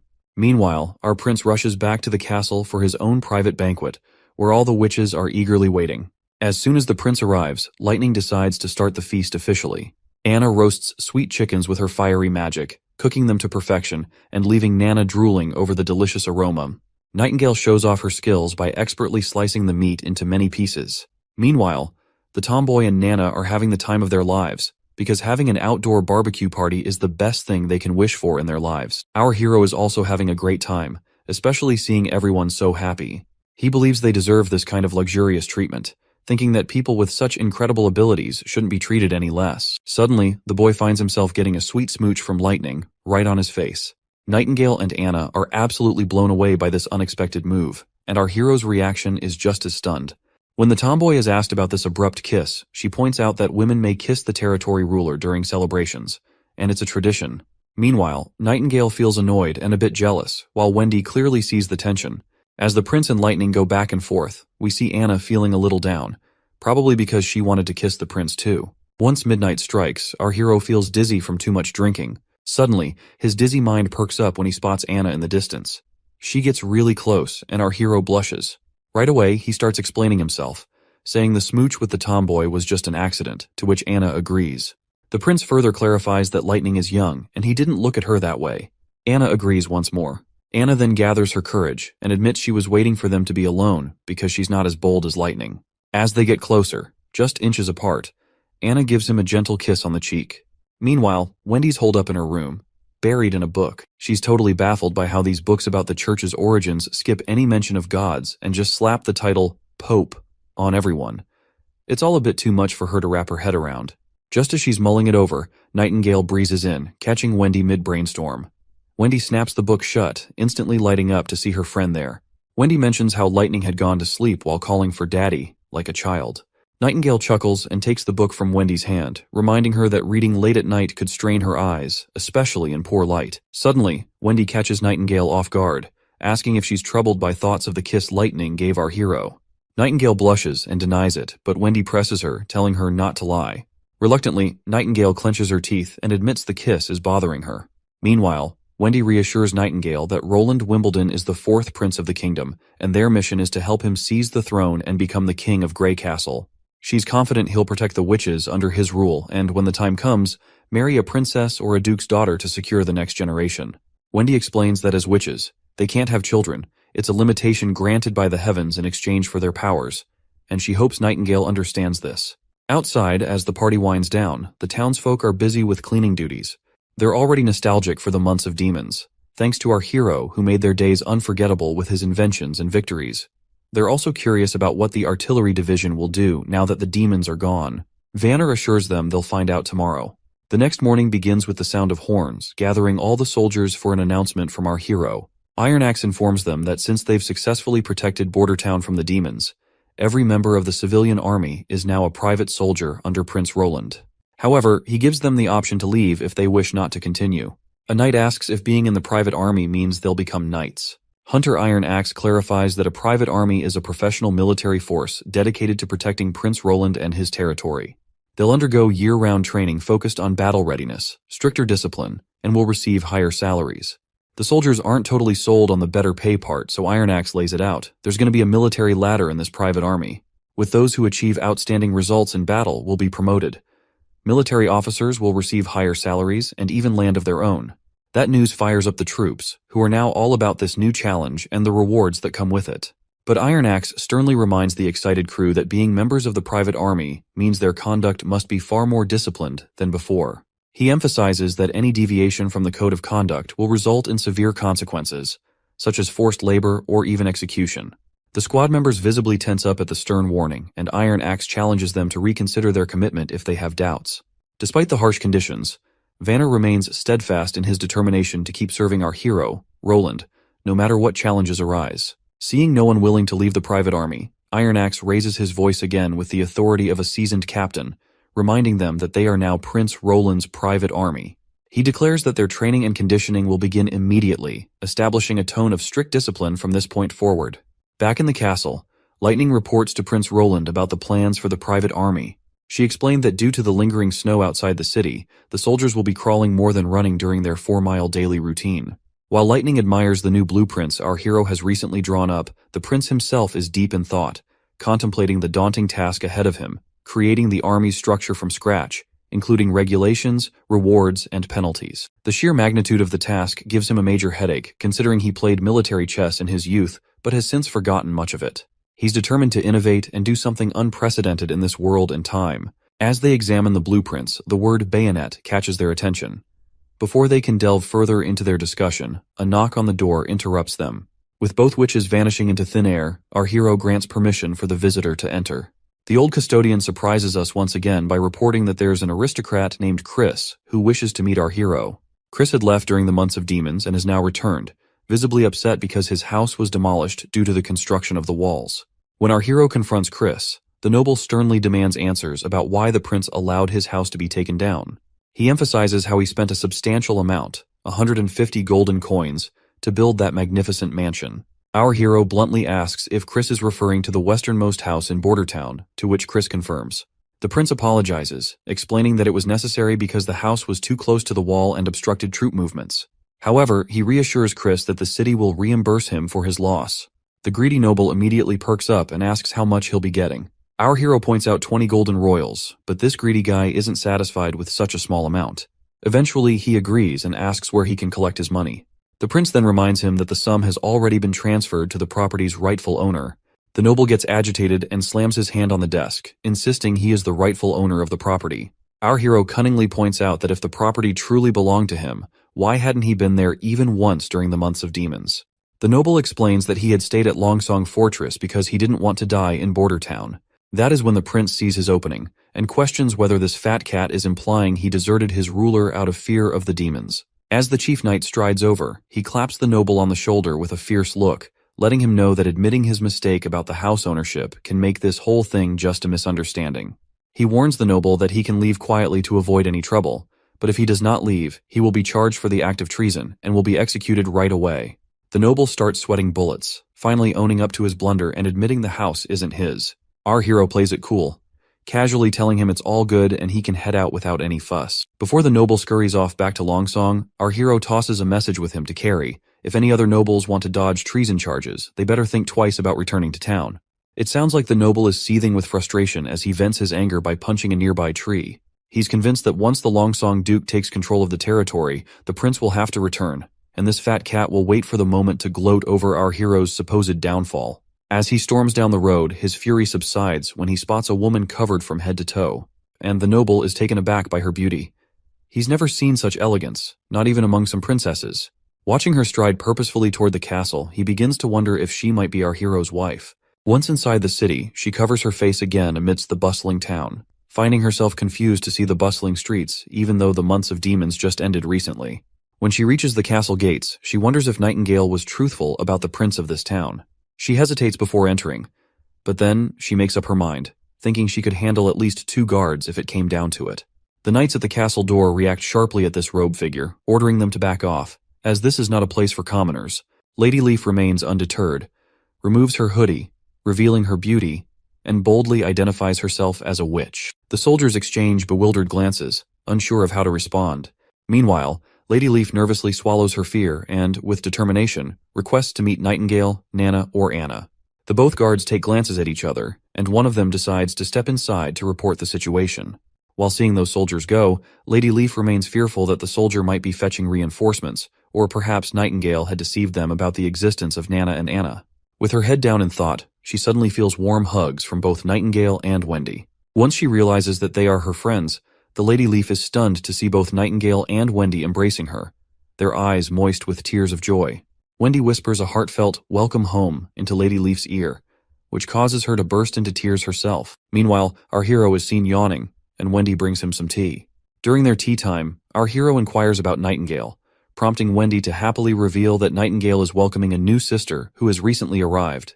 Our hero nearly chokes in surprise at this news, while Wendy enthusiastically mentions that the sisters from the association have come to Border Town. Shocked and excited, our hero asks Wendy if they were not looking for the Holy Mountain, to which the woman explains that only 7 witches remain, as the rest were obliterated by the monsters during their adventure. She then apologizes, mentioning they arrived while our hero was asleep, and asks for forgiveness for letting the witches enter the castle. Our hero, on the other hand, is thrilled to have more witches join them, no matter their skills or how many there might be. Wendy, though, drops a hint from Lady Leaf that these gals aren't exactly warriors, which means they might not be much help in a fight. You see, under the Stone of Divine Judgment's influence, these witches are kind of limited in their combat skills. But hey, the prince is cool with that. Having a witch who can zap things with electricity means no more dark nights, and one who can sculpt stuff means skipping all that refining and molding hassle. It's got our hero daydreaming about how much he can jazz up this ancient world with technological advancement using the power of witches. Nightingale abruptly snaps our hero out of his daydreaming, dragging him back to reality, reminding him that everyone is waiting for him. Shortly after, everyone gathers for dinner, with all the witches present. Our hero is pleased to welcome them to Border Town and hopes they enjoy the food, encouraging them to ask for anything they want. Lighting enthusiastically chimes in, agreeing that our prince is quite the generous guy and mentioning how he's always open to new members as well. One of the witches scolds Lighting for being so casual with our hero, but our hero dismisses her concerns, saying they don't bother with titles or formalities, and urging everyone to start eating before the food gets cold. Meanwhile, the other witches watch Nana and Anna using what look like 2 little sticks to eat. These newcomers have no idea how to handle these utensils, so they can't help but stare in confusion. Regardless, everyone digs into their meal, thoroughly enjoying it, and once dinner ends, our hero finds himself poring over documents detailing each witch's abilities. After reviewing everyone's skills, the prince realizes that there isn't a witch capable of shaping materials or generating electricity. This realization means our hero's plans for progress towards modernization will need to slow down a bit. However, he acknowledges that there's enough talent among the witches to meet their current needs. The first witch our hero takes a liking to is Lady Leaf. Not only can she increase fruit yields, but she can also control all plants freely, making her an ideal candidate for agricultural expansion. Next is Scroll, a witch with inhuman memory that operates 24 hours daily. After her maturity, she is now able to recreate any book she's read, making her perfect for teaching. Then there's Hummingbird, a cute witch who can make things weightless or adjust their weight with her magic. This makes her invaluable for lifting cargo or adjusting payloads. Fourth is Soraya Zoan, from a merchant family in Grey Castle's capital. She can recreate lifelike landscapes using her magic brush without needing paint, ink, or paper, which makes her essentially a walking camera.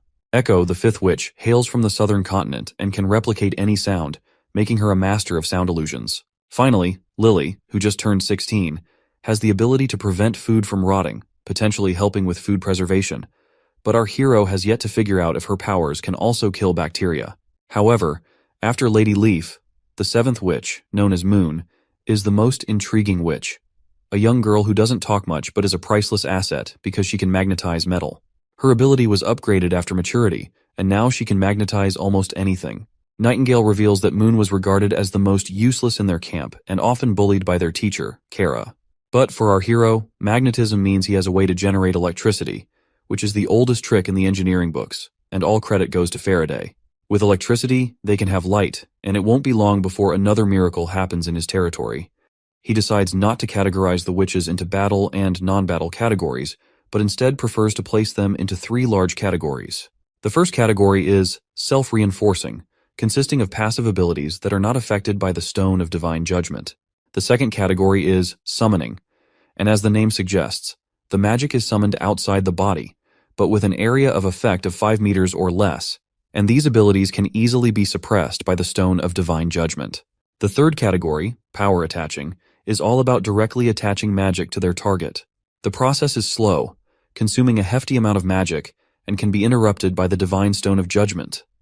However, once the conversion is done, the added properties become intrinsic to the object.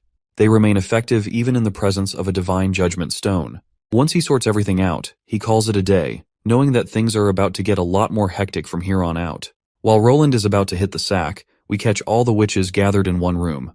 They're grilling Nightingale, asking if they can dodge the agony of maturity by using their magic powers every single day. Nightingale shoots back that Anna and Nana are living proof of this theory. She claims she's spotted changes in both girls' bodies using her fog.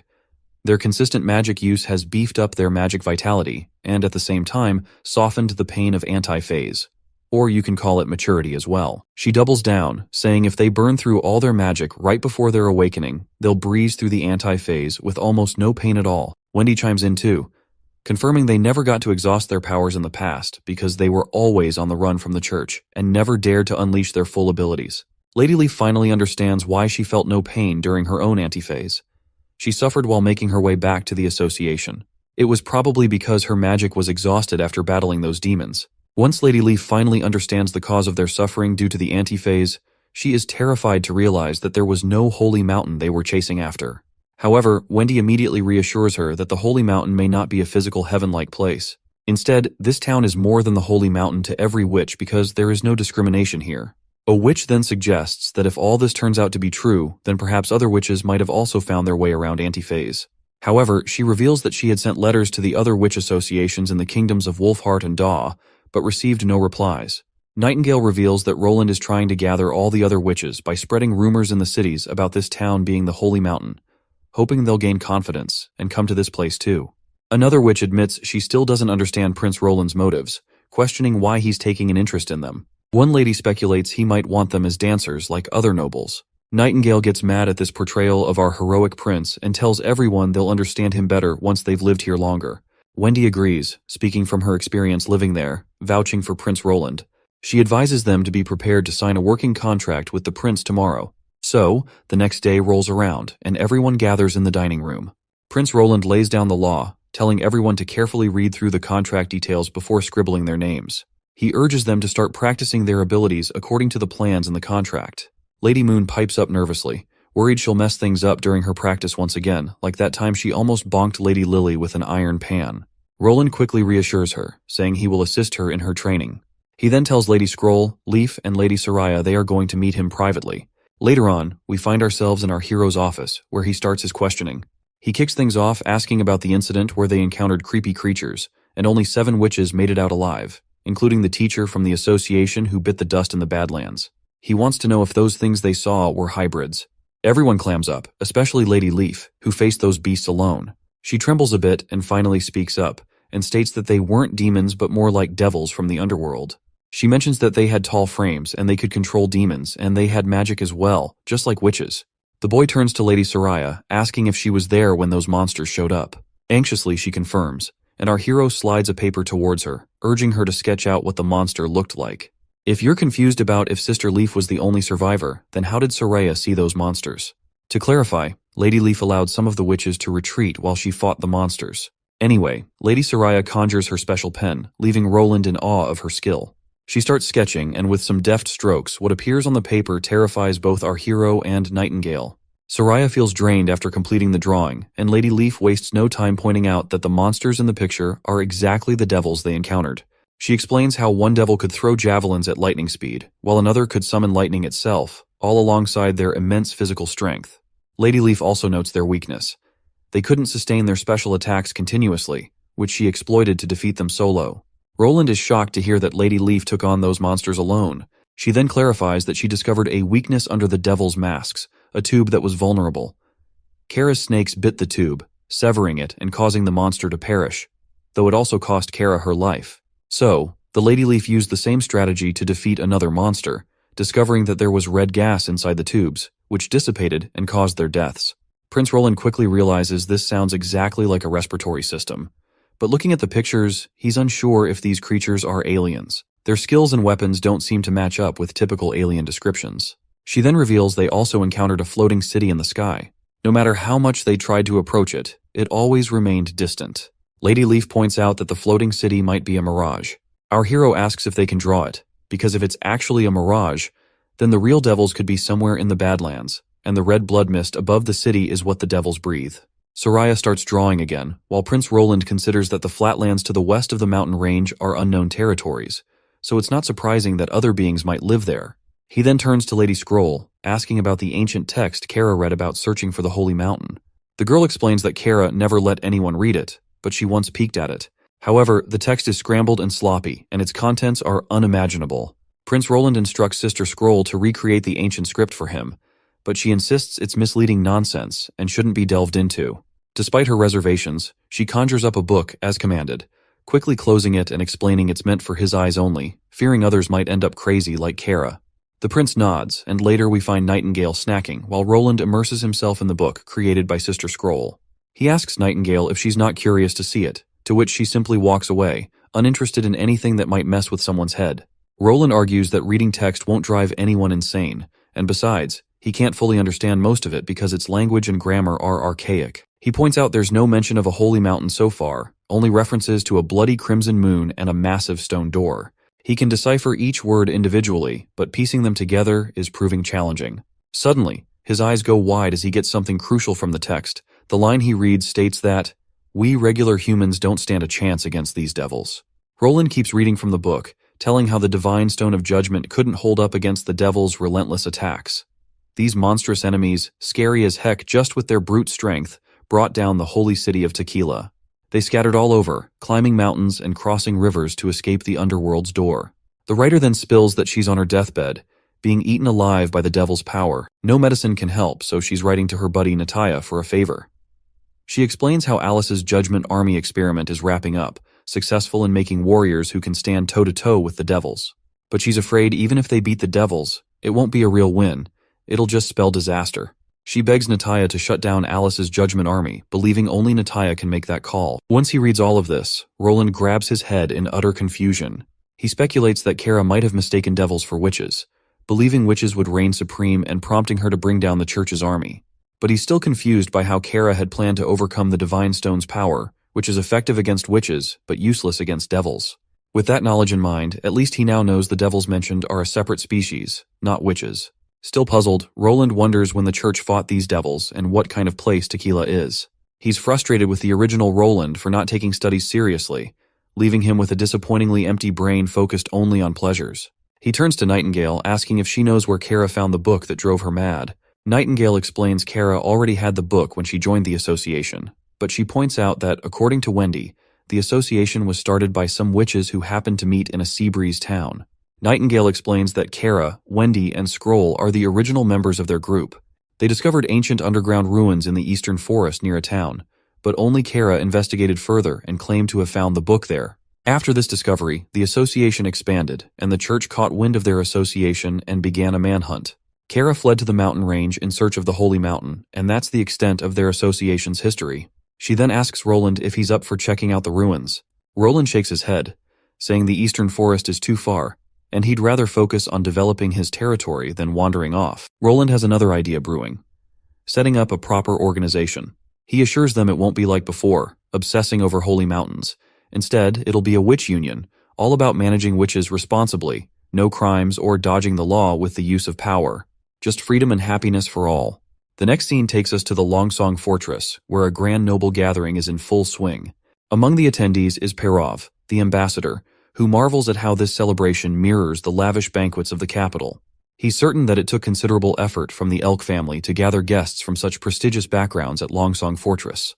In the background, we see a blonde guy telling her sister to approach the ambassador, but she is too embarrassed to do such a thing. So, the blonde then unexpectedly addresses the ambassador as Buddy.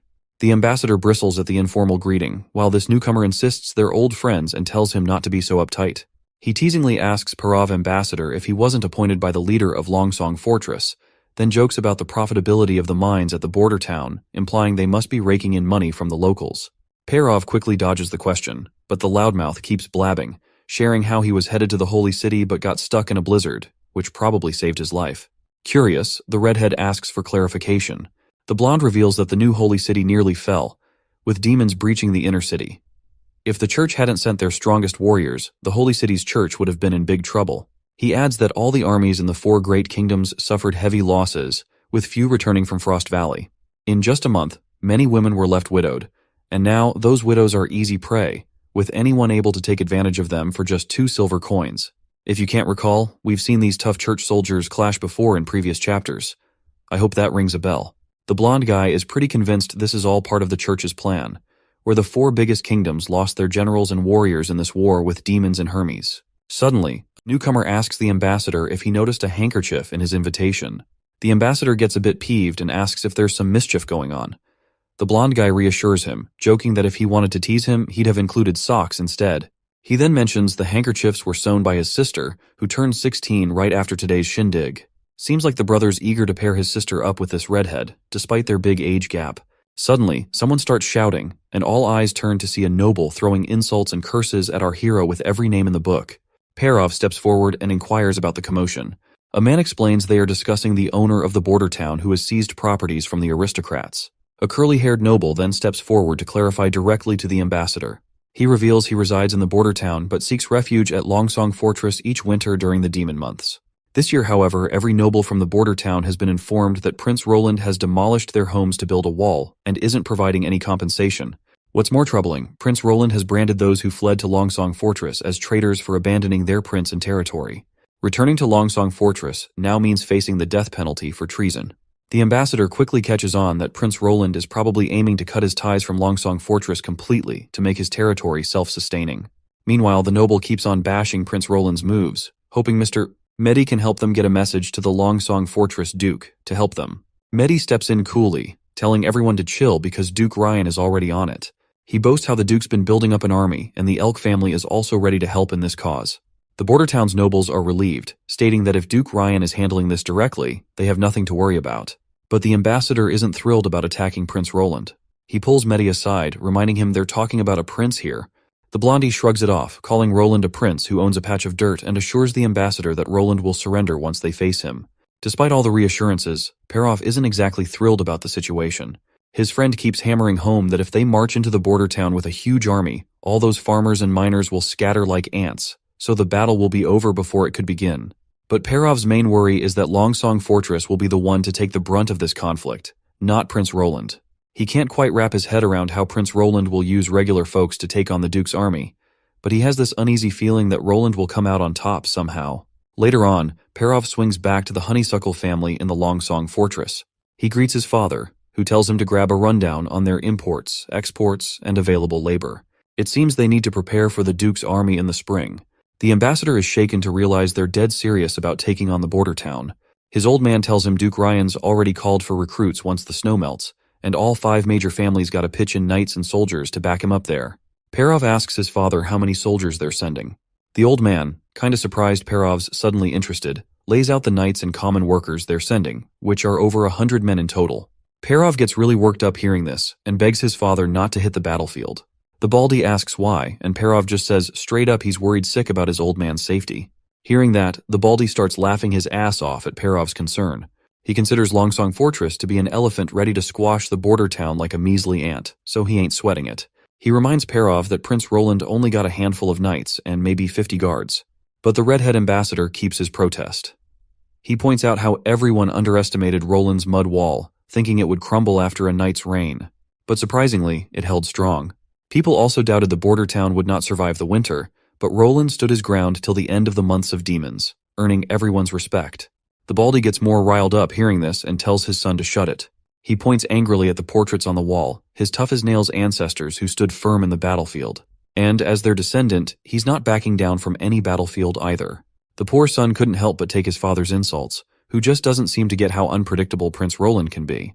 He's pretty convinced it won't be long before Honeysuckle gets tangled up in this fancy politics and gets devoured by our prince. Back at the border town's castle, our hero reveals to us that he's kept his promise and granted some land to Nana's father, Tiggy Pine, making him a viscount. The land, south of the river across from town, is still dense forest for now, but Roland promised it would be the first to develop once the border town expands. Every business share on this land will belong to the Pine family, and surprisingly, the big man agreed wholeheartedly, opting to enjoy his undeveloped forest for hunting until then. On the other hand, Roland also officially bestowed knighthood upon Brian, and he will win land every time he racks up military achievements. Our prince has finally figured out an effective way to utilize his desolate land. With the river as a boundary, the area between it and the mountain range will serve as a military training ground. On the other side of the river, he plans to establish future factories and agriculture. He also intends to utilize the forest to the west of the border town, rich in lumber, edible fungi, wild animals, and medicinal herbs. Just then, someone enters. Well, it seems Sister Soraya has been summoned by our hero. The prince greets her warmly, motioning for her to come closer and sit down. He asks her about the progress on her work at the city hall. It turns out our hero tasked her to draw passport-sized images of everyone in the border town to compile a comprehensive report. Each person received 10 bronze coins just for sitting in front of her and posing for these sketches, and Soraya, still puzzled by the whole affair, diligently drew every visitor. But right now, our hero has called her in today for a different task. When Sister Soraya asks what he has in mind, the prince eagerly slams his hands on the table and tells her happily to draw a few trinkets just for fun.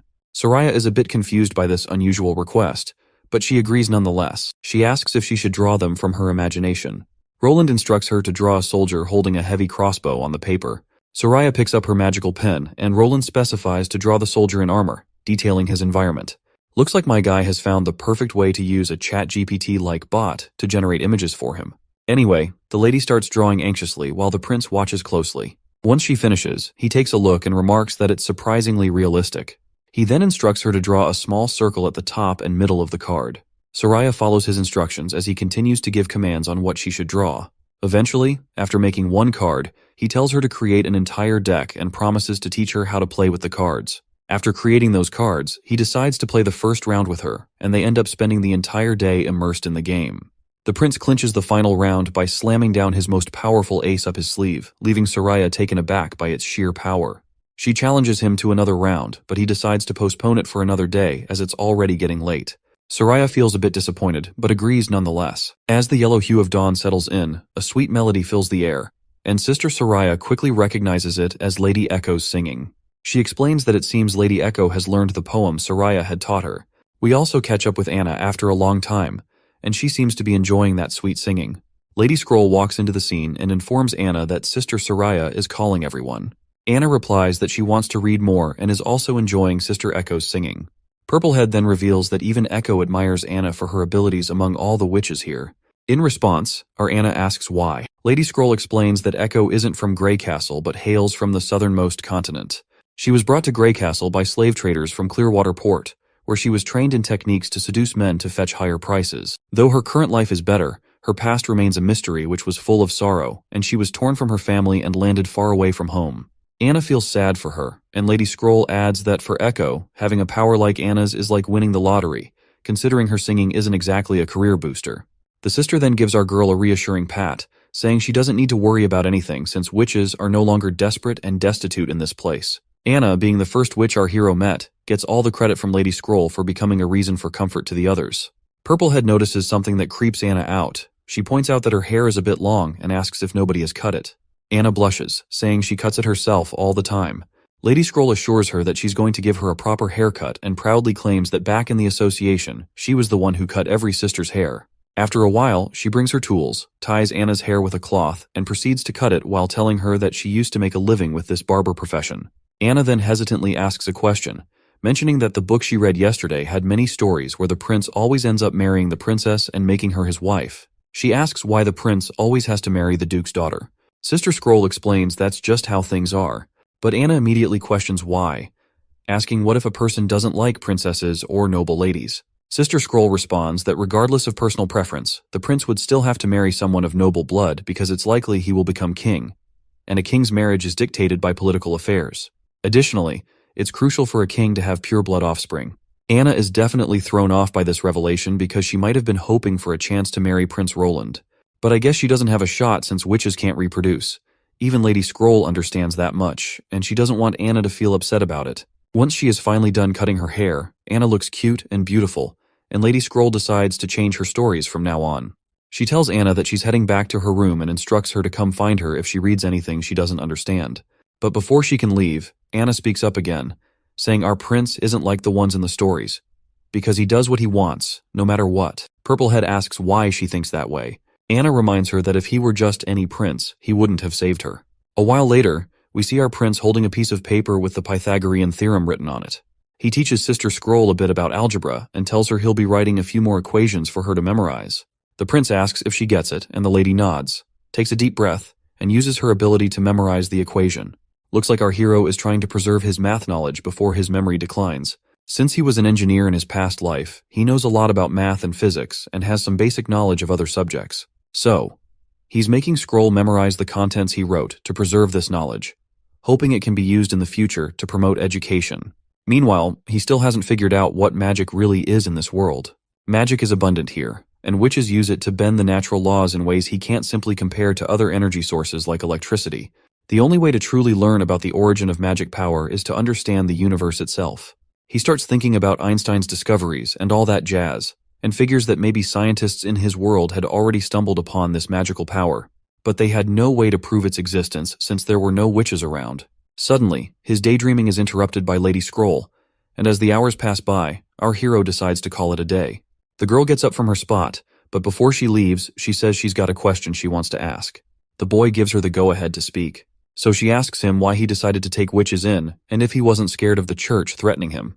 Roland kinda saw that one coming, but he almost chokes over his tea when she asks if he'd ever marry a witch. While wiping his face, he asks why she had to ask such a random question. But then he starts picturing what it would be like to marry a witch, and memories of Anna flash through his mind. All those nice memories make him grin, and after imagining it, he happily says he'd totally marry a witch. As the night deepens outside, we see Nightingale in her night attire, ready to hit the sack. Damn, I would love to stare at her big hooters, and you can do as well. Just pause the video. Anyway, Wendy, with her eyes always closed, asks where Nightingale is lost in thought and wonders if something good happened because she rarely ever sees her smiling like that. The scene then shifts back to earlier, when Sister Scroll asked the question about whether the hero would marry a witch. It turns out Nightingale was eavesdropping on their conversation, and upon hearing the prince's response, she lights up with a hope. Meanwhile, in the present, Wendy persistently asks the source of her happy smile and wonders if she won a good game of cards. The next day arrives, and we see our soldiers being grilled by their captain, Iron Axe. He's diligently putting them through their paces, and the chief knight is amazed at the energy these guys are exuding. He remembers how, before winter, they were just a bunch of miners and hunters with lazy attitudes, but now they've transformed into full-blown warriors. Still, he knows that once these men taste their first battle, they'll truly become soldiers. Prince Roland arrives at the scene and asks Knight Carter about the progress. The knight says training is going well, but curiously asks about the woman beside him, wondering if she's a witch. The prince happily confirms this and instructs his knight to gather everyone because he has something to announce. The knight immediately calls the soldiers to line up, and once everyone is gathered, our hero begins to speak, first greeting everyone warmly. Out of the blue, Hunter Iron Axe leaps forward like a devil ready to take a life, and Knight Carter immediately goes on high alert, rushing to protect the prince. Suddenly, the man falls to his knees and bows before the witch, calling her clan leader.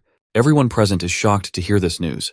The scene immediately transitions to a time when a fire dances across the area. We see a young guy with a giant axe cutting down people, and we also witness the same witch screaming in horror as this filthy man's blade claims her most loyal servant. After that, he arrogantly turns to her and asks if she's the last member of the Osha clan. He challenges her to a sacred duel, telling her to stop resisting because her clan has fallen, and her brother and father slain by his hands. According to the rules, he reminds her, her clan will now become his slaves. Looks like her loyal subordinate, Iron Axe, is still alive. So, as this creep makes his move and grabs her chest, her servant steps up, telling him to back off. But bam! Someone decks the guy from behind really hard, and he goes down like a sack of potatoes. This filthy guy keeps humiliating her by stepping over her body. He orders his buddies to haul her off to Clearwater Port, thinking they've hit the jackpot. Meanwhile, her servant is barely hanging on, slowly closing his eyes as consciousness fades away, and the bad guys start loading up their things to make their getaway. In the present moment, Iron Axe further reveals that after losing her, he refused to join any other clan. His sole goal became saving Lady Echo. He explains how he searched countless slave markets all the way from the far south Clearwater Port, but found no leads. He drops to his knees, swearing to the three gods he'll stick to Prince Roland's side for the rest of his life. He admits he failed to control himself when he saw her, so he feels deserving of punishment. The prince steps in, telling him to chill and to get up. The prince then hints that maybe helping the Iron Axe get his revenge for his clan isn't out of the question. Iron Axe lights up, asking if they're really going for it. The prince confirms, saying it's not happening right now, but they will be in future. Iron Axe is thrilled by this news and reassures Lady Echo that she'll eventually be able to return to their homeland. She responds by stating that she's no longer the clan leader. Well, it now finally makes sense why she admired Anna for having powerful magical abilities, because she wanted to stand up for her clan, but she was too powerless against those intruders. Meanwhile, our hero is lost in his own thoughts because what Iron Axe described about the extreme south is really intriguing. Basically, in the south, there is a black goo that flows from the ground and burns for days without evaporating. As he thinks harder, his face lights up as he realizes that he's found an oil jackpot, not just some underground stuff, but a full-on oil fountain. The mere thought of oil has him dreaming of jets and fast cars, because he knows he can bring combustion engines into the mix if he's got oil. So, the prince casually drops that once he's king, he'll allocate resources to claim the extreme south for the Osha clan. Iron Axe practically breaks into a happy dance, thanking our hero and swearing to follow his lead. However, the prince gets serious and reminds Iron Axe that his actions today broke the rules of the First Army, so he's been sentenced to 2 days of lockup. Our army captain takes it in stride and agrees to his punishment. Later on, we find ourselves out in the woods. One of the soldiers asks their buddy what's up with Captain Iron Axe. The buddy corrects him, saying to call him team leader, because the prince wants everyone using their ranks. He then explains Iron Axe's situation, and they hope our hero won't come down too hard on him. As the soldier ponders this, Prince casually strolls up with his crew. Carter snaps everyone to attention, and the soldiers quietly chat about Iron Axe's absence. The prince steps forward and addresses everyone, informing them that their training was paused. Once he finishes what he came to say, they should continue their training. He reveals that the woman next to him is Witch Echo, Iron Axe's long-lost relative. He explains that due to their captain's unreasonable actions, he has been sentenced to 2 days of imprisonment. He emphasizes once again that everyone here is among the First Army's finest soldiers, and a fundamental rule of being a soldier is to follow orders. To drive his point home, the prince asks if they understand, and the soldiers respond with crisp voices, saying yes. Echo then pulls back her hoodie, revealing herself, while the prince continues explaining that she can simulate various sounds, including musical instruments and marching songs. He instructs that her simulated commands will guide their movements, keeping everyone in formation. The soldiers appear puzzled by the concept of these marching songs. Once Echo dramatically tosses aside her robe, the prince adds that in battle, she'll be their banner, like a VIP at a rock show, but for war. He stresses that everyone needs to guard her like their favorite guitar. With the formalities done, Echo starts belting out her song. Her sweet melody floats through the air, and it's not just any random tune but a battle anthem to rally the troops forward. In the middle of the night, the soldiers stand on guard duty when suddenly an arrow pierces one soldier's heart out of the blue. Before they can react, more arrows find their marks, leaving the remaining soldiers screaming in agony. There stands the would-be king, Timothy, clad in golden armor from head to toe, leading an army of thousands of knights. His companions praise him for attacking his sister in the dead of night while she might be sleeping, but Timothy corrects them, saying she's awake now because he purposely sent a diversion army on the main road while bringing elite knights in from the east to catch her off guard. He mentions that even if she wants to escape now, she can't move at night. His knight agrees, stating that withdrawing troops at night is a big taboo, and if she tries it, her whole crew will crumble like cookies. But then, the twisted brother reveals he knows his sister well, confident she'll cowardly flee, leaving her citizens behind to be butchered. But he is sure that he will catch her, dead set that she won't slip his grasp even if she makes it to Clearwater Port. The knight lays out their battle plan. He'll hit Eagle City hard while Timothy hunts for Garcia. With the plan set, Timothy pumps up his soldiers, telling them to wave the Grey Castle Kingdom's flag high. They charge toward the frightened soldiers, knocking them down before they can even think of running. The knight grins at the chaos, promising their king they'll scatter their enemies like dust. Timothy scans the surroundings in search of his other knight, Francis, who was supposed to lead the diversion as a decoy. Since Francis hasn't returned yet, the king is convinced that the greedy bastard must be off plundering Garcia's treasures for himself. Suddenly, his knight's face goes pale as he points his finger at front. Once he looks in that direction, they see a silhouette of a massive army, which is led by Garcia Wimbledon, proudly waving her flag as Queen of Clearwater. With confidence in her tone, she rallies her soldiers not to fear, and they raise their spears, ready for action. While she smiles confidently, her brother, however, is totally pissed off to see there with her army. But even as confident as she might be, he's sure that this will be the last time she acts brave, because he's looking forward to destroying her and her army. Meanwhile, we're at the entrance of Garcia's Eagle City, and there we spot Francis. As he enters the city, he sees terrified locals who immediately shut their doors and windows upon seeing the platoon. Francis is starting to get suspicious by now. He knows the third princess isn't dumb enough to leave the walls undefended. Suddenly, his nose picks up a weird smell, and he tells everyone, "It stinks here. Head to the town hall." Well, it seems like something is indeed rotting inside the sewerage. Once they reach the town hall, the knight enters the hall along with his soldiers.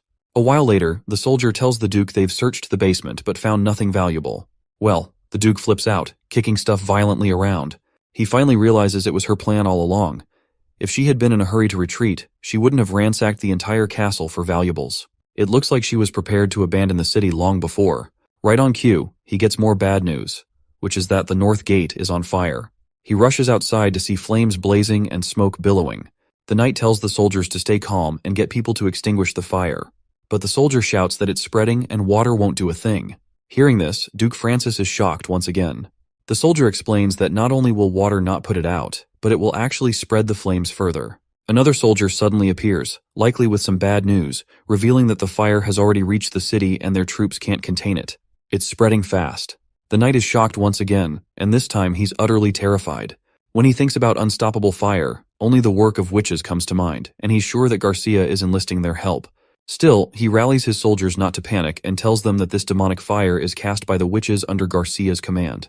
He mounts his horse and rallies the soldiers to follow, because they're going to make it out of this place alive by passing through the flames.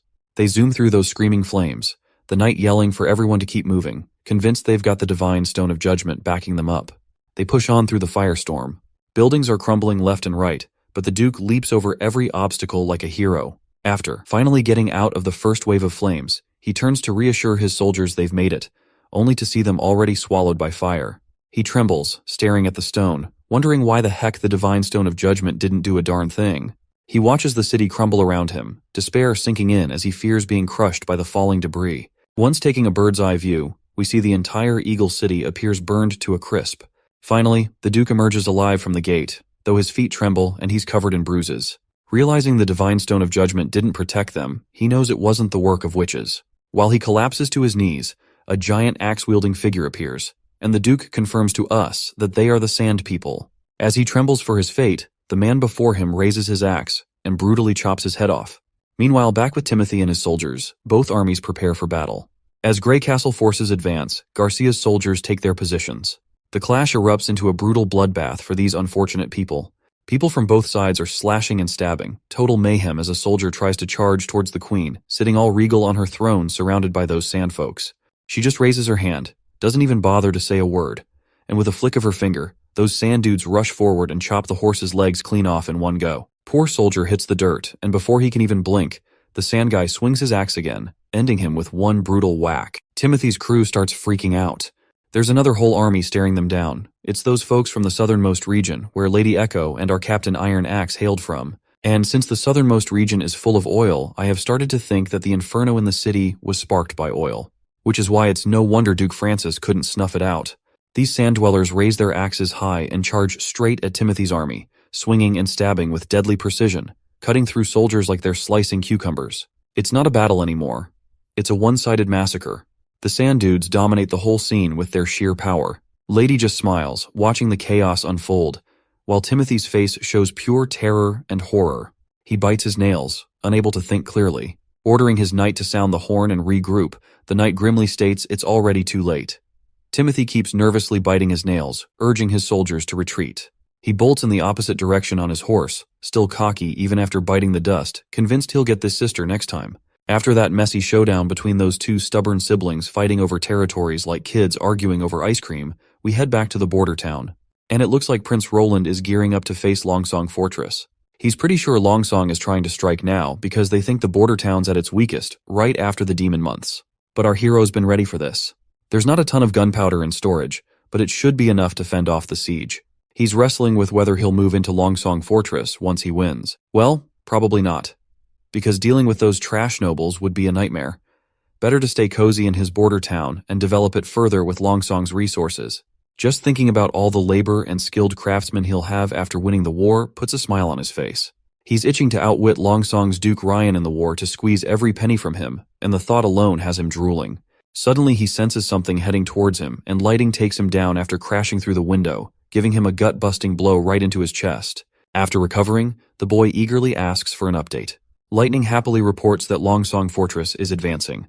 The army marches forward, each knight gleaming in shining armor, while Duke Ryan leads the charge. One of his advisors, with sleepy eyes, suggests to Duke Ryan that they rest for the night before launching an attack on Bordertown soon.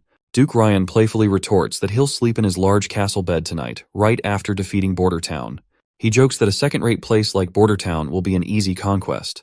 However, Baldy beside him interjects, noting their soldiers have been marching endlessly and are exhausted, so he suggests delaying the attack would be wiser. Moreover, since the prince made it through the demon months, he must have something up his sleeve, so they should be cautious. But instead of grasping the situation, this orange-haired guy scoffs that those monsters are probably a weak-ass bunch who couldn't even jump over Prince Roland's half-assed wall. The Duke agrees, mentioning how Hermes was almost overrun by demonic hybrids this year, while Bordertown just faced a few stray monsters and survived somehow. This guy believes that since 2nd Prince Timothy and 3rd Princess Garcia crippled each other's forces in Eagle City, and the city was burned, they both suffered heavy losses. He sees this as his chance to shine and unify the western region under his rule. He orders his lackey to send a message to our hero, offering safe escort back to the king's city if he surrenders. The knight responds that Roland's troops are already in formation and armed, clearly showing they won't surrender just through talks. The Duke whips out his telescope only to spot a handful of soldiers standing there. Even Baldy looks puzzled by their scattered formation and less than impressive weapons. A grin spreads across the Duke's face after seeing those weaklings. With his simple hand gesture, the whole army starts marching forward to take on this small group. As they get closer, Vanner is shocked to see the sheer number of enemy soldiers. He shakes off his fear with a slap to his own cheeks, rallying his buddies not to sweat it. He reminds them that they've beaten demonic beasts, so they can handle these humans as well. As the enemy troops draw near, Vanner pumps up his crew with pep talk, firing them up to face the challenge head-on. Meanwhile, up on the hill, our prince feels pretty darn confident about his witch-empowered army. And he believes that winning this showdown is key to revolutionizing things up in this world. Lightning snaps him out of his daydreaming, saying the enemy is inching closer and lets the entire army know about the approaching threat. Prince Roland finally gets serious and immediately commands to open fire. Right on cue, the soldiers ignite their cannon strings, and cannonballs fire up immediately, coming straight at the frontline soldiers. As soon as they hit, soldiers scatter, not sure what the hell just hit them. These poor guys are terrified, thinking the prince just summoned thunder. Duke Ryan quickly dismisses their worries, telling them not to be fooled. He claims it's just a deception, just a noise, and no real damage was done. With that in mind, he orders the soldiers to simply charge at their enemy. But poor Duke Ryan's enthusiasm soon dies down when he sees another cannonball coming right at them. This time, it lands directly among the soldiers, taking everyone down like bowling pins. The soldiers relentlessly charge forward while cannonballs rain down like meteors from hell. Meanwhile, Duke Ryan still doesn't realize how deep in trouble he is, thinking that if they keep pushing, they'll break through the defense line and secure victory. As the knights dangerously approach, Vanner tells everyone to lower the angle of fire and load the grape shots. The soldiers quickly comply, and as the knights hover over their heads, the cannonball fires straight through a knight's belly, leaving him dead on the ground. Finally, these goons are absolutely terrified. As Sister Echo sings her anthem, the soldiers are filled with determination. They aim their guns and start shooting, hitting the soldiers in the head and chest. The poor soldiers immediately start running in the opposite direction to save their lives from these unknown things. Not gonna lie, I almost feel sorry for the enemy soldiers. They're getting butchered just because their leader is a thick-headed, arrogant, spoiled old man. While the leader grits his teeth in frustration, the orange-haired advisor claims they have no clue what kind of sorcery the prince is using and decides to retreat for now. Baldy agrees, saying they won't run out of firewood in these hills, so it's better to retreat. Meanwhile, the soldiers are doing their best to escape, but Duke Ryan immediately yells at them to stop retreating and even strikes down one of his own soldiers for running in the other direction. Despite all his pleas for his troops to stand their ground, the poor guys are just running for their lives to avoid being burned to a crisp in the scorching heat. Meanwhile, Prince Roland is quite happy with his victory, but it looks like the Chief Knight isn't thrilled about this kind of warfare. He says there's no honor in it, but Prince Roland immediately tells him not to feel down because they still need to keep chasing after Duke Ryan. It seems like Carter will have to get used to this new era of warfare, as the Age of Knights gives way to a new kind of battle. As the prince rides on his ship, he appears happy with the battle's outcome, which turned out better than he expected. If all goes well with troop movements at night, the Iron Axe and Rifle Company can launch a surprise attack on Duke Ryan tomorrow morning. He's excited about leading the first army in the world backed by technologically powerful witches, each playing their respective roles. Suddenly, Anna appears on the scene and asks why he's sporting such a creepy smile. He quickly brushes it off, saying it's nothing, but she moves closer to wipe the drool off his face. However, the prince immediately snatches the handkerchief and decides to clean up himself. The girl reminds our awkward prince they should hit the hay since it's already late. He agrees, but once they reach one of the ship's rooms, he's flustered to find everyone chilling in the same room. He's totally thrown off, wondering if they're all supposed to sleep in the same room because, let's face it, even for a harem, this is a bit much. As their DIY ship sails through the bright night, everyone seems to be sleeping soundly. Among the witches, our hero can't help but notice a certain pair of distracting attributes no matter where he looks. The ladies are just a bit too close for comfort, and he can't shake off the unease. Suddenly, he spots Anna wide awake, watching him like a curious puppy. He gives her a charming smile and playfully pinches her nose, deciding to teach her a trick to fall asleep. He tells her to start counting sheep jumping through hoops. 1 sheep, 2 sheep, and keep counting until she falls asleep.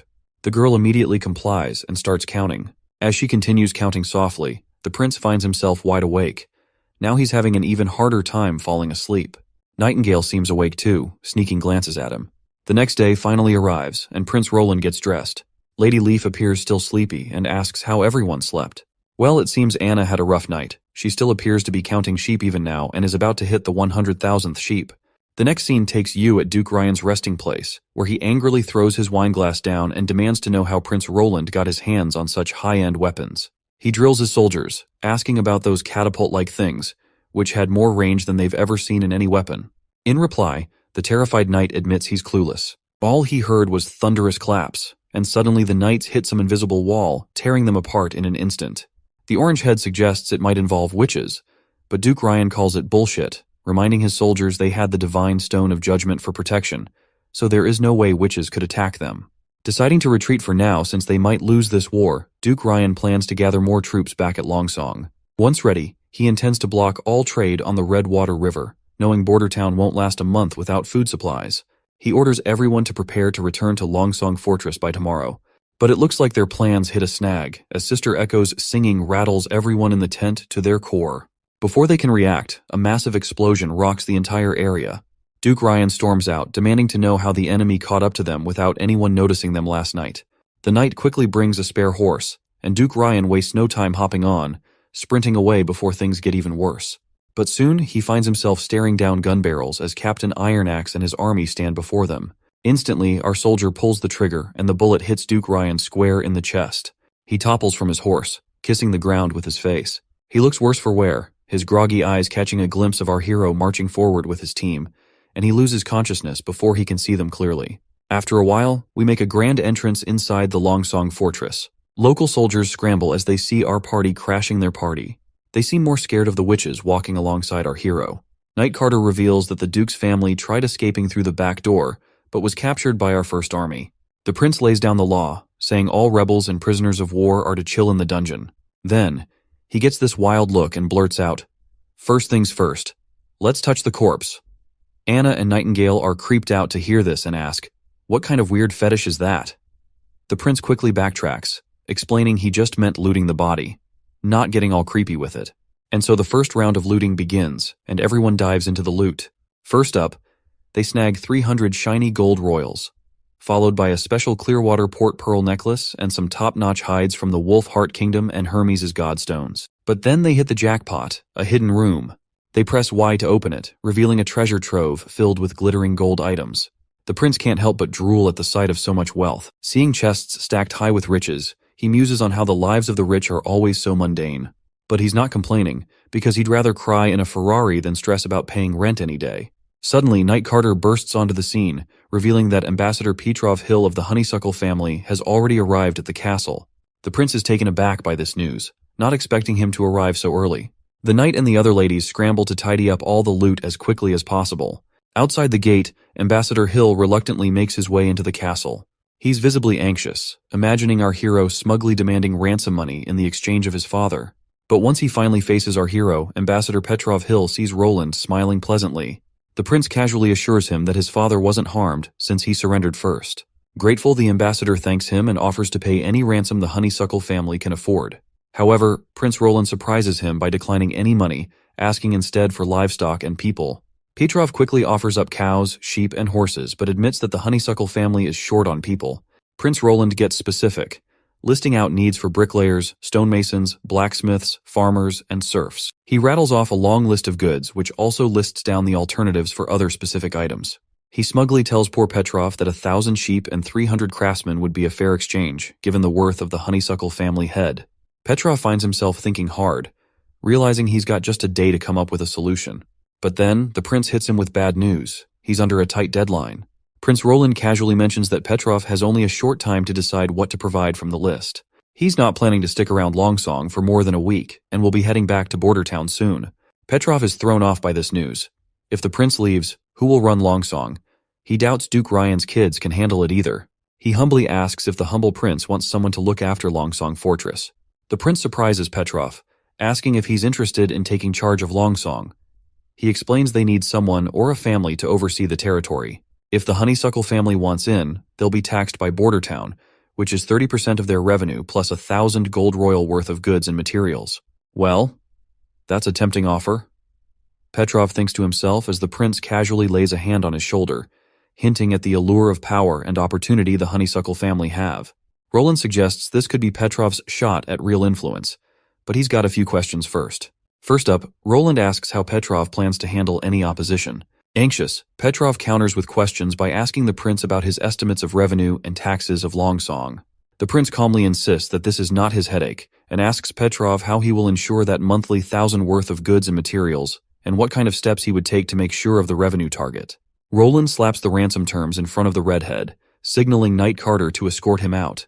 With a cunning smile, he shakes goodbye to that poor guy, and tells him he'll be waiting for his answer if he genuinely wants to manage the place considering all the conditions. He also reminds him not to forget about the hefty ransom for his father. Well, Nightingale sure caught him off guard with her sudden appearance. She pointed out how the ambassador seemed pretty sincere and truthful. Prince Roland, feeling a bit embarrassed and blushing, quickly looked away as she leaned in closer.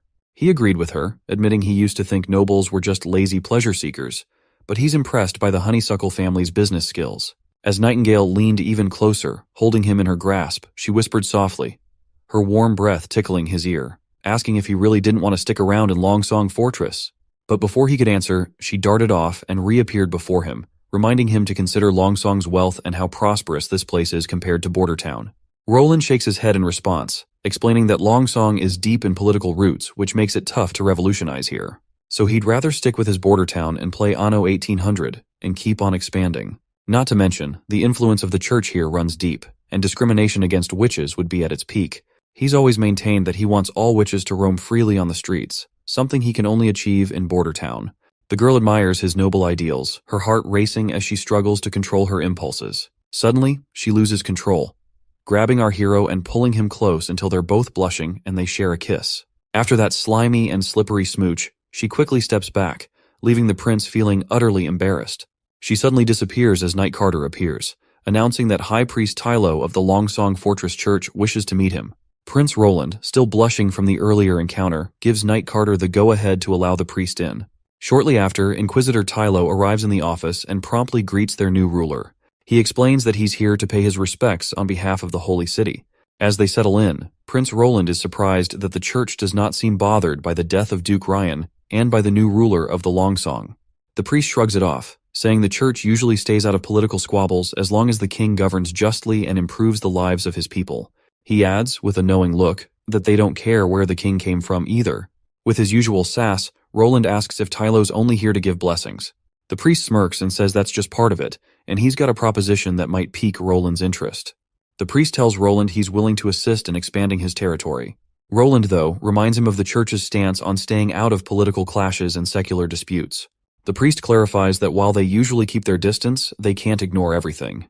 He explains that the conflict between Timothy and Princess Garcia has stirred up the southern region, and the church wants to back a king with strong moral values to bring peace back swiftly. He acknowledges that Roland's actions have made positive waves across the western region, and everyone is aware of it. Oh, the church will be rooting for our hero to progress forward. But since they don't want to get deep into political stuff, the priest offers to help the prince by providing material aid.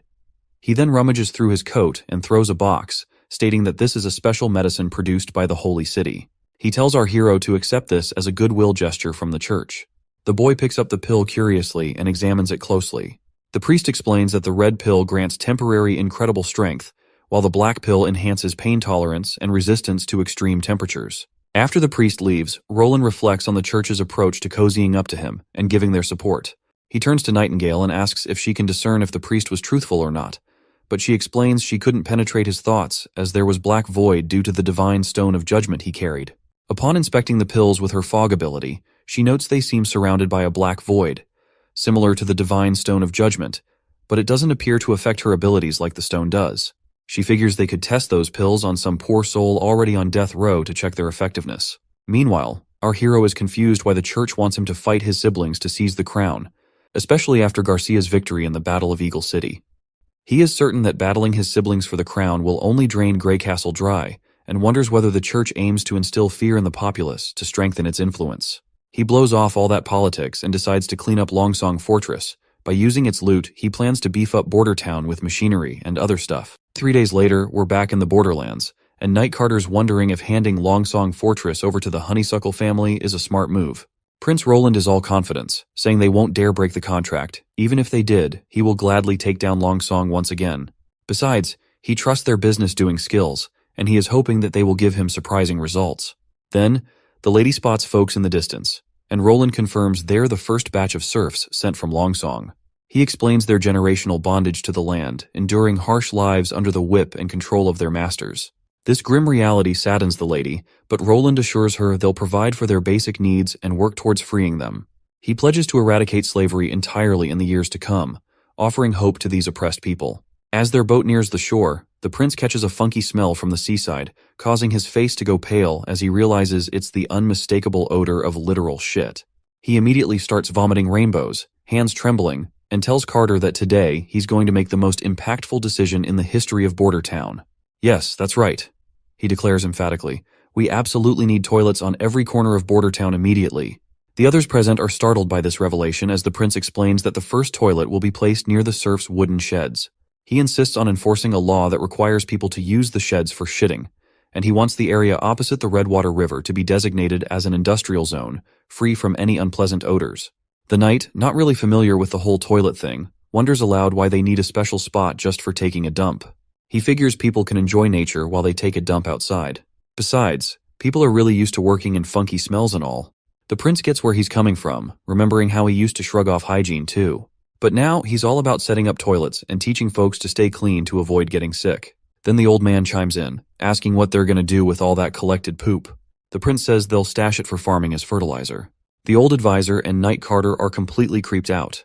The mere thought of spreading human waste in their fields and then eating food grown with that fertilizer is making them gag uncontrollably. As they puke rainbows, the prince explains that these feces can be used as fertilizer for farming, especially with Sister Leaf's improved wheat seeds, which will exponentially boost yield and growth rates. While he's saying this, Lady Leaf can't help but notice loud noises coming from the prince's room, telling those dorks to puke outside. Later that night, our hero falls asleep while Nightingale appears to tuck him in with blankets. She feels a warmth in her eyes every time she sees him. She disappears immediately and gets back into her own room. Wendy catches on quickly, noting that Nightingale just came out of Roland's room.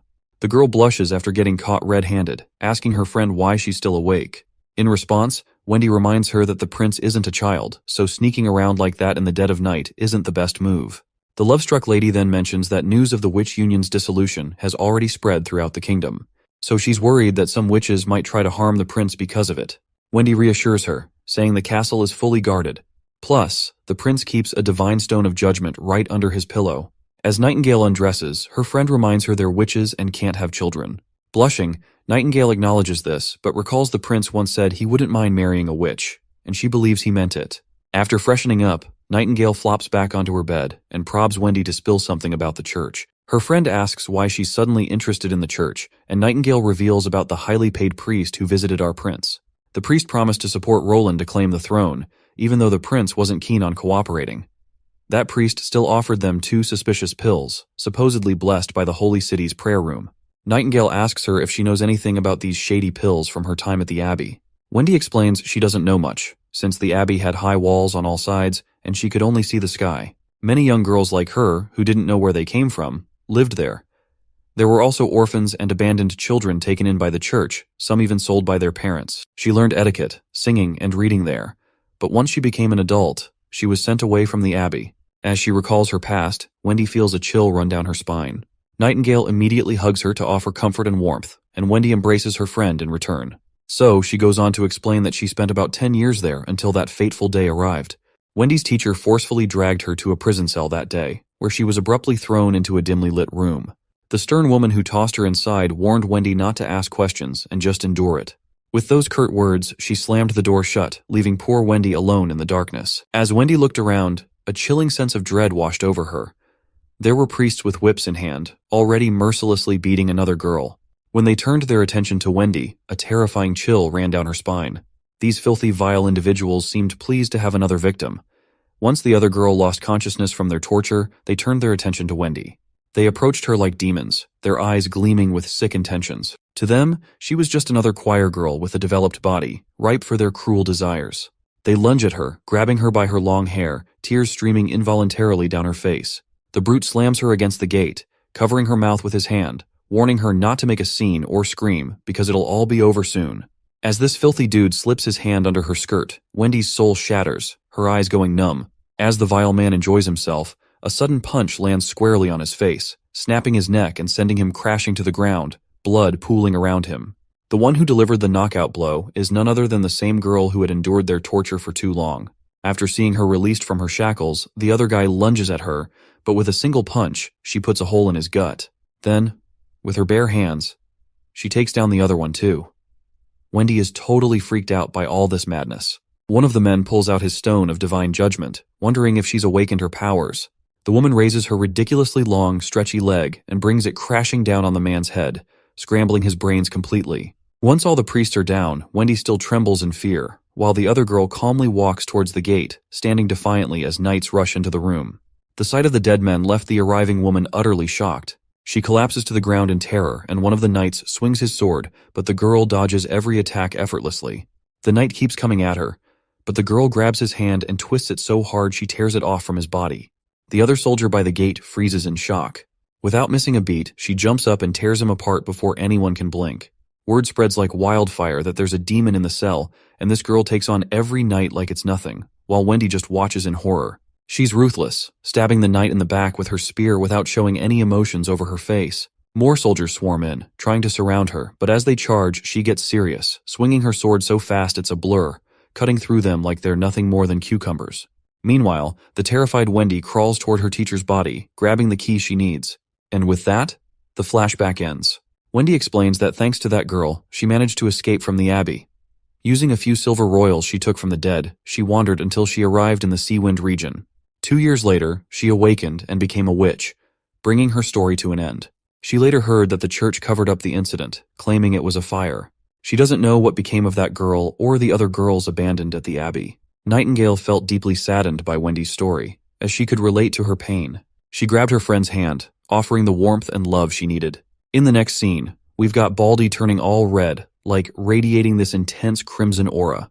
Our best knight Carter is duking it out with him, and he appears to be seriously struggling. Looks like Prince gave this bald dude that power-boosting pill to see if this pill is actually a real deal or it's just hot air. Judging by how our knight's having a tough time, that pill's definitely packing a punch. Anna is excited to see this inmate holding his own against Carter, who is one of the strongest knights around. Prince Roland is also impressed, realizing the priest wasn't lying after all. He can only imagine what kind of combat power a trained knight would have if they took the same power-boosting pill. This seemingly random guy is giving Carter a tough fight, despite not being a knight or soldier. As the fight goes on, our knight finally lands a critical hit, making the red guy spit blood. However, he quickly recovers and charges back at Carter, who retaliates and disarms him with a single blow. The knight acknowledges the man's skill and calls for another sword. But just then, the furious man spots people watching from above the wall.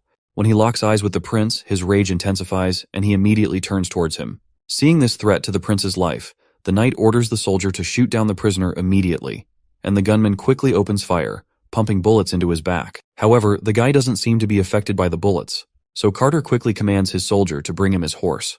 But it's too late. The prisoner takes a stance and effortlessly leaps over 30 feet into the air. Just as he's about to strike our hero, Anna jumps in and uses her fiery powers to start roasting him alive. When that isn't enough, Nightingale joins in, quickly slashing him with her sword to immobilize him. That crazy guy caused quite a scene, but luckily Nana was there to patch up the injured quickly, and no one got seriously hurt. As for the prisoner who took the pill, despite gaining incredible strength, it seemed to have some serious side effects. According to Nightingale, the symptoms on his body were similar to someone who had swallowed a divine stone of judgment.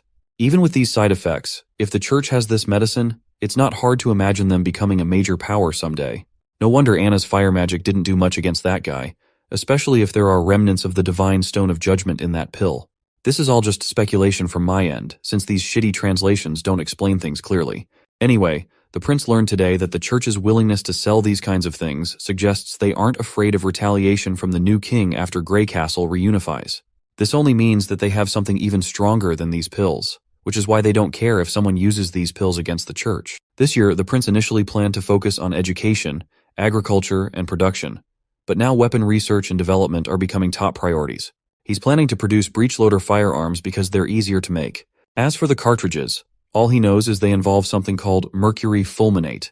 He'll likely need a lot of money for research, gathering alchemists, and setting up laboratories. While the prince is lost in thought, the girls snap him out of his daydreaming, reminding him that it's getting late and time to hit the hay, and they'll continue their work tomorrow. Nightingale has already dozed off, probably tired from all those shitty algebra lectures. Everyone smiles to see her peacefully asleep, looking more vulnerable than they've ever seen her before. The prince grabs some blankets and gently covers her. He's glad to see her resting so peacefully, considering how attentive and worked up she usually is. A little relaxation wouldn't hurt anyone.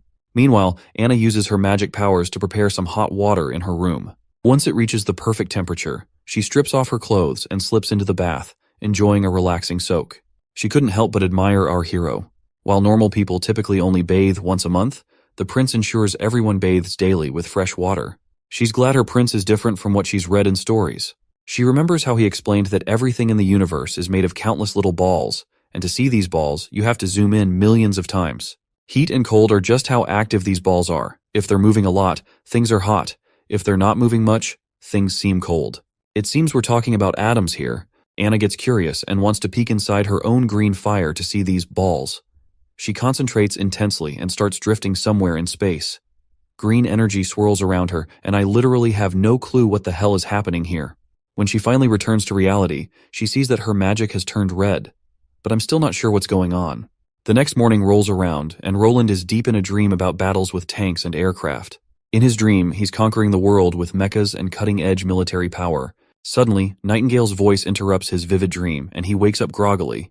His first question upon opening his eyes is whether there's a new witch in town. Nightingale replies no, and reminds him that Anna's abilities have changed once again. This news really confuses the sleepy prince because Anna has already reached adulthood. He gets snapped awake when a wet towel slaps his face, and Nightingale urges him to quickly go see Anna to check out her latest transformation.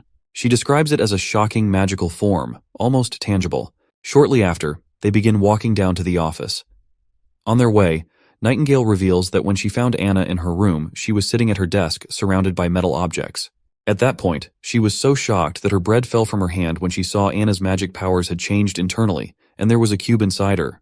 The prince is confused by the mention of a cube and asks what it is. Nightingale explains that when a witch awakens, her magic initially appears as a thin mist. Over time, it transforms into a swirling gas of various colors. Wendy's is white, Lady Leaf's is green. Anna always had a lot of magic, which only increased after reaching adulthood, and her color was dark green. But now, her magic has taken the form of a fist-sized cube that is completely opaque, like solid matter. Once they all gather in the office, Anna immediately turns to the prince, and without skipping a beat, he asks her what's going on. Anna spills that last night. She was thinking about what they learned in class about the whole universe being made up of tiny balls. She imagined her green flames as made of these little balls, and then she started tinkering with the chains holding them together. She reshaped and reconnected them, completely transforming the flames into something like black silk. Now she can control it with her mind, using it to slice through iron ingots. Using her math skills, she even cut a perfect square. She's practically begging for a pat on the head for her new achievement. The prince then tells her to show off her new abilities in person. Right on cue, she summons her dark powers. When our hero asks if she can change its shape, she snaps her fingers, and poof, it turns into a cube, leaving everyone amazed. She then pulls back her powers and shapes them into strings. The boy tries touching them, and, to his surprise, they're tangible. He asks if she can make them thinner. She nods, saying she can, but warns they're sharp enough to cut anyone who touches them. Despite looking delicate and thin, these strings are actually pretty tough. Unlike her green flames, she can control the temperature of different parts of the flame. Well, our hero seems to have figured out that his hunch was spot on. Magic is just another form of energy, and it's all about how a witch channels and controls that energy. The possibilities are endless, depending on how well they can wield it and what they can imagine. For instance, imagine trying to describe an airplane to someone who has never seen one. It's tough. So, the only limits to magic are what a witch knows and how big they can imagine. The more they understand about the world, the stronger their magic can become. Anna figured out that everything's made up of tiny particles, and that insight helped her grasp how her flames work and how these particles fit together. So she is now able to reshape those particles to make different things. And finally, our hero gives her a deserving pat on the head for a job well done. He then declares firmly that he has made up his mind. Everyone in the Witch Union will be attending study classes. Everyone is startled to hear this, and the prince appoints Scroll as everyone's teacher of enlightenment. She raises doubts about whether she can handle the role, while Nightingale, not much of a studious type, tries to slip away quietly. But my man gives her a deadly stare that stops her in her tracks. Sister Moon also expresses concerns about her ability to perform in this new role. Our hero assures her that knowledge can boost her abilities and open up new opportunities.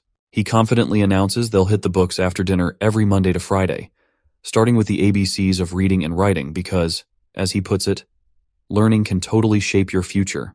But it seems Nightingale is still not too thrilled about it. In the next scene, we see Prince Roland informing a knight that he's going to start a poultry farm with chickens and ducks. He assigns some land on the west border for the farm and tells the knight to also teach others how to raise livestock.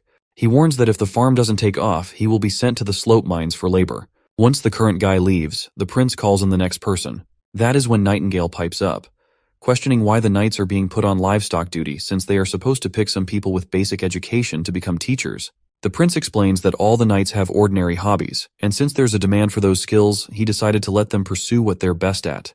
The lady calls up the next knight, and he steps forward right away. This one looks pretty educated and polished.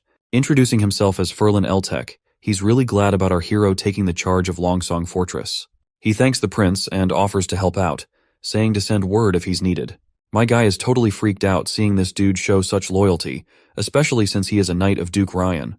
That's when Ferlin Eltek gets serious, dropping the bomb that he used to be Duke Ryan's top knight and swore loyalty only to him. But he abused his power, committed countless wrongs in the Western Territories, and even took his wife by force. So he's been waiting for a chance to bring him down. So, even though he was not able to kill that bastard personally, he is now glad that someone else did.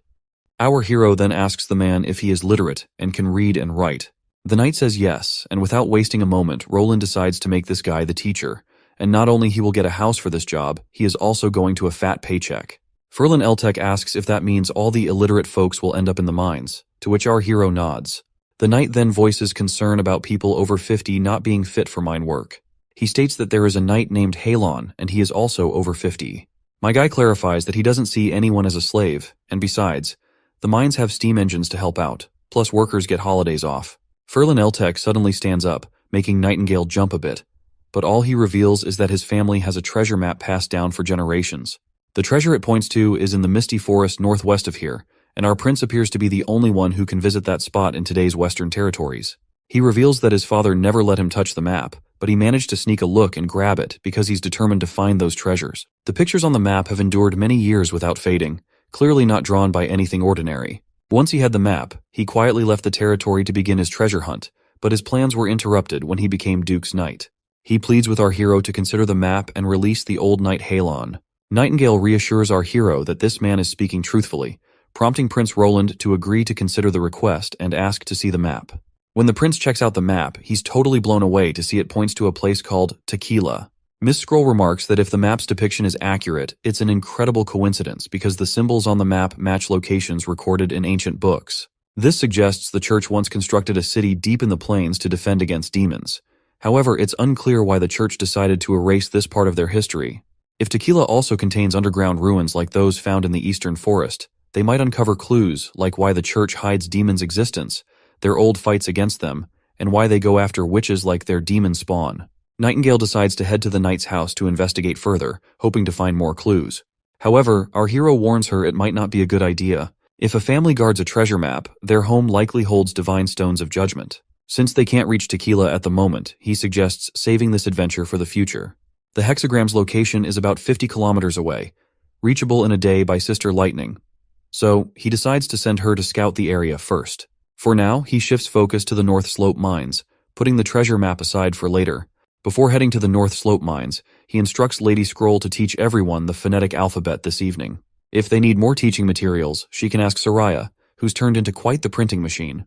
Then he rummages through a drawer meant for a gift for Lady Scroll. At first he opens the wrong drawer, which contains the snacks tucked away by Nightingale, which totally embarrasses her for some reason.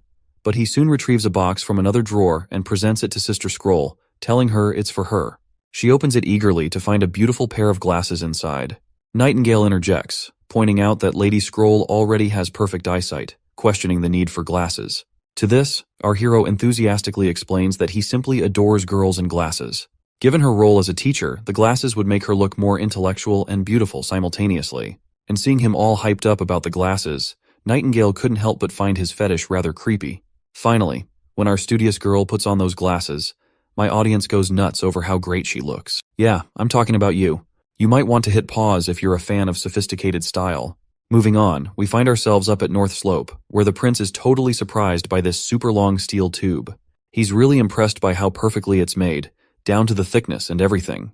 Anna grins at the praise, while our hero's pretty impressed by her new skill of cutting stuff precisely with her magic threads. With Anna pitching in, the town's industrial game is set to level up big time, and he's even thinking they could start making top-notch underwear for the witches soon enough. But then, Nightingale mentions that even though Anna's powers have improved significantly, her magic thread spans only 10 steps. At the same time, Anna is sure it's actually 15, which leaves our hero scratching his head in confusion. After sizing up their leg lengths, he figures out they count steps differently, probably due to their heights. It's frustrating because measurement units are a complete mess in this world, relying more on approximate values than any real standard. Finally fed up, he decides it's high time to establish clear, unified measurements from scratch, and he assigns Anna to the task. Next up, we're at Clearwater Port, where the Knight of Garcia looks pretty smug about their thriving port. He's convinced the Queen of Clearwater is unstoppable and destined to rule Grey Castle after dealing with Timothy again. But he's puzzled by his mistress's recent worry and anxiety. Suddenly, a man arrives, reporting that the chiefs of Sandstone and Blackbone clans wish to see her. The knight tells him to bring them in, but these guys show up uninvited anyway. The big man greets the lady with some weird, tacky lines, and the other lady also greets in the same way. This big guy is Chief Blackbone, known as Blackbone, while the lady is Chief Kabbalah of the Sandstone clan. As soon as they arrive, both express concern that their warriors have been struggling with weakness and depression since the last battle, only improving with regular doses of new pills. They're here to request more, and Blackbone echoes the same worry. But Garcia dances around their request, saying the whole production thing is a mess right now. She doesn't have much on hand, and they'll just have to wait for the next batch. The chiefs ask how long they'll have to wait. She cryptically replies that since everything about the pills is secretive, she tells them to return for now and wait patiently. Her knight quickly urges them to leave once Garcia makes it clear she expects payment in gold royals or even river water. The cocky knight fumes with anger, dismissing these people as insignificant bugs always begging for favors. Meanwhile, Garcia looks visibly troubled. Noticing her distress, Blondie asks if she's worried about the pill problem. Garcia denies it and reveals that she has already figured that out. She's planning to threaten the church. She'll demand they send the pills right away, or she'll hang the heads of priests from Clearwater Port on the Black Sail's flagship. She then hands over a letter, which is the real source of her anxiety all along. As the knight reads it, she explains it's from a spy in Hermes. The letter spills the beans that the church has taken over the kingdom's capital, accusing Queen Lina of Everwinter of hiding her identity as a witch for years. This news really rattles the knight. And that is when Garcia declares she's fed up with Clearwater Port's view and decides to take this rare chance to travel somewhere new for a change of scenery. Her knight quickly catches on that she's looking to use the chaos in Everwinter to her advantage. She confirms it, mentioning that her idiot brother Timothy is too wrapped up trying to reunify the East to bother with her. And as for Roland, he's a goofball who surprisingly took down Longsong Fortress, but returned back to the border town afterward. And she is sure that he must be terrified of his sister, because she is the one who used to bully him until he wet his pants. The knight is pretty happy that there's no one left to stand in her way. Looks like her path to becoming queen is wide open. The scene then shifts to the Holy City, where we see the big-shot priests gathered in their council chamber. They're grilling Archbishop Taefoon about the law and order situation in Everwinter. The old man reports that apart from a few stubborn nobles in the Everwinter, most folks are actually welcoming the church's takeover. He vows that those nobles who won't repent will be dealt with one by one. The lady then decides to just kill these mindless pleasure-seeker nobles. That's when another bishop chimes in, saying they should wait for things to settle down in the kingdom before getting rid of the nobles. That way the church won't feel any resistance by the people. Currently, he plans to offer them positions equal to their current titles under the law of the church, though those titles wouldn't pass to future generations. He reminds everyone they're aiming to abolish kingship eventually, so there's no rush. Heather, feeling a bit let down, reluctantly agrees to wait for another day to kill those filthy nobles. Looks like her sassy remarks definitely rattle Taefoon's nerves. Moving on, Priest Main asks his friend Taefoon about the situation in the castle. In response, the old man reports that according to the latest info, the new King Timothy didn't return to the king's city after his defeat, but headed straight for the eastern region. In the war, he took Duke Francis with him to take on Queen Garcia of Clearwater, but ended up tasting defeat himself, with Duke also meeting his end. So Timothy quickly moved to divide up the Duke's territory in the eastern region. Priest Main finds this news rather satisfying and instructs his crew to keep the pill supply flowing, balancing Garcia and Timothy's strength. He predicts that in just 2 years, there won't be a soldier left standing in the entire kingdom of Greycastle. Seems like they're intentionally pulling strings to set them up to fight for the throne. They've even sent those crummy pills to Garcia Wimbledon to weaken both sides. Not to mention, those pills are addictive and draining the life out of the people using them. Taefoon then reveals about our hero. He reports that he refused to touch those pills or accept help from the church. Plus, he's not interested in fighting for the throne and has gone back to the border town after conquering Longsong. Like everyone else, Main is baffled about how our goofball hero managed to take down Longsong Fortress. Lady Heather chimes in, suggesting they might be underestimating Prince Roland's strength. Main admits that he is amazed to see that Roland took down Longsong Fortress, and it just shows he's got some muscle to flex. But he's sure that no matter how talented someone is, without the resources to back them up, they won't last. Since he chose to retreat to the cushy border town, it's clear he's given up on messing with Greycastle. So now, he's no threat to the church's grand plans. The lady agrees, saying it's all true on paper. She lifts her gown and pulls out a piece of paper hidden in her sash, along with that sneaky knife. She hands it over to Main and assures him the info is 100% legit. Once he reads it, he finds out that Prince Roland has witches on his side. Back at the border town, the advisor is visiting our hero, totally freaking out about why he's charging only 20% of the serfs' crops as property tax when they become free people. He admits that even 50% would still be seen as generous. The prince reassures him, saying having a basement full of gold means nothing. He smartly explains that by only charging 20%, he plans to buy the rest of the crops at a fixed price. That way, once they have money, they'll spend it on good stuff. And Prince Roland will be the one providing that good stuff. It's a win-win where money flows back to him, and the people will also be able to raise their living standards. Suddenly, Knight Carter bursts in, excitedly reporting that Sean is back with crop seeds from Clearwater Port. The man in question is grinning like he hit the jackpot as he shows off all the plants the prince asked for. First, there's this corn that he's calling Pearl Rice, which has everyone doing a double take. My guy's practically drooling over it already. Then, he pulls out some potatoes, and our hero jumps at them like he's about to whip up some killer french fries. Hearing this, Sean curiously asks what these french fries are. Prince spins a story about munching them at some fancy feast where the chef called them fries. Next up, sugarcane arrives, and our hero's thrilled, predicting a sweet future. But poor Knight Carter can't seem to find them sweet even after taking a bite. Meanwhile, the old man's freaking out, shaking like a leaf. He was just a tad suspicious about Prince Roland maybe being possessed by demons. But now he's dead certain after seeing this kind of genius. He is sure that Roland's personality has changed, and his behavior seems weird. He's heard of stuff he never knew existed and has knowledge no one else has heard of.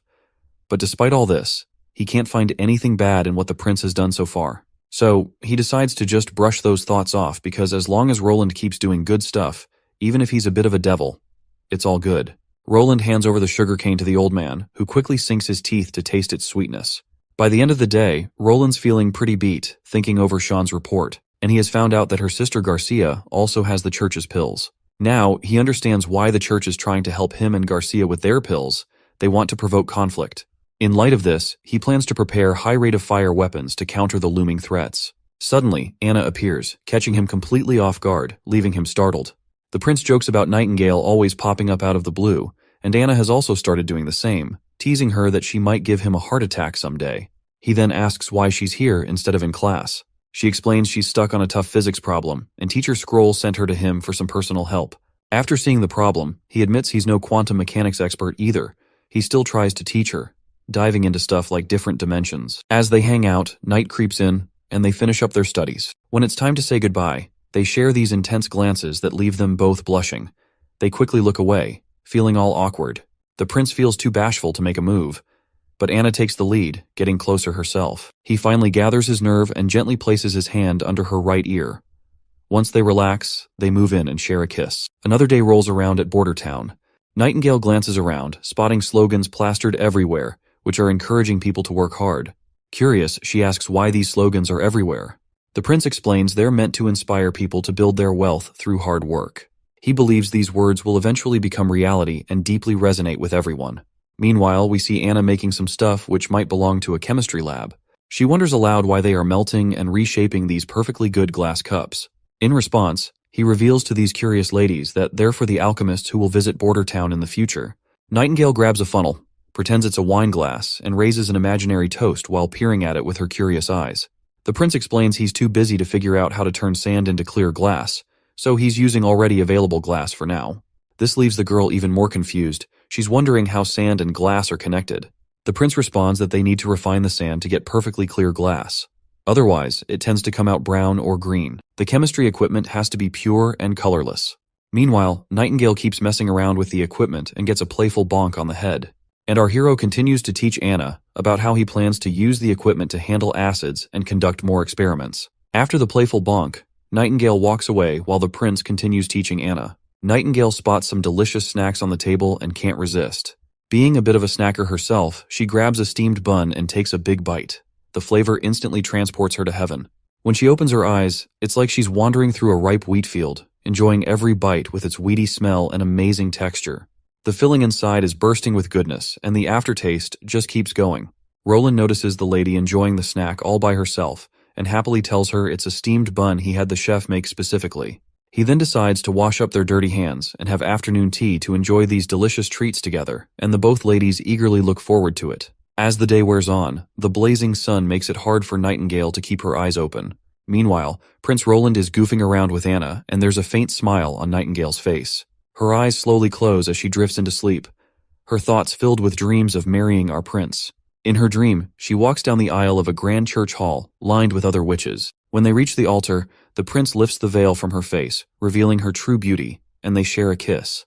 While she's lost in this dream, Anna playfully tells Prince Roland to quiet down because she's sure her older sister must be having a lovely dream. It's the only thing that could explain the smile on her face. Next up, we're back in the Holy City where we find the three archbishops once again. They're deep in discussion about wiping out the witches our hero is keeping in the border town. However, since the church is already gearing up to attack Wolfheart, they're short on soldiers. Archbishop Maine assigns Priestess Mira to lead a small but elite unit called the Judgment Army. He's confident she'll get better results if she heads to the border town with them. The priestess agrees wholeheartedly, and she is ready to cleanse the border town of all evil. With his blessings, she's instructed to head to the border town right away to scout, and she nods without hesitation. Lady Heather then teases Maine about giving Priestess Mira so much attention, joking whether he's grooming her to be the next big shot of the church or if he just has a soft spot for her. Hearing this, Priest Typhoon, who is not really a fan of her sassy and careless tone, angrily reminds her that this situation involves both kingship and witches, and they can't afford to ignore it as it could affect the church's future plans. Maine agrees, speculating that the fourth prince might be harboring witches. He's convinced that the goofball prince must have been enchanted by their beauty, and now he is their puppet under their charm spell. Also, there are rumors that the border town is recruiting more witches, and Maine sees it as a direct challenge to the church's authority. He wants it all sorted before things spiral, even considering going to the border town himself if Mira fails in her task. The scene cuts to some rundown spot where these witches snagged some poor dude. They give him a splash of water to wake him up, and when he opens his eyes, he's totally freaked out seeing these ladies around him. His mind suddenly flashes back, remembering how he got caught by these ladies, and he's dead certain that they are witches. The girl immediately points her shiny dagger at his face, and after seeing his scared expression, one of them then asks him why he is wetting his pants now, since he was the one chasing witches all this time. Then, a flashback shows our hero assigning this guy Theo a mission.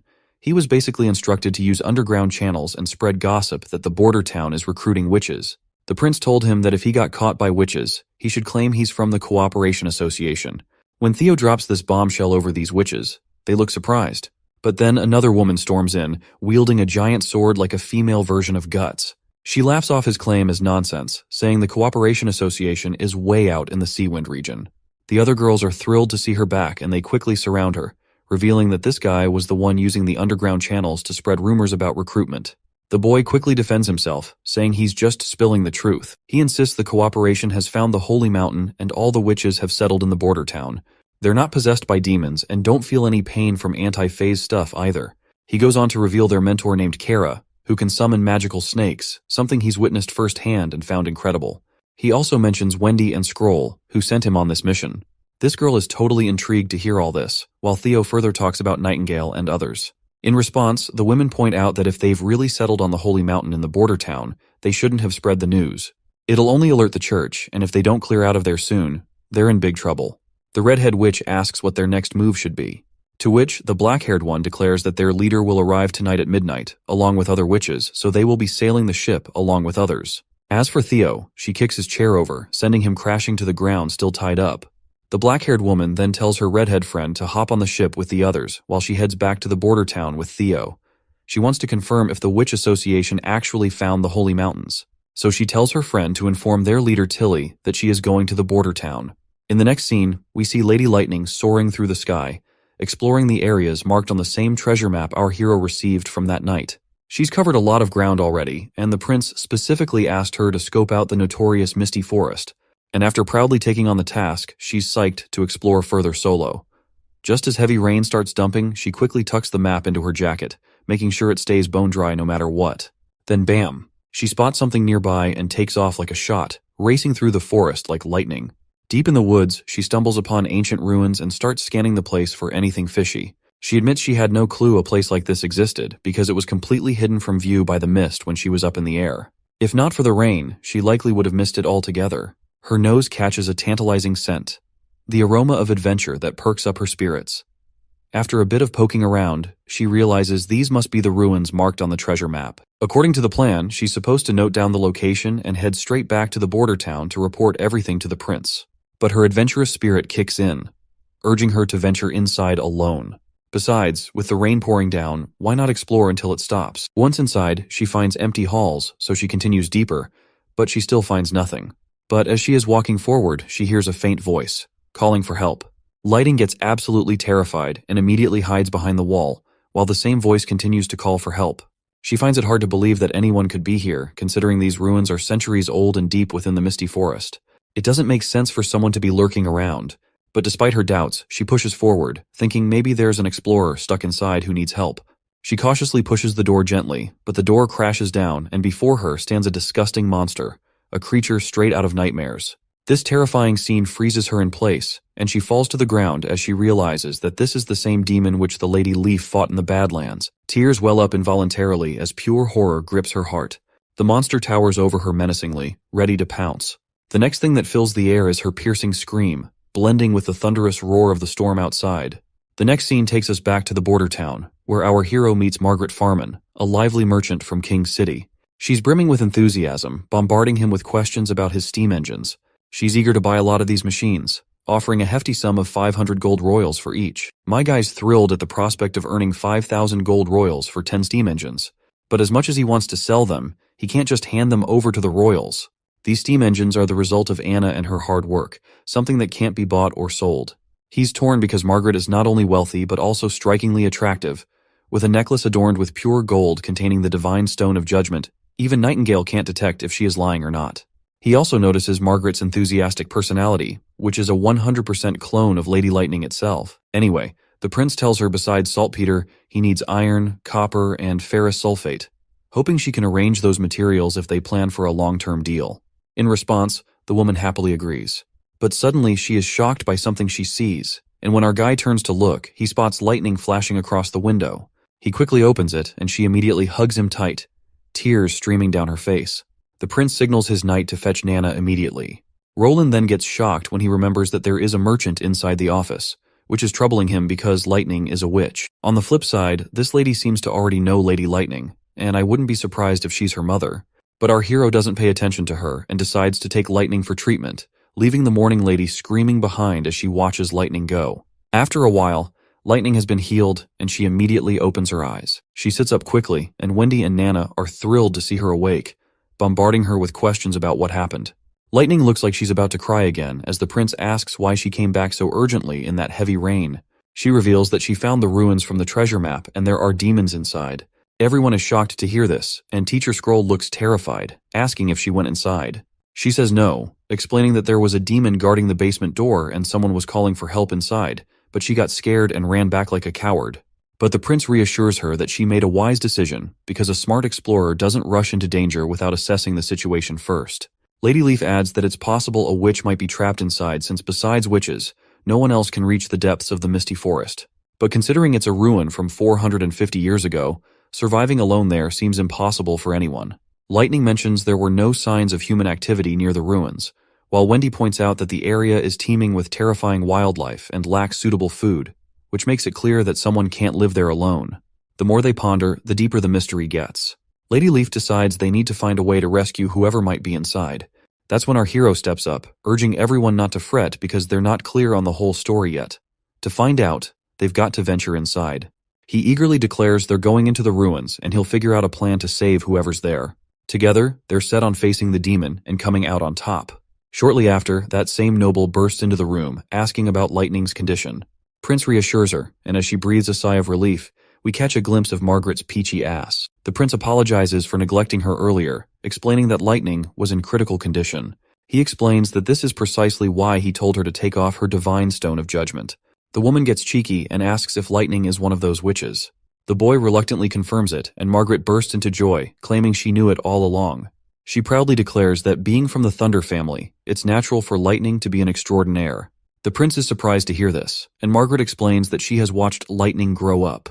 He then asks her about her connection with Lightning, and she spills that she met her while tagging along with Lightning's dad's exploration crew. Thunder, the hero of the fjords, uncovered Twin Peak Island, Sea Dragon Fjords, and mapped out the eastern coast and Infinity Cape during their voyage. Margaret explains that Lightning was born on the ship, but sadly her mother passed away from sepsis. Being the only woman on board, Margaret stepped in as Lightning's pseudo-mom, feeding her oatmeal since breast milk wasn't an option. After the voyage, Margaret bid farewell to the crew and set up her own business in Greycastle's capital.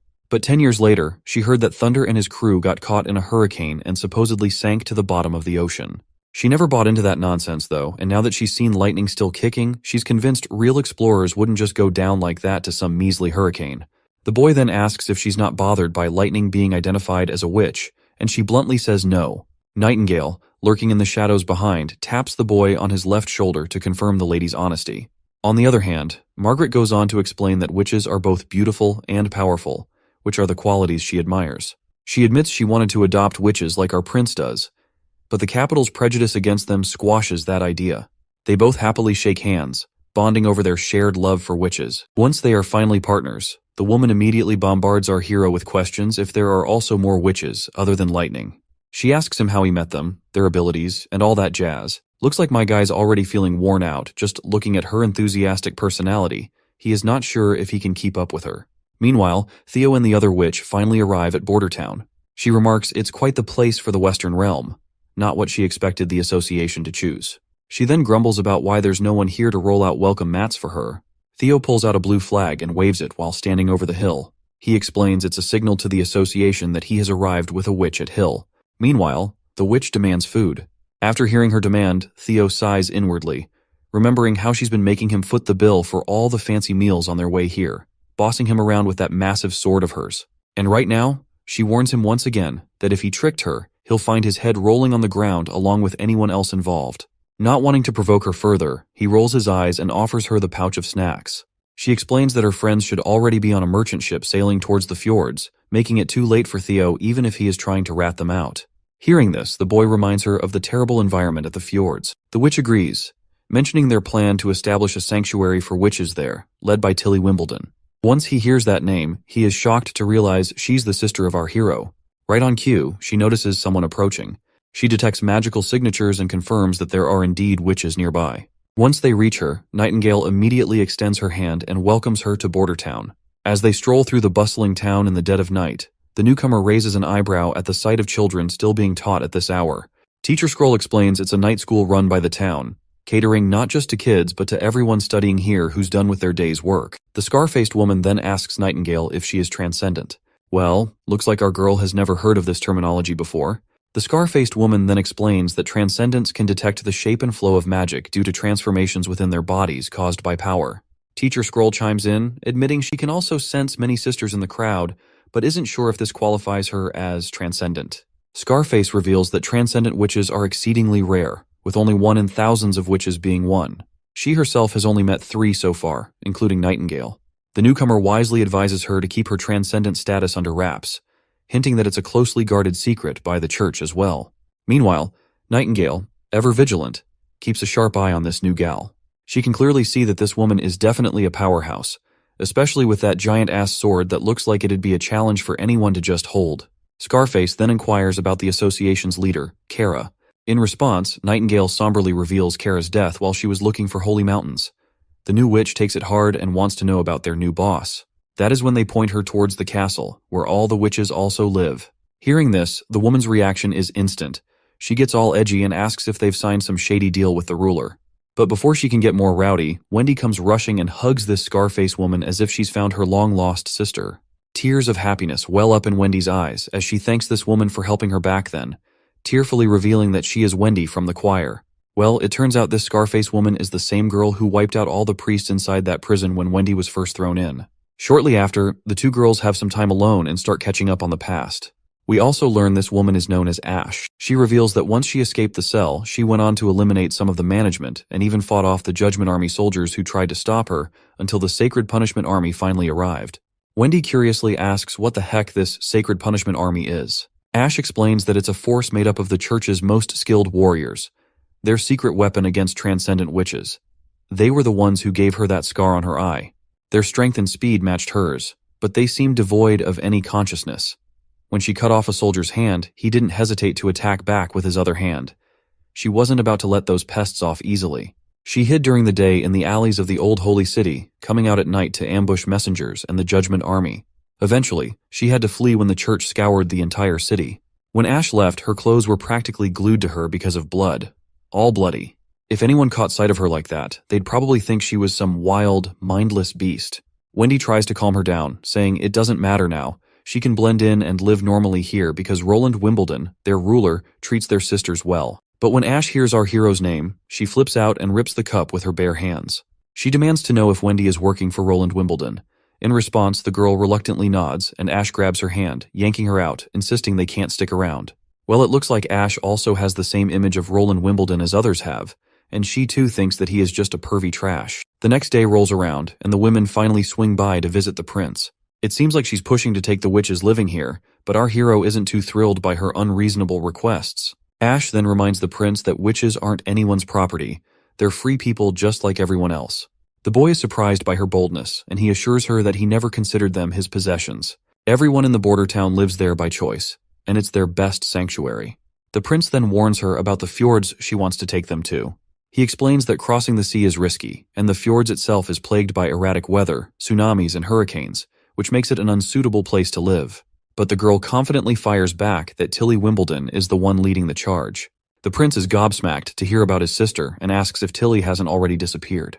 Ash explains that the 5th princess has already gathered a bunch of witches and taken them to the fjords for safety from the church. She's sure Tilly can lead them to create their own homeland. She also chides our hero for foolishly spreading rumors about recruiting witches, warning that he has already attracted the church's attention. Nightingale gets ticked off at her for calling the prince a fool, but he calms her down.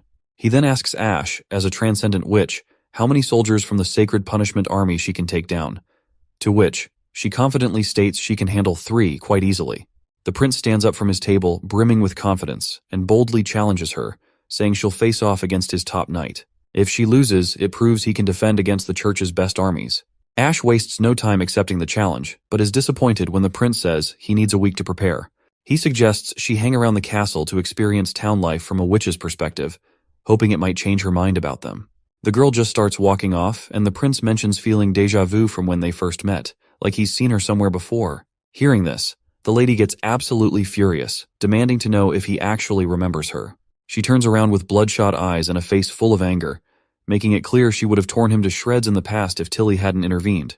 The poor guy is clueless about what she's saying, while Anna and Nightingale immediately catch on to the situation. They both ask her if he's also groped her peach in the past, but the prince shamelessly denies it. Well, can't blame my guy, since the real old pervert Roland has been 6 feet under for ages. Anna then asks if he's sure he can beat a transcendent witch with just a knight. My guy confidently says that if he designs a rapid-fire weapon that can match her speed and strength, he's got at least a 70% chance of winning. He mentions he's already gathered all the ingredients for making the firearm, which are sitting pretty in the storage room. He goes on about the nerdy chemistry stuff involved in making it, while poor Nightingale cleans out her ears and starts walking out, since all this doesn't make any sense to her in the slightest. Meanwhile, Lady Ash still can't shake off her impression that he was just a pervy molester, but now she senses a king-like aura from the prince. Suddenly, she's abruptly attacked by Nightingale, and she quickly steps back to dodge and quickly retaliates with her massive sword. Nightingale also sidesteps the attack like no big deal. Ash asks if she's here on the prince's orders, but our girl denies it, claiming they do not pull a fast one on their guests, and she can enjoy herself in the town as much as she wants. However, Nightingale doesn't shy away while warning her that if she tries anything shady against Roland, she'll be in deep trouble. The scene then shifts to a ship peacefully sailing through the sea. On board is Professor Kyle Sichi, an alchemist known for his skills. He's heading towards the border town because Prince Roland's letter contained alchemy equations that are surprisingly genius-level and valid. Kyle tested them himself and is eager to study them further to expand his knowledge. He writes a letter to his apprentice, Charles, explaining everything and letting him know he's left the Red Alchemy Laboratory in Redwater City to sail to the border town. As this man makes his way to the castle, we catch sight of our girls, with Sister Moon demonstrating her powers by spinning a small windmill. She's feeling pretty chuffed when our prince compliments her skills and asks for her help in developing a direct current motor.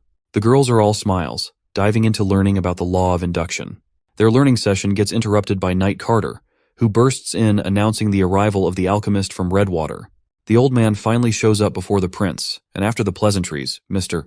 Mustache wastes no time diving deep into discussing the equations from the prince's letters. The prince acts all chill about it, brushing it off like he stumbled upon those equations by accident. The old man is totally floored to learn that my guy came up with these equations on his own, but then he wonders if these were Royal Alchemy Society secrets. The prince just shrugs and cunningly spins the tale that these equations came from ancient books 400 years old. He slyly adds that back then, scholars preferred calling it chemistry instead of alchemy. This revelation really knocks the big mustached man for a loop. The prince nods, dropping more knowledge bombs like the law of conservation of mass, which basically says stuff doesn't just pop into existence, it just changes from one form to another. He then gives an example with a delicious cake he plans to eat, explaining how they'll absorb some parts and, well, get rid of the rest later by shitting it out. Professor Kyle still appears to be curious and asks what happens to the mass when a giant log is burned, since ashes weigh less. My guy calmly explains that the log's mass becomes gases and water vapor, leaving behind only ashes. Once my guy has the old man's attention, he casually digs through his drawers and pulls out a chemistry book, calling it a gold mine full of knowledge. He tells the old man if he wants this treasure trove, he'll need to work for him to earn it. Well, judging by the old man's reaction, it's pretty clear what his answer will be. So the prince gets down to business and offers him a fat paycheck, just like the one he used to rake in at Redwater City, with a 5-year contract. With a snap of his finger, his old advisor magically appears with ink and a pen for the professor to sign. The prince also throws in a confidentiality agreement, making sure the professor won't spill any research secrets to other alchemists. While the professor is ready to go, he's not quite sure what he'll be brewing up in the border town lab. Prince Roland confidently declares that they'll be making high-density acids, the stronger the better. Once the old man is out of the room, Nightingale appears back and calls out the prince for spinning a whole web of lies. She reminds him that just yesterday, he had the Sister Scroll memorize and create that entire book. The prince cunningly admits he spoke white lies, explaining it was the only way to convince the professor, who wouldn't believe someone like this goofball prince could come up with such knowledge. I guess the lady gets where he's coming from, but she throws him off by asking who actually taught him all that stuff. Well, the prince just can't really tell her about his days as an underpaid engineer before coming into this world, so he remains silent. But thankfully, Nightingale cuts him some slack, letting him off the hook, saying he doesn't have to say anything if he doesn't want to, because she doesn't want to hear any tall tales. In the next scene, we're at the training grounds where the prince watches a demonstration of the new toy he recently had made. Knight Carter is wielding this new gadget, which seems to be a Russian roulette-style firearm. As Carter empties the chamber, cartridges clatter to the ground, and his confident trigger pulls turn into a comedic failure. Not a single shot hits the mark. The girl standing beside our prince grows concerned as he is visibly disappointed while poor Carter looks devastated as well. But Roland tells his friend to relax, explaining that pistols are notoriously inaccurate compared to muskets. He promises Carter they'll tweak the gunpowder mix to max out this bad boy's potential. He tells him to keep practicing on the targets before facing off against the transcendent witch, Ash. Although Knight Carter isn't used to handling this gun, he can definitely appreciate its beauty and craftsmanship. Meanwhile, the prince reminds Carter not to lose the bullet casings since they're reusable and precious. Back at the castle, Lady Ash seems visibly upset. The witches living there are being stubborn and reluctant to leave. She's also scratching her head over the town's peculiarities, wondering what kind of magic Roland is using to hype up the villagers about those upcoming inventions of his. Just as she's thinking this, she spots something, and a chubby little pigeon trotting her way crashes into her. This little furball goes by the name Maggie, and she is apparently part of the 5th princess team. She asks the bird if everyone has reached the fjords, and the bird chirps back in its own language. Then, she inquires if the bird has eaten, and she sprinkles some breadcrumbs. The pigeon lights up and starts pecking at the food, but soon it becomes agitated, poking Ash angrily on her head, insisting she's not a bird. Suddenly, the seemingly ordinary bird begins to transform, turning into a cute little girl. She greets her friend once again, this time in their shared human language. The girl tells her friend that even with a tracking bracelet, it was tough to pinpoint her exact location. Thankfully, Lady Shadow tipped her off that Ash was heading to recruit more witches from the border town, and she is now really thrilled about meeting the other witches in person after her long trip. Ash somberly admits that the witches are hesitant to leave because they trust Prince Roland more than her. Maggie is surprised by how both siblings seem to have a soft spot for witches and are willing to welcome them. Ash then reveals her upcoming battle with the prince. If she loses, the prince won't allow her to take any witches, and she doesn't want to disappoint Princess Tilly by going back empty-handed. The little girl then reveals she saw a carriage with church flags as she flew here, and it was carrying around 10 people. Ash is confident they are heading to the border town due to the rumors about border town recruiting witches spread by the foolish prince across the continent. However, she's also pleased because after winning the match against them, the presence of the church will give her more reason to recruit other witches to the fjords. Once the church arrives, Roland will truly understand how badly he has messed up, or at least that's how Ash sees the situation. In the next scene, Lady Lightning zooms across the sky looking super happy. She's loving these goggles she's got on because they keep her eyes comfy even when she's flying crazy fast, all thanks to the prince. Suddenly, she spots this big pigeon. Instantly, she starts daydreaming about roasting it for dinner tonight. She's tired of having buttered toast and mushrooms daily, and her mouth is practically watering at the thought of juicy roasted bird. So, she bolts straight towards the pigeon, which is, of course, not to a pigeon at all. Poor Maggie freaks out when she sees Lightning hot on her tail. She starts flapping like crazy to outrun her, but Lightning, who is renowned for her speed, quickly catches her and they both tumble to the ground. Maggie, in a panic, tries to wriggle free while Lightning whips out her knife. The sight of that sharp blade terrifies the poor pigeon even more, and that's when she decides it's time to reveal her true form. She transforms back into herself, still teary-eyed from the close call of almost becoming dinner. Lady Lightning is left staring blankly, wondering where her delicious bird went, while Maggie cries like a little baby, pretty sure she's going to get eaten before she can turn back to the 5th princess. Lightning, trying to make sense of things, asks the crying girl if she's a witch too. Maggie stops crying for a moment and, while pouting, reluctantly says yes. Our girl immediately greets her, and they exchange names, although Maggie still hasn't quite forgiven her for trying to make a meal out of her. She then notices the tracking marker on Lightning's chest, which our girl hadn't even realized was there. Maggie reveals that these special stones are used to track the wearer's location, specifically made for witches, and only react to their matched stone.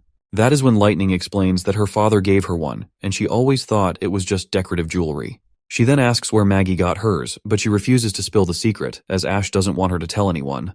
Mention of Lady Ash makes Lightning realize she's with her too. She explains how Ash has been trying to convince everyone to leave this place. While Lightning boasts about all the incredible inventions, weapons, and other wonders my guy has been producing, things never seen before in this world.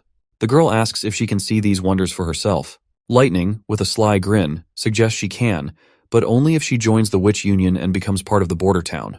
Of course, Maggie decides to stick with Ash, and Lightning keeps on chatting about all the cool stuff to do around here. She's going on about the mushrooms they munch on, the yummy food they feast on. Just thinking about it makes Maggie's tummy rumble. By the end of it, Lightning's got Maggie convinced to stay. She tells her to tag along if she wants to have a blast. While they zip around town, Prince Roland and the professor are busy experimenting in the alchemy lab. Meanwhile, the girls are in the forest, gathering some delicious mushrooms to munch on. Along the way, they spot Wendy too. Later that day, they spend the evening studying. The next morning, they head to the northern mountains where people are busy making bullets for guns. Back at the castle garden, they have a great time, and Maggie is enjoying every moment. Afterward, they head to the outskirts of the border town where Carter is diligently practicing his shooting, and it looks like he's improving his aim at the targets. After a few days of hanging out with Lightning, Maggie comes back to Ash a bit late. Ash asks why she's been showing up late these days. Maggie happily shifts back into her human form and tells Ash that Lightning took her bird hunting. She even offers Ash a drumstick, but she declines with a cool, "No thanks." Maggie then happily starts munching on the drumstick herself, which Ash finds kinda creepy. Watching a bird eat another bird isn't exactly normal. Then, Maggie asks why Ash hates this place so much. She also tells her own desire that she kinda wants to stay here, because Prince Roland's always throwing fun parties and sharing grub in the backyard. He's easy to chat with, not like those stuck-up elites, just a simple, caring dude. As Maggie continues to highlight the positives of their current place, Ash's response remains unchanged. She grabs her head in frustration, knowing Maggie's life was full of misery until the fifth princess took her in, so it's natural for Maggie to see the bright side of this place now. Suddenly, Ash snaps at Maggie, reminding her that this place is constantly threatened by the church, and their lives could end as soon as the border town is attacked, especially since no one can defend against the Divine Punishment Army. But Maggie confidently shrugs off the concerns, asking Ash what if they actually defeated the church. Ash nods, sharing her own hope for that outcome. That's why she wants to spar with them, to show that they can't defeat the soldiers of the Judgment Army. The day of the battle finally arrives, and Sister Echo states the rules. No hitting the head, and anyone can surrender at any time. As long as they don't die on the spot, Nana's healing ability will restore everyone to their original state. The prince asks if anyone has any questions. When no one responds, he decides to let the match begin. Both contestants stand before each other. Ash is quite concerned to see that this knight doesn't have a sword or spear. Heck, he doesn't even have any armor. She wonders if he might be using a crossbow, but she brushes off her concerns and grips her sword tightly, confident that as long as she gets close to him quickly, she can make him beg for mercy. But it looks like this isn't going to be that easy, as Carter is also ready with his gun. As soon as the prince gives the order to start the match, Captain Ironaxe immediately hits that gong with a loud bang. Both contestants wield their weapons, and Ash immediately swings her sword from afar. The mere swing of her sword startles Carter, but he takes aim and starts shooting. When Ash sees those bullets coming, she sidesteps them in the nick of time, which still leaves her grazed over her face. She takes her stance and starts running forward, determined to close the distance between them. Her speed is so fast that she feels like a blur, and even the onlookers are amazed by her such reflexes. But Carter keeps his ground and continues shooting at her, trying to hit the bullet right at the perfect place. As the bullet comes flying towards her, Ash immediately blocks it with her giant sword. In an instant, before Carter can react, she attacks him directly in the gut, sending him flying backward. Everyone anxiously awaits the outcome, and when we look at Ash's face, blood is leaking down her cheek, while her belly is totally obliterated by the gunshot. Her consciousness starts to fade as her vision blurs. The crowd rushes to heal Carter before it's too late, while Ash weakly declares her victory to our hero. She then collapses, falling into the prince's arms. Before we progress the story further, let's take a look into Ash's past. Once dismissed as nothing more than a beggar in the bustling streets, Ash's life was anything but easy. On this particular day, the town is buzzing with excitement because the princess has come of age, and they're having a grand ceremony where food will be distributed to the people. The church's prestigious Archbishop Taefun is set to host this grand event alongside the princess. Hearing the mention of the Archbishop, Ash smiles, a smile that doesn't quite reach her eyes, probably because she's looking forward to taking that man down. As the princess's carriage finally rolls down the streets, Ash forces her way to the front line through the crowd.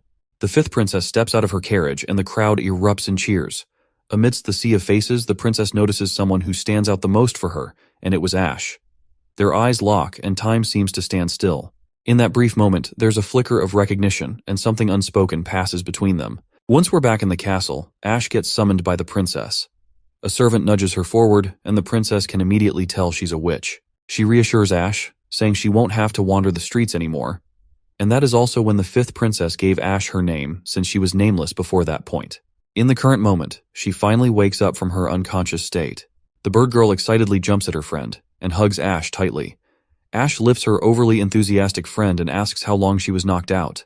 The girl replies it was just one afternoon, explaining that Nana patched her up, piecing together her scattered parts to heal her belly almost completely. She continues to praise Nana's amazing healing powers, though Ash doesn't pay much attention, because her mind is already on a mission to meet our hero. While our hero was chilling alone, Lady Ash barges in like she owns the place, all excited to claim her victory in the bet.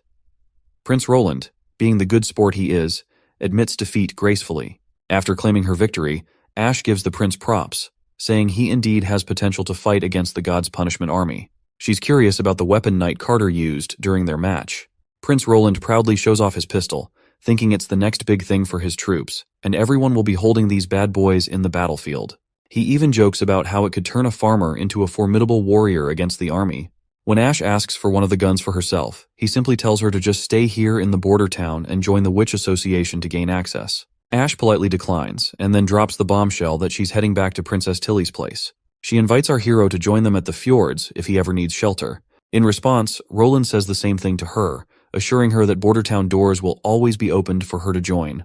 Just as Ash is about to leave, Roland calls her back and offers her a custom-made sword, crafted by Anna, to replace her old busted one. The lady eagerly takes the sword, feeling a surge of confidence as she grips it.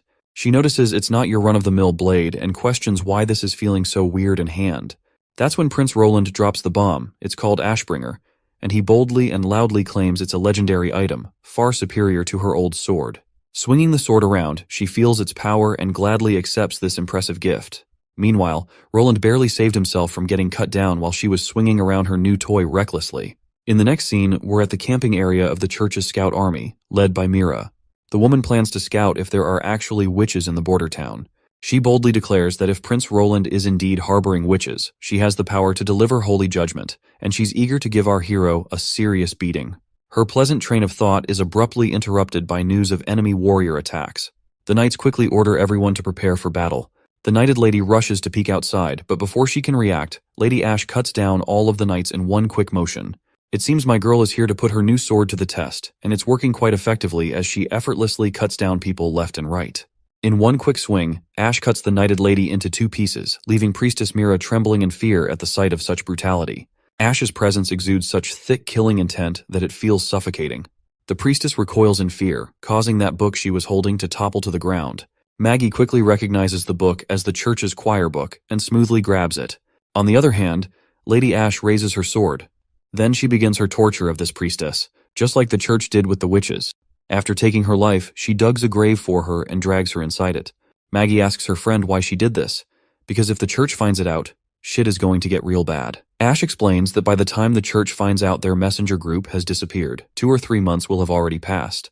She clarifies that no matter how Roland Wimbledon handles the situation, the cooperation with the witches will eventually be exposed. Then, she shows her the messages they've been sending via carrier pigeons to Hermes to report on the situation.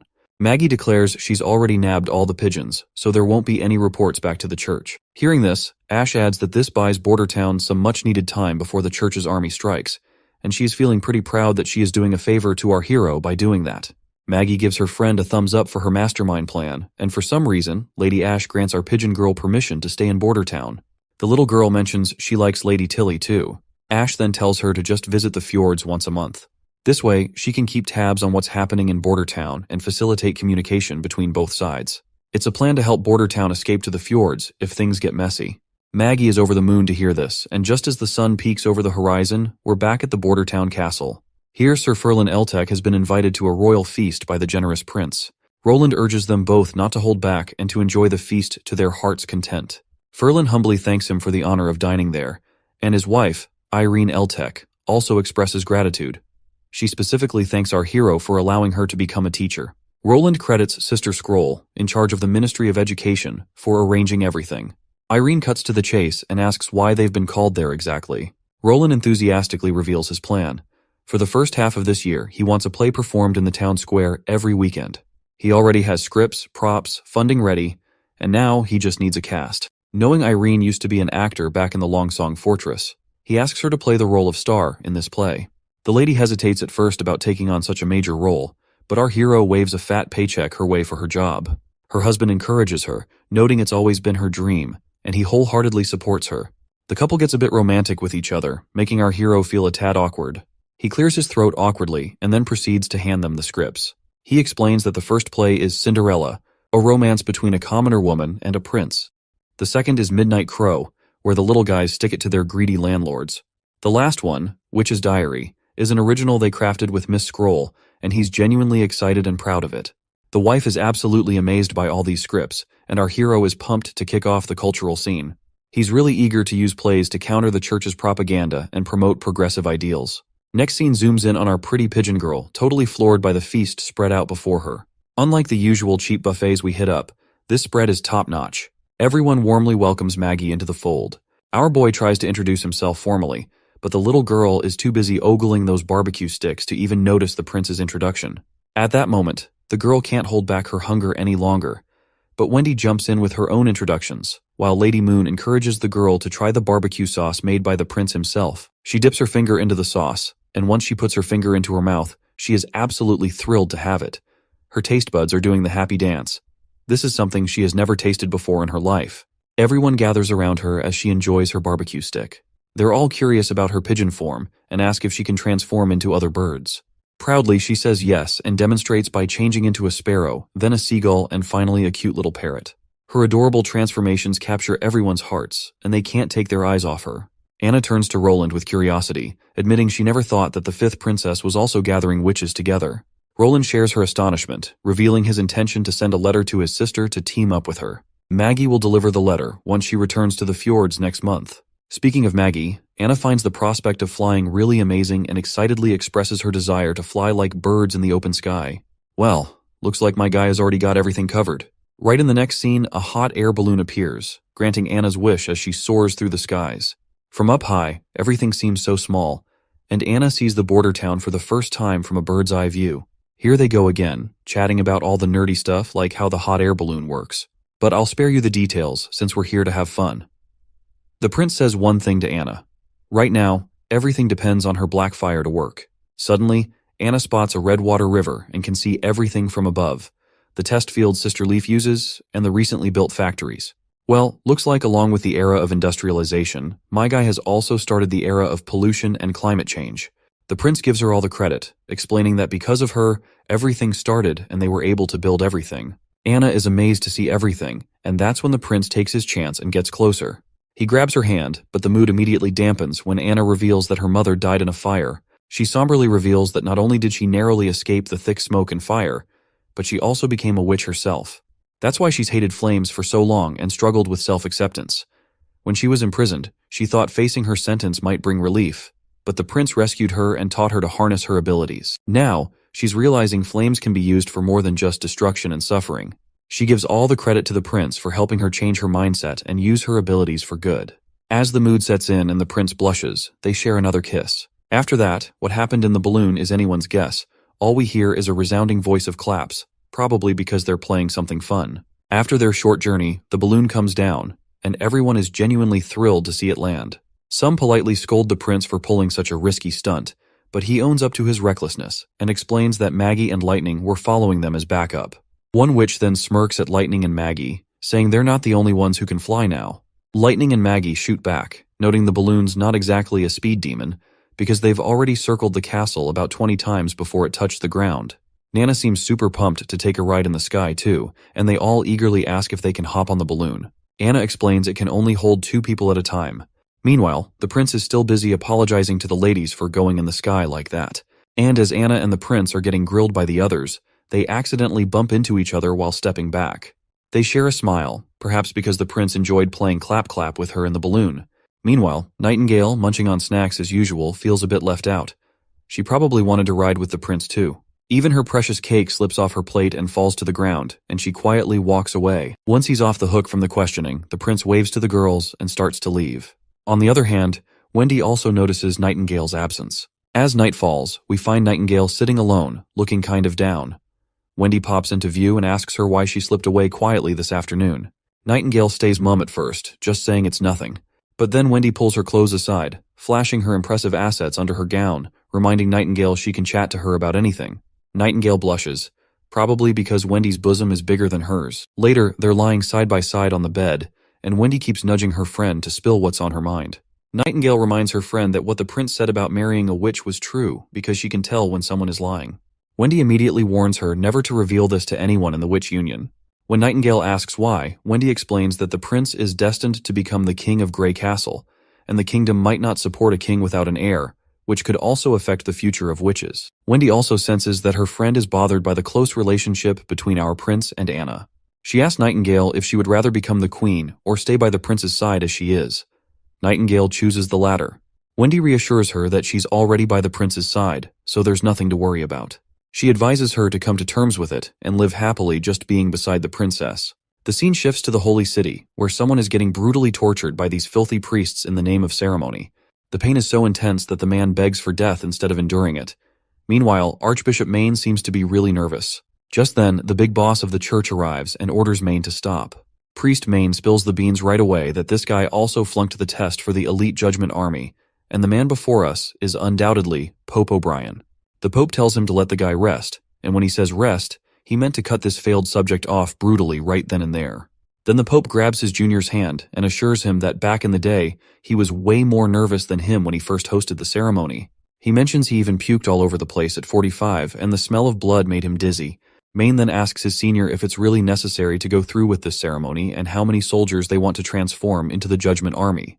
The old man just walks off, telling him to hang tight. He says that when he becomes the next pope, all his questions will be answered in the church's secret library. Suddenly, a man grabs their attention, and Pope is absolutely thrilled to see if he's going to participate in the ceremony.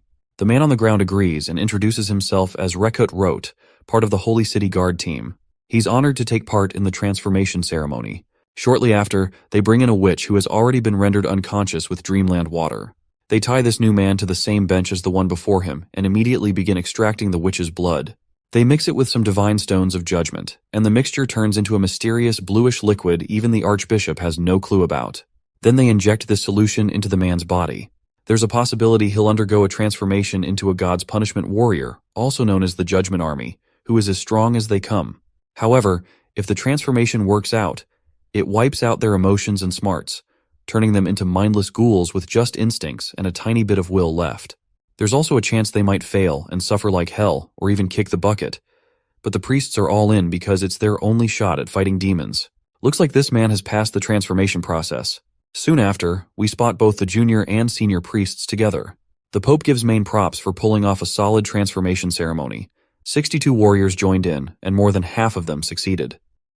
Then the old man brings up this new kind of poison, produced by Master Crow's eyes. If it's slapped on a rotting corpse, it spreads out to the area around it. This stuff floats through the air, so you don't need to eat it or touch it to get affected. There's no cure for it either. Pope, sounding all ominous, asks why they don't just use this against Grey Castle. Back in Border Town, everything's peaceful, and Anna's totally blown away by the scenery from the hot air balloon. She turns to Soraya, asking if she feels the same. But Anna is left speechless for a moment when she sees all the paintings Soraya has been whipping up of the scenery they've seen from up high. Anna stumbles over her words, trying to say something about the paintings, while Soraya waits for her response curiously. Once they finally touch down on the ground, the prince bursts into the room, radiating happiness because he's heard that Soraya's painting style has undergone a drastic change. When Nightingale's eyes fall on Soraya, she's immediately shocked to realize that her magical abilities have transformed dramatically. The prince asks if her powers have evolved like Anna's, and when he sees Soraya's new paintings, he notices the thick textures of fluffy clouds, gritty castle walls, and tree bark so thick it's almost like you could touch it. It makes the paintings feel super real. Meanwhile, Soraya admits that she can increase the thickness further but didn't do it because it would cause her a lot of pain.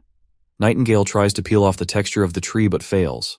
Then Anna uses her strings to pop out the texture, which looks like real wood. The prince turns to the painter, asking how she increased the thickness of the paintings. She suddenly gets it and spills that it's all because of what she saw from the balloon, stuff she'd never seen before. Her old paintings, which she thought were realistic, turned out to be totally off. Like trees looking all pointy and mountains not making sense, everything was like in 2D. So, she wanted her art to match those epic views. She started thinking about those tiny balls our hero talked about, which are atoms, and she imagined her brushstrokes as layers of colorful balls stacking up to create the whole picture. And bam, her paintings get textures, green trees popping up, and deep blue rivers sinking down, which gives the paintings a 3D effect. Soraya blushes, claiming her ability isn't as useful as Anna's since all she can do is paint. The prince reassures her it's valuable and he has the perfect idea, hinting it's related to her bathing issues. Soraya feels embarrassed, while Nightingale gives him a suspicious stare. The prince explains that rather than calling what Soraya creates paint, it's more like a coating made by magic. If it passes material testing, he believes they can use it to build water pipes. The girls ask what they're going to do with them, and he explains that no one will need to haul water for baths every day. They can have pipes in their rooms. He describes using an iron pipe as a mold, wrapping it in paper, and having Soraya coat the mold with her magic coating. Once the coating has dried down, it will act as a pipe.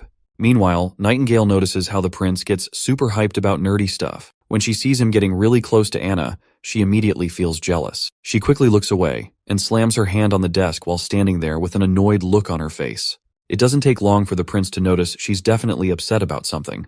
Shortly after, we see the prince alone, deep in thought about creating a giant tank to hold Redwater River water. He plans to use steam engines to transport the water into the tanks. Once every household has water, he can easily set up bathrooms and toilets. He's feeling pretty pleased with himself about the idea. He stretches his back after a long stretch of work and finds himself missing Nightingale's presence. He decides to call her, but he gets no response from her. A mischievous glint flickers in his eyes as he considers doing something unthinkable. Yep, you guessed it right. He is planning to munch on the snacks Nightingale has stashed in her drawer. But before he can act on his thought, the lady herself appears and firmly warns him not to lay a finger on her dried fish. Prince then asks her why she's feeling a bit let down lately, and she responds that she was just following his earlier directive not to bother him. The prince apologizes, admitting he's been busy lately, and he's grateful she's always there to watch over him. He opens the drawer again, revealing a specially crafted gun. He explains he wanted to give it to her earlier, but it took longer than expected to carve the patterns on this beauty. This revolver is completely different and far superior to anything they've made before. Nightingale eagerly takes it. She's momentarily speechless, stammering out a thanks, then happily requests if he can teach her how to use the revolver. Once they step outside, Nightingale immediately starts her shooting practice. Surprisingly, she hits the target dead on with her first try, which is impressive considering poor Knight Carter hadn't hit a single bullseye after days of training. She asks if she did better, and the prince nods approvingly, mentioning she'll move on to a training simulation next. Nightingale is clueless about what's next, so our hero explains that hanging over the targets are stones of divine judgment, and she needs to take them down in the shortest time possible while she is exposed to their effects. After understanding her task, she prepares herself. Just before she dives in, the prince stops her and tells her to pull the trigger, adding with a grin, "Remember to shout, it's high noon." Cheekily, she turns around and asks if it's a suggestion or an order. Nevertheless, she gets ready. Memories of past heroics flood her mind when Wendy had told her that she's already by the prince's side. With a deep breath, she begins striking those divine stones of judgment, hitting each one with precision, reminding herself that she's his shield and will always stand by his side. The big day finally arrives, and the entire town gathers to watch the play they've been training for. The best part? Well, it's free for everyone. The prince has even invited the merchant Lady Margaret. Among the crowd is another merchant, Hogg, who finds the food delicious and otherworldly. Meanwhile, Fjord's merchant Marlon is super impressed by the quality and material of the cups, and he's ready to buy a few for himself. As the merchants continue their business talk, Lady Margaret apologizes on their behalf. She says that merchants are just laymen who can't stop talking about money and is sorry they're taking up his time. Meanwhile, up in the sky, Lightning is having a blast munching on popcorn, while Maggie looks annoyed that she's hogging it all for herself. Down on the ground, the prince is surprised that Lightning didn't recognize Margaret, even though she's been like a mother figure to her. Margaret explains they parted ways when she was very young, so it's no wonder she doesn't remember, and she only wants to reconnect back with her naturally. Margaret then asks about this snack called popcorn, and wonders if it's also a royal family snack. Our hero nods yes, but in reality, he's had Nana's help in making these popcorns from Sister Leaf's special corn. He can't imagine watching a show without munching on them. Well, Margaret isn't fully convinced yet, because she has lived in the king's city before. Without being rude, she asks him to hold off on flattering her, and then asks about his closest friend in the city. It turns out Prince Roland didn't have one, as he was just a flirtatious guy, and his closest companion was his magical hand, Yorko, which he used to grope every woman around the castle. Margaret starts chuckling and points out that she's also heard he used to be quite the ladies' man in the castle. Poor Roland feels a bit embarrassed that he let slip something awkward to her. He then changes the topic and urges everyone to focus on the play, and thus begins the story of Girl Cinderella, with Lady Irene, wife of Ferlin Eltec, playing the role of Cinderella. Another standout in the cast is May, known as the Star of the West, who looks stunning on stage. It doesn't take Margaret long to realize who she is, and she's totally amazed to see her there. Prince Roland tells her to watch quietly, but Margaret is so excited she can't help but sing May's praises loudly. It seems our hero hadn't anticipated Lady Irene would bring such a renowned friend to perform here in the border town. As the show continues, May's acting looks incredibly realistic. When she pushes Cinderella to the ground, the shove is so lifelike and powerful that everyone in the crowd becomes genuinely concerned. Even Prince Roland feels like that push was personal. As the play continues once again, the whole crowd is totally hooked, and even Lady Irene can't help but notice how her friend has everyone's attention. During the break, someone in the audience comments that the performance was so realistic they got a bit scared, encouraging Lady Irene to keep up the great work. She agrees enthusiastically, and this time Irene is determined to win everyone over with her own skills. When the play resumes, Lightning also has a little role of her own, playing a cute witch. Let's skip the play details, but by the end of this scene, it's Sister Irene who steals the show. May, usually flawless in her acting, finds herself overshadowed this time by Irene's outstanding performance. Well, it looks like seeing her friend win has made her even sadder. This guy Ferlin has been the target of countless women in Longsong Fortress, and in the end, he chose Irene. Now she can't help but cry her eyes out over this love triangle drama. As she walks off the stage, she notices Knight Carter holding a bouquet of flowers. He introduces himself as Chief Knight Carter Lannis, the prince's knight, and he gives her props for her incredible performance. Not one to waste time, he immediately invites her for a drink, leaving her blushing and feeling quite happy inside. The scene shifts to Longsong Fortress, where the soldiers from Grey Castle have arrived. Upon seeing their familiar flag fluttering, the ambassador starts to lose his cool. Below, the knight introduces himself as Leman Hawes, King Timothy's messenger, and he has brought a message from the king's city. He requests to lower the drawbridge to allow them entry. One of the knights quickly brings the permit, and the ambassador quickly takes a look at it, only to find out that this is indeed stamped with Timothy's emblem.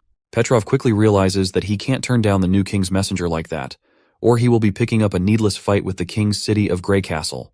With that in mind, he tells his soldier to grab 3 quick horses and make a dash for Border Town, and deliver the message to Roland that Timothy's crew is on the doorstep. Imagine if they had something like Skype to communicate. It would be quite a sight to see all the kings and princes having a heated conference call, probably more toxic than a Call of Duty lobby. Once the soldier dashes off, Petrov hopes Prince Roland gets the news soon.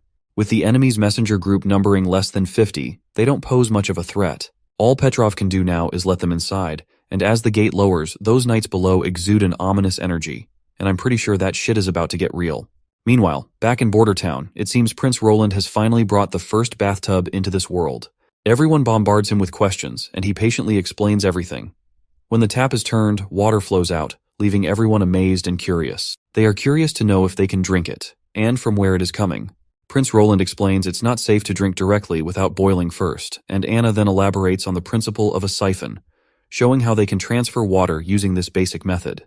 They've positioned a tank of this water at a higher elevation to ensure it reaches everyone's homes effectively. As Prince Roland gets caught up teaching everyone the nerdy ins and outs, our not-so-sophisticated lady just couldn't resist poking at the tap to see what would happen. As you can imagine, water starts gushing out like rain from the steel pipe above. Prince Roland quickly steps in to give a quick rundown on how the shower head works. Meanwhile, Sister Lily jumps in with a bit of sass, asking if the prince spent his whole week at the castle just to make his bathing more comfy. She's not shy about pointing out how nobles love their comforts, and he seems no different. Lady Scroll shuts Lily down with a quick, shush.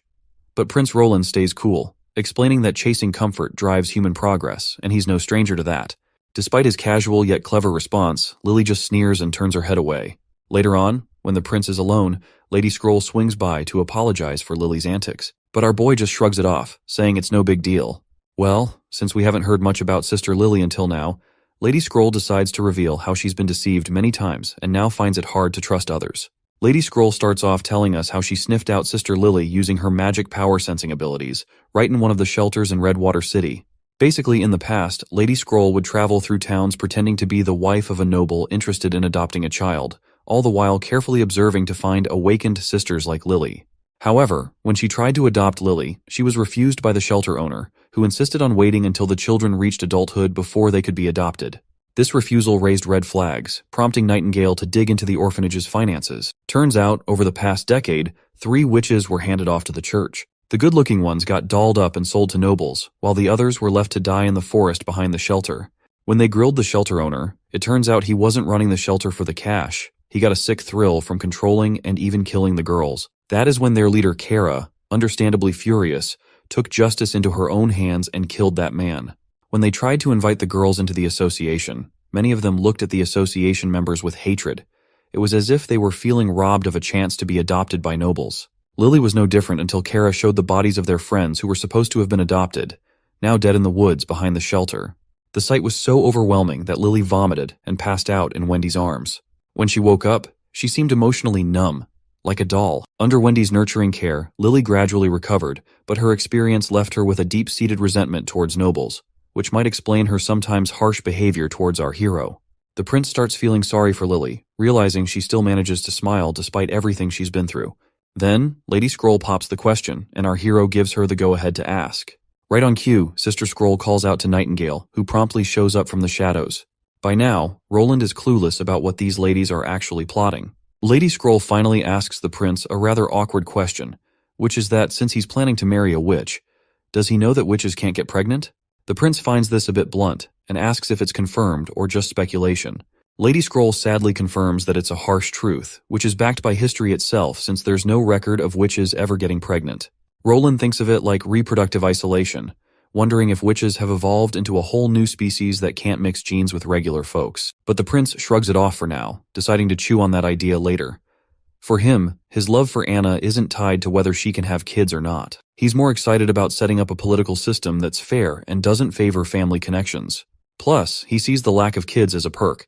It stops powerful family clans from forming, which he thinks could bring witches and regular folks closer together to work as a team. Suddenly, Nightingale interrupts him and asks what's on his mind. He's caught off guard at first, but then assures her that his feelings haven't changed, and he's still up for marrying a witch. After Lady Scroll quietly leaves, Roland wonders aloud if she's happy or disappointed. Nightingale stays silent as well, leaving Roland to play it cool and assume everything's all right. Just then, someone slams the door open.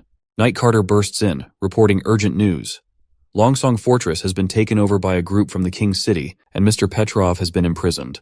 The prince is floored by the news, especially when Carter adds that there were only 50 knights who managed to seize the entire fortress. The next scene takes us at the Longsong Fortress's cathedral, and it's a total bloodbath of soldiers. The priest of the church is shocked to see these enemy knights, likely under the influence of those same pills. Knight Lehman states that it's all thanks to the church for helping them capture the entire Longsong. He raises his sword and, before striking down the priest, declares that with this speed, King Timothy will quickly unify Greycastle. With that, he cuts the man down. Another knight appears and informs Sir Lehman that they've found more pills in the basement, 4 boxes, totaling at least a few thousand pills. Sir Lehman is thrilled to hear this and mentions that about 1,000 soldiers will soon arrive here. With this many pills, they'll have more than enough before entering the battlefield against the border town. He's all pumped to see our prince's face when he wipes him out completely. Back at Border Town, Prince Roland waits anxiously for his scouts who were sent to assess the situation at Longsong Fortress. Right on cue, Nightingale perks up with a smile as she spots Lightning and Maggie returning, who deftly land in the office through the window. Lightning doesn't waste a single breath before announcing they've departed Longsong Fortress and are heading straight here with around 1,000 people. The prince is shocked to hear this, wondering how those 50 soldiers multiplied into 1,000. Maggie then reveals that only 6 of them are on horseback. The rest are on foot. She further explains they're dressed plainly, many without armor, and their weapons are mostly spears, with a few swords mixed in. The prince perks up right away, figuring from the description that they're probably civilians or serfs in the army, so he's scratching his head wondering why Timothy would send in such cannon fodder. He wonders why Timothy hasn't learned anything from the border town's battle with Duke Ryan, where 200 knights couldn't even tickle the border town. Then it finally hits him like a thunderbolt, and the prince figures out that they're trying to plow through all that gunfire using the church's pills. He never doubted from the start that the church was supporting Timothy. If the border town has to face this army of thousands, he's pretty sure his first army will take a heavy blow. The prince then asks if those people were carrying the divine stone of judgments. Lightning says she didn't dare to get closer, but that little bird over there saw everything once she turned into a hawk. While Maggie's chowing down on cake, she responds that she didn't see any stones, but there's a chance they might be hidden in their clothes. The prince then tasks Nightingale to go with Maggie again alongside the river. When they encounter the passing ships, Nightingale should get close to them while hiding within her fog. Once she's close enough, she needs to see if they're holding any divine stones of judgment. Nightingale just climbed out the window, and they flew off. The prince, stuck behind, curses himself for not paying enough attention to Longsong Fortress and making the dumb move of taking all the soldiers to Border Town, leaving poor Ambassador Petrov defenseless. But Anna quickly tells him to save his worries and regrets for later because he still has to figure out how to deal with the approaching army of 1,000. Which will be here in 3 days. She gives him a tight hug and assures him that they won't leave his side, no matter what happens. Shortly after, we see the town gearing up for battle, and Nightingale has returned. The prince asks if she found anything, and she reports back that there were only a few of those divine judgment stones. Lightning then asks about those holes they're digging, and the prince explains they're for bunkers. Both ladies look puzzled, so he clarifies that walls will surround these holes, leaving a small window for soldiers to shoot bullets while staying safe inside. He wants to protect his soldiers from those crazed pill-induced people shooting spears, and only bunkers can offer perfect defense against them. He has also organized 20 groups, each handling one artillery piece, which is a 12-pound field gun with a range of over 1,000 meters. The girls are absolutely thrilled to hear this, because with these guns, they're practically unbeatable. The prince suggests the returning scout group grab a bite since they must be starving after their trip. Meanwhile, Nightingale tells Anna to stick close to Prince Roland during the battle because she has a special mission to handle, to which Anna agrees and tells her friend to leave this to her. In the next scene, we see soldiers marching down, led by the ruthless knight Lehman, urging his party to hurry up. He remarks that if this were the King's City Knights, Roland's head would already be returned to King Timothy. His friend advises him to just chill, noting that without those pills, these people would still be untrained morons. He adds that as a knight who's trained since childhood, the pills feel like they've invalidated all those years of hard work, as even unarmed farmers can fight after taking them.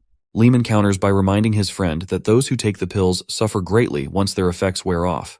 Meanwhile, we also see Nightingale keeping a watchful eye on these people. And shortly after, they hit the brakes, and the knight announces to his captain that they've spotted Bordertown's troops. Lehman expresses amazement, noting he never expected Ambassador Petrov to notify Roland so quickly. He reveals he's heard rumors about Bordertown using long-range weapons in their battle with Duke Ryan. When those weapons fired, there was a bright flash and a big boom. He's pretty sure those big-wheeled things he sees are those weapons, but they look way bigger than what he heard. His buddy next to him just says they gotta hustle to dodge the constant firing. His friend nods, saying they've got 1,500 guys, and after popping those pills, they can sprint like racehorses, so this time they can wipe the border town quite easily. That is when he catches Nightingale's chilling voice, which totally freaks him out. He spins around after hearing that ominous whisper, but there's nothing there. Even his friends swear he didn't hear a thing. Captain Lehman tells his friend Levin to take some people into the woods for a pincer attack. He rallies everyone up, and that's when Lady Echo shows up out of nowhere. She immediately mimics Vice Captain Levin's voice, ordering the soldiers to gulp down their pills and charge ahead. The soldiers get all fired up and immediately pop their pills. Lehman is stunned, wondering what the hell is going on. He asks Levin what the hell he did, and that's when Nightingale appears, her gun's barrel aimed straight at his head. With a single pull of the trigger, she scrambles his brain entirely. The confident captain finally tumbles off his horse, leaving his friend in shock. Meanwhile, the soldiers just keep marching forward like nothing happened to their captain. Levin gags at the gruesome sight, while he also hears someone mimic his voice and order the brainwashed soldiers to take over Bordertown. When he realizes there's a witch mimicking his voice, it's already too late. Everyone is marching forward, ignoring his attempts to halt them. Some soldiers even try to attack him, but he quickly deals with them in anger, dead set on finding these witches and tearing out their throats with his bare hands. Meanwhile, back in Bordertown, our soldiers start blasting those mindless folks with cannonballs, scattering them like pinballs. Those who manage to get close to the bunkers face gunfire, bringing down them for good. Our soldiers are freaking out to see these damn people running super fast even after losing their limbs. Captain Brian finally understands why the prince warned them that these people are more like demonic beasts than humans. The soldiers reveal that the mindless people are closing in. Brian orders everyone to aim and start firing. Once they do, the bullets find their marks right on target, and the soldiers keep firing relentlessly without flinching. Captain Thin Mustache reloads his gun and suddenly spots a mindless knight climbing up the bunker. He gladly aims and shoots the monster right in the head. Suddenly, a soldier is left staring outside, but the captain yells at him to get down quick because the mindless people are throwing spears at lightning speed. However, the spears do nothing as they just hit the bunker wall and bounce to the ground. One soldier even jokes that he nearly shat his pants seeing those spears, but they turned out to be useless against the bunkers. But sadly, their assumptions are immediately proven wrong when a spear finds its mark right in one soldier's shoulder, causing him to collapse in pain.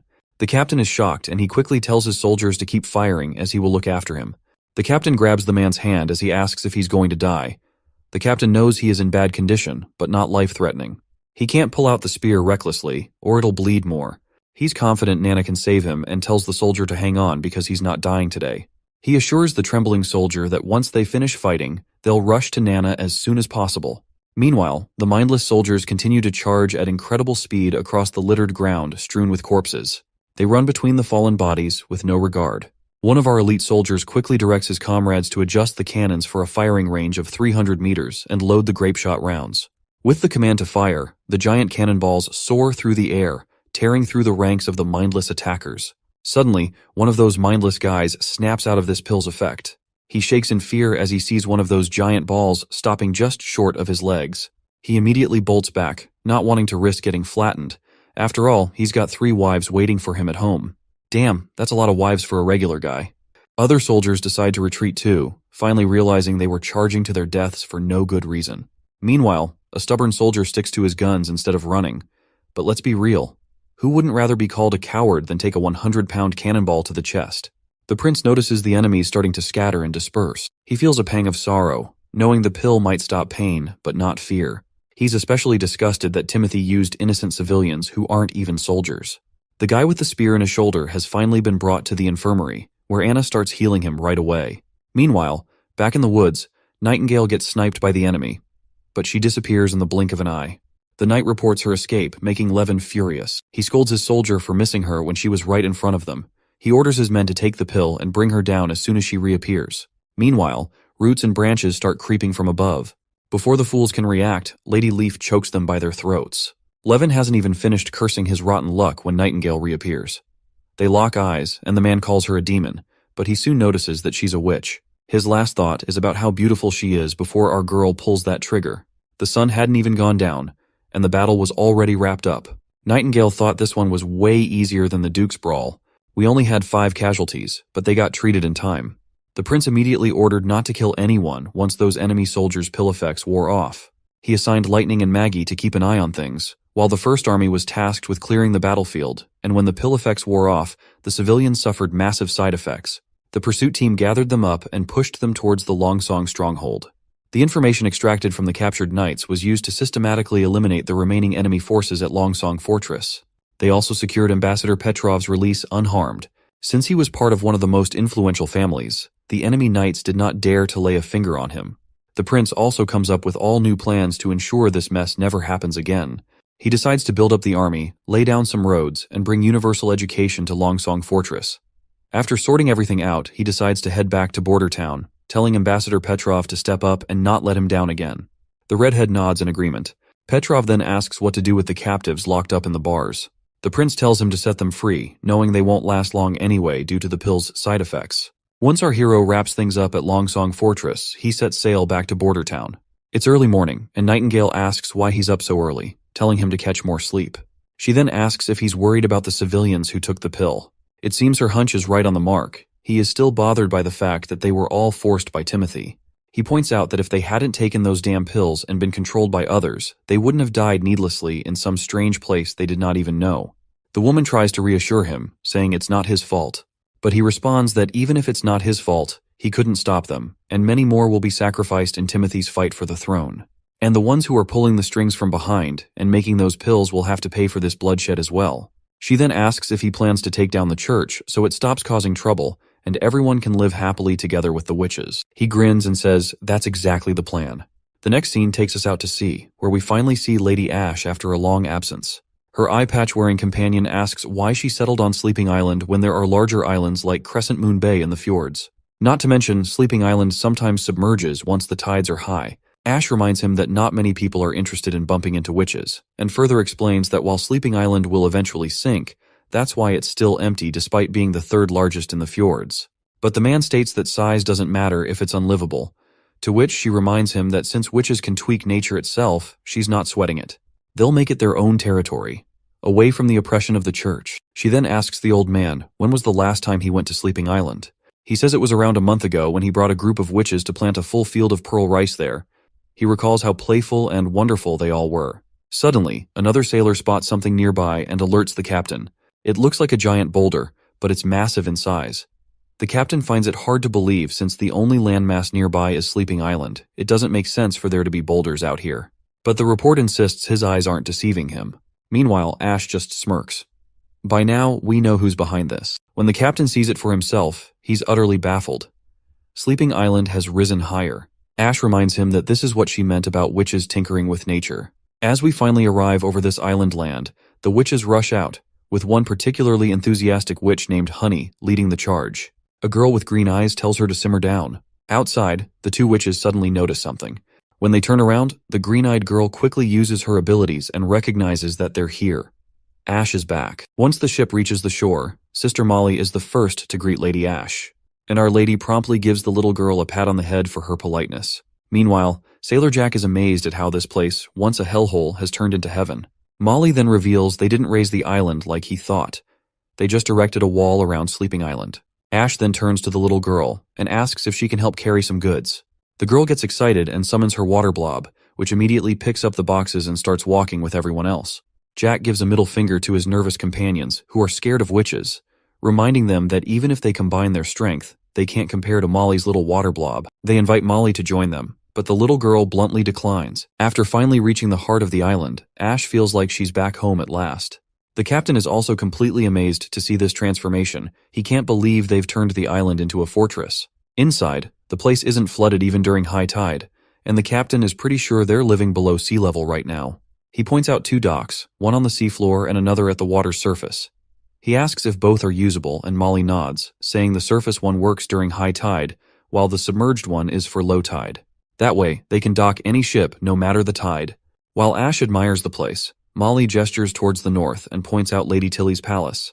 They decide to split up since there are more goods to unload from the ship. Molly tells her senior to go on ahead alone. With a face full of admiration, Molly smiles once again. Meanwhile, in the castle courtyard, someone's practicing magic. She's pretty skilled in combat abilities, and her magic looks downright terrifying, not gonna lie. Once she stands still after her stunt, Ash sneaks up behind and covers her friend's eyes with her hands. The girl gets annoyed at Ash's sneaky move. And well, this girl is none other than Tilly Wimbledon herself.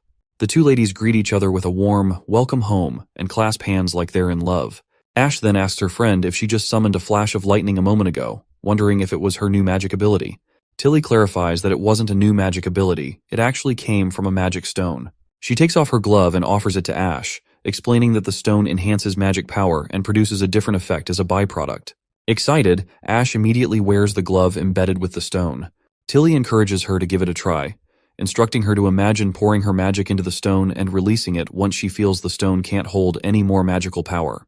Ash follows the instructions eagerly, focusing her magic into the gem.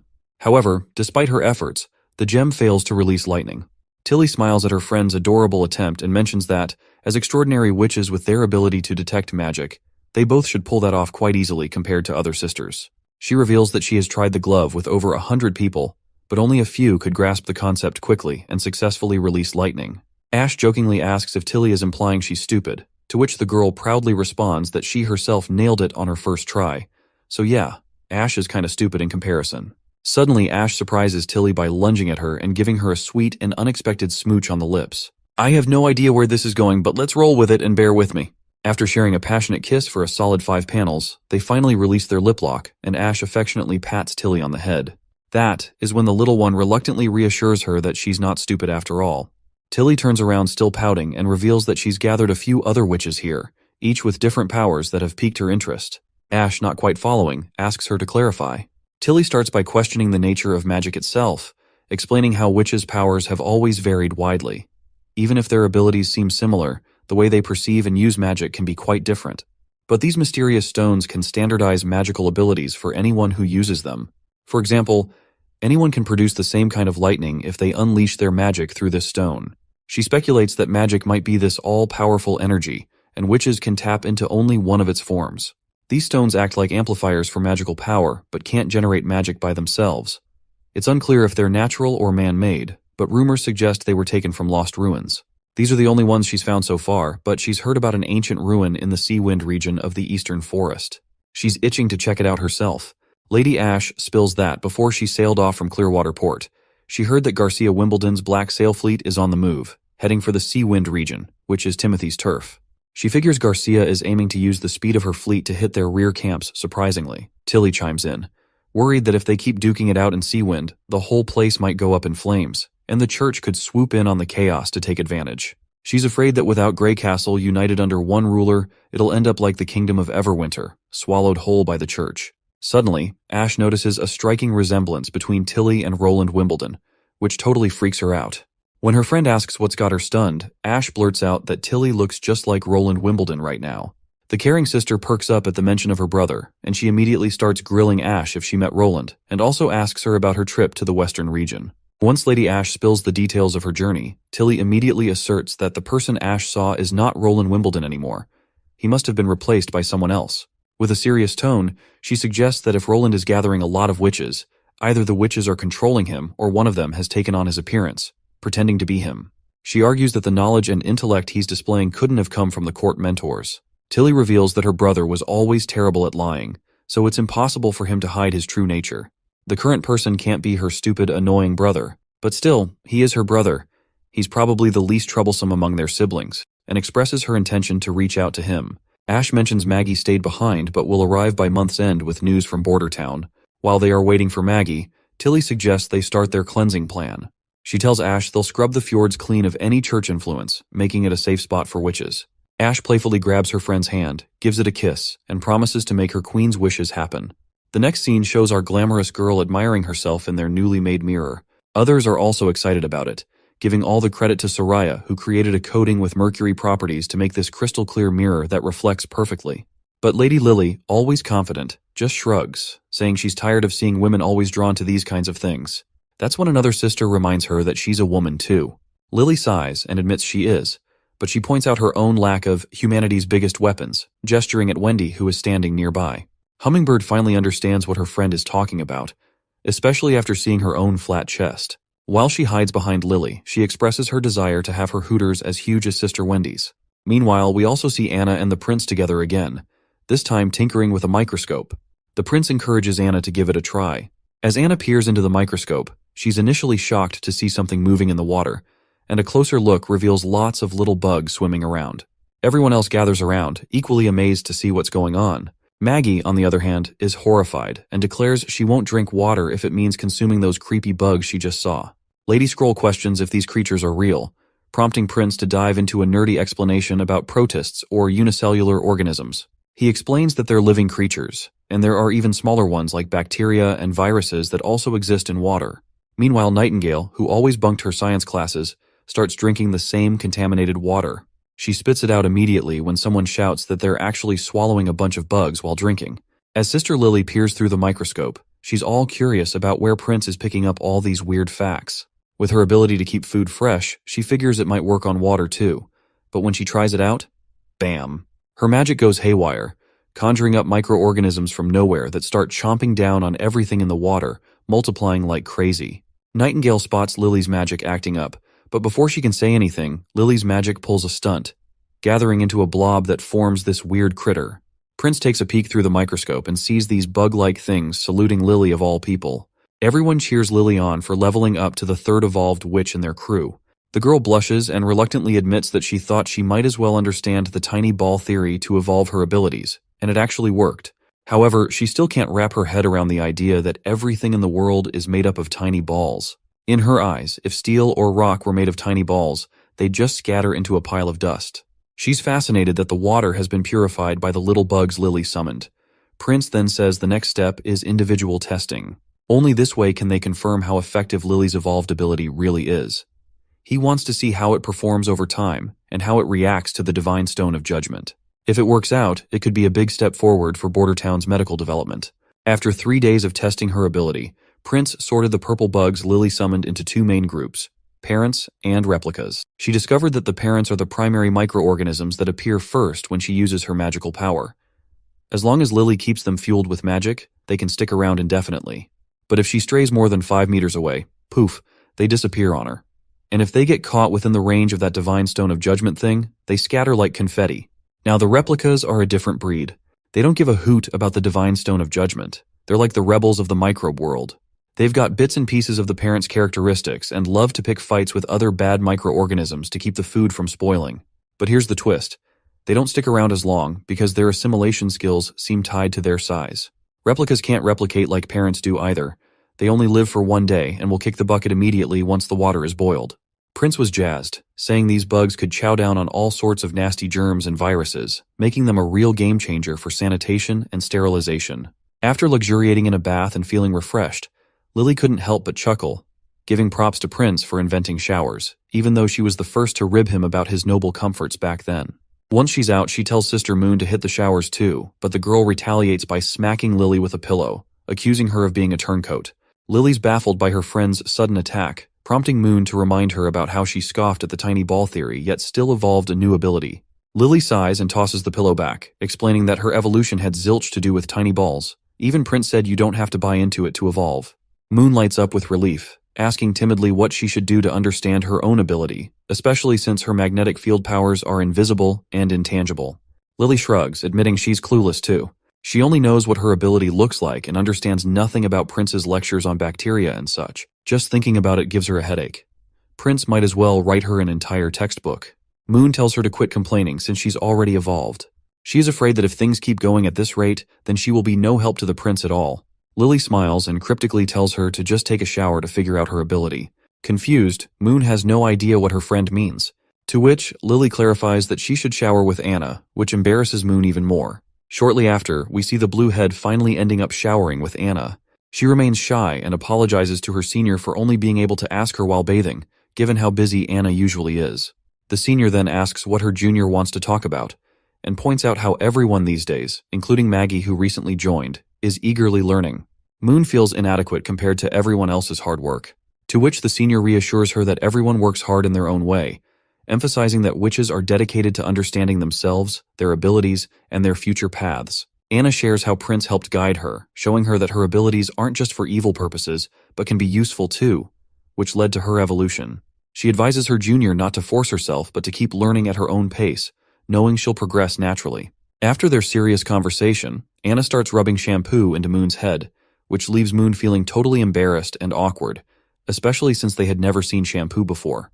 In an attempt to reciprocate, Moon decides to rub Anna's back as well. It seems like Lady May is intrigued by the scented soap in town, and Knight Carter explains that it's a popular item used by everyone in the castle. He praises its ability to remove oil and leave a refreshing rose scent. Lady May decides to sniff the soap herself and is pleasantly surprised by its pleasant fragrance. She marvels at how such a large scented soap can be so affordable compared to the expensive perfumes in the King City. Carter reveals that they've managed to make it more cost-effective by using different materials instead of high-priced ones. He proceeds to buy several soap blocks for her, which causes Lady May to blush slightly. Knight Carter mentions the limit of 2 bars per person but offers to ask Prince for more if needed. After receiving the soap bars, Lady May looks a bit taken aback but eventually smiles and accepts them gladly. Lady May is deep in thought while Carter is out picking a gift for her. She's mulling over her past at Longsong Fortress, where she recognized and wanted in their theaters. But she couldn't stand the idea of working in a small town like a border town which is full of folks she thinks are illiterate. Suddenly, Carter returns with the gift, and when she opens it, there is a stunning mirror, which is showing her reflection, showing her how beautiful she looks. Even Carter compliments her beauty from her recent stage performance and smoothly asks if she'd like to hang out more. Seems like Carter's head over heels, and who knows, maybe she's feeling the same. Later that evening, after their pleasant time together, Lady May sits down to write a letter to Ambassador Petrov. In it, she explains she won't be heading back to support the Honeysuckle family at the Fortress Theater. Instead, she's decided to stick around Border Town to delve deeper into her studies and broaden her horizons in her career as an actor. Seems like Carter is finally not alone anymore. Another day rolls around in Border Town, where a new knight reports that the Second Army's training is going great. They'll be ready for target practice in about a week, and during this time, he is sure that there will be plenty of decommissioned flintlocks for everyone. Meanwhile, Prince is totally lost as to who this new knight is. He turns to his advisor, bewildered, only to find out it's none other than Carter Lannis. Carter, a bit embarrassed, admits he just trimmed his beard last night. He tells them not to tease him anymore, but Prince and his advisor can't help but chuckle, wondering aloud how chasing after girls could lead a man to such drastic measures. Back to business. The prince assures everyone will get enough ammo for training and tells the knight to have veterans from the First Army supervise. Once the prince is done giving his advisor a list of tasks, the knight suggests they could make good money selling the perfumes they make using sugarcane, because he has heard that it's high price in the King City. The prince's eyes light up with the prospect of profit, seeing it as a great opportunity to hoard some fat cash. The advisor, still standing nearby, adds that the perfume is the King City Alchemy Association's top-secret product, with only around 1,000 produced each year, and only a fraction of those being sold. Selling it outside the King City could mean doubling the selling price. He explains that the scented soap he produced makes bath time a lot more fun, and if they use sugarcane for making perfume, they can rake in the money by selling it to Redwater City and Fallen Dragon Ridge. The prince is blown away by how little it costs to produce the perfume, It's just a few crushed flowers, herbs, and ethanol, and yet the profits are pretty sweet. On top of perfume, they can also churn out white wine and white sugar. Even though they might not fetch as high a price as perfume, they'll still bring in some much-needed cash in bulk. With his mind made up, he gathers all the city's merchants the next day. Once Merchant Hog downs some wine down, he raves about the top-notch quality of the product. Margaret's also taken aback by the wine's punchy flavor, but she's more interested in discussing the perfume business deal, so she dives right in with her questions. She then takes the chance and leans towards the prince to drop some secret info he requested. It seems that not much has changed since Everwinter fell to the church. The kingdom of Wolfheart put up quite a fight, supposedly halting the church's army at Broken Tooth Castle for about 2 months. Additionally, the King of Dawn reached out to Grey Castle, suspecting the church's intentions to occupy all mainland kingdoms. He proposed an alliance to expel the church forces and cooperate in defeating Hermes' holy city. The prince quickly asks Margaret about the king's city's response to this proposal. In response, she sighs and reveals that under Timothy's advice, Prime Minister Marquis Wyke rejected the proposal. That chubby one sure has some weighty news.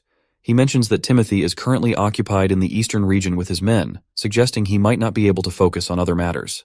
There's also word of a large fleet landing in the Seawind region, led by Garcia Wimbledon, wreaking havoc along the shoreline. They've plundered everything in sight, including churches and many merchants from the fjords becoming victims. Margaret adds that numerous refugees have appeared in the eastern regions, with her caravan taking in many of them. These raiders not only stole valuables, but also took lives and burned anything they couldn't carry, which she believes will deal a heavy blow to Timothy, who had just managed to subdue the nobles in the area. The prince is concerned about the refugees and asks Margaret for details. She explains that compared to refugees from Everwinter or Wolfheart, those from Grey Castle are less likely to want to sell themselves into slavery. Prince clarifies that he doesn't want slaves. He just wants to provide food and shelter for those willing to stay in Border Town. When he learns there are around 10,000 refugees, mostly women and children, gathering outside the king's city, he immediately orders his men to screen them. He asks if they need permission from king's city officials to transport the refugees, but the chubby man assures him it's unnecessary, as overcrowding could lead to food shortages and riots in the city. Margaret offers ships to transport the refugees and strikes a deal with the prince, shaking hands to adjust the cost against the steam engines she bought from him. Outside, everyone is offering their food and spices gladly to Maggie, who's about to depart for the fjords. She's teary-eyed seeing such generosity and probably doesn't even want to leave, promising to return very soon. Prince then hands over a letter to her, saying it's for Princess Tilly. The little girl eagerly accepts the mission, pledging to fulfill it no matter what. Nightingale is intrigued that he's reaching out to his sister. He explains he wrote in the letter about his desire for cooperation and asked her to send a few support-type witches to assist with Border Town's construction. In the letter, he didn't refer to himself as her brother but as the ruler of the western region. Lightning, her best buddy, asks what if the other witches don't let her come back to Border Town. In response, Maggie confidently says she'll fly back without telling anyone.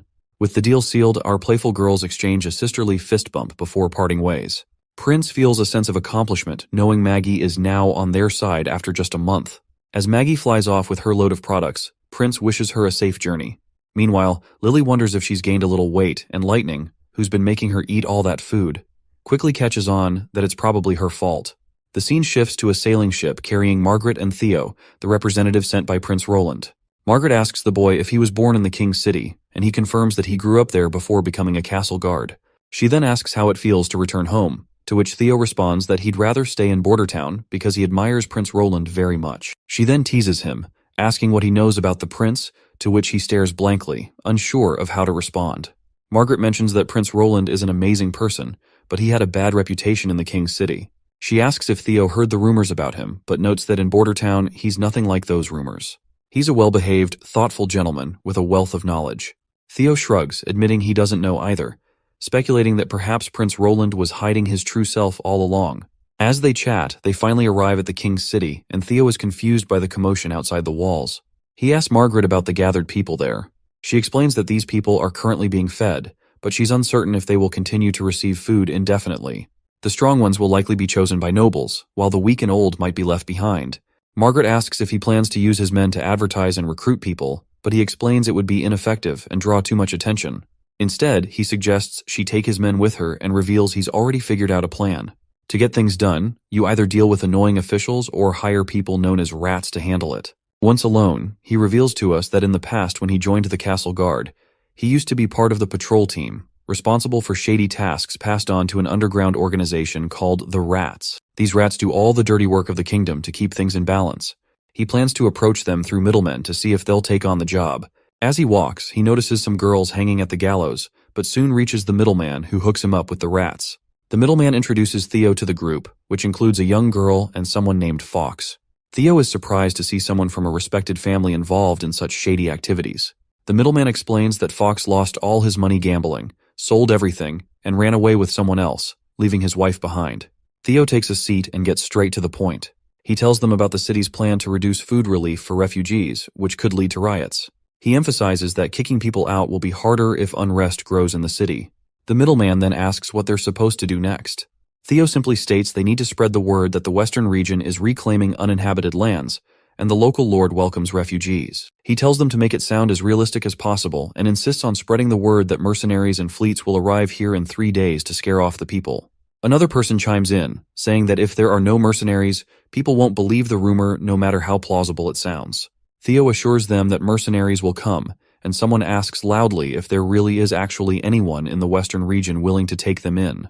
The middleman bonks the person's head, reminding him that's exactly why they're trying to lure people to the western region. He tells everyone that his boss is loaded with cash, so they'll all get a fat paycheck if they do the job right. Everyone's pumped to hear this and eager to get started.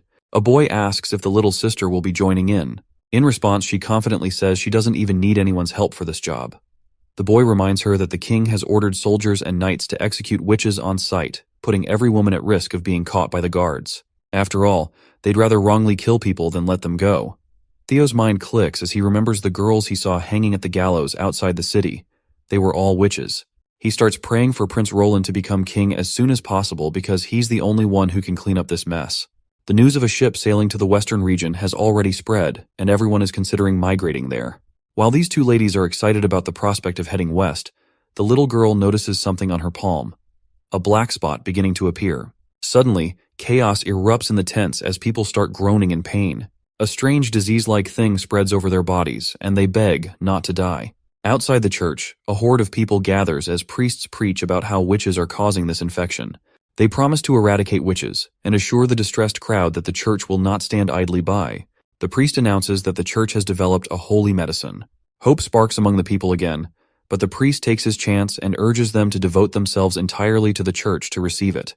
The desperate people quickly show their willingness to give everything to the church for salvation, and they do not even bother to question this bastard's words. Back with our duo, Margaret finds it suspicious that witches could be responsible for this plague. After all, the Divine Stone of Judgment can quickly neutralize witch powers.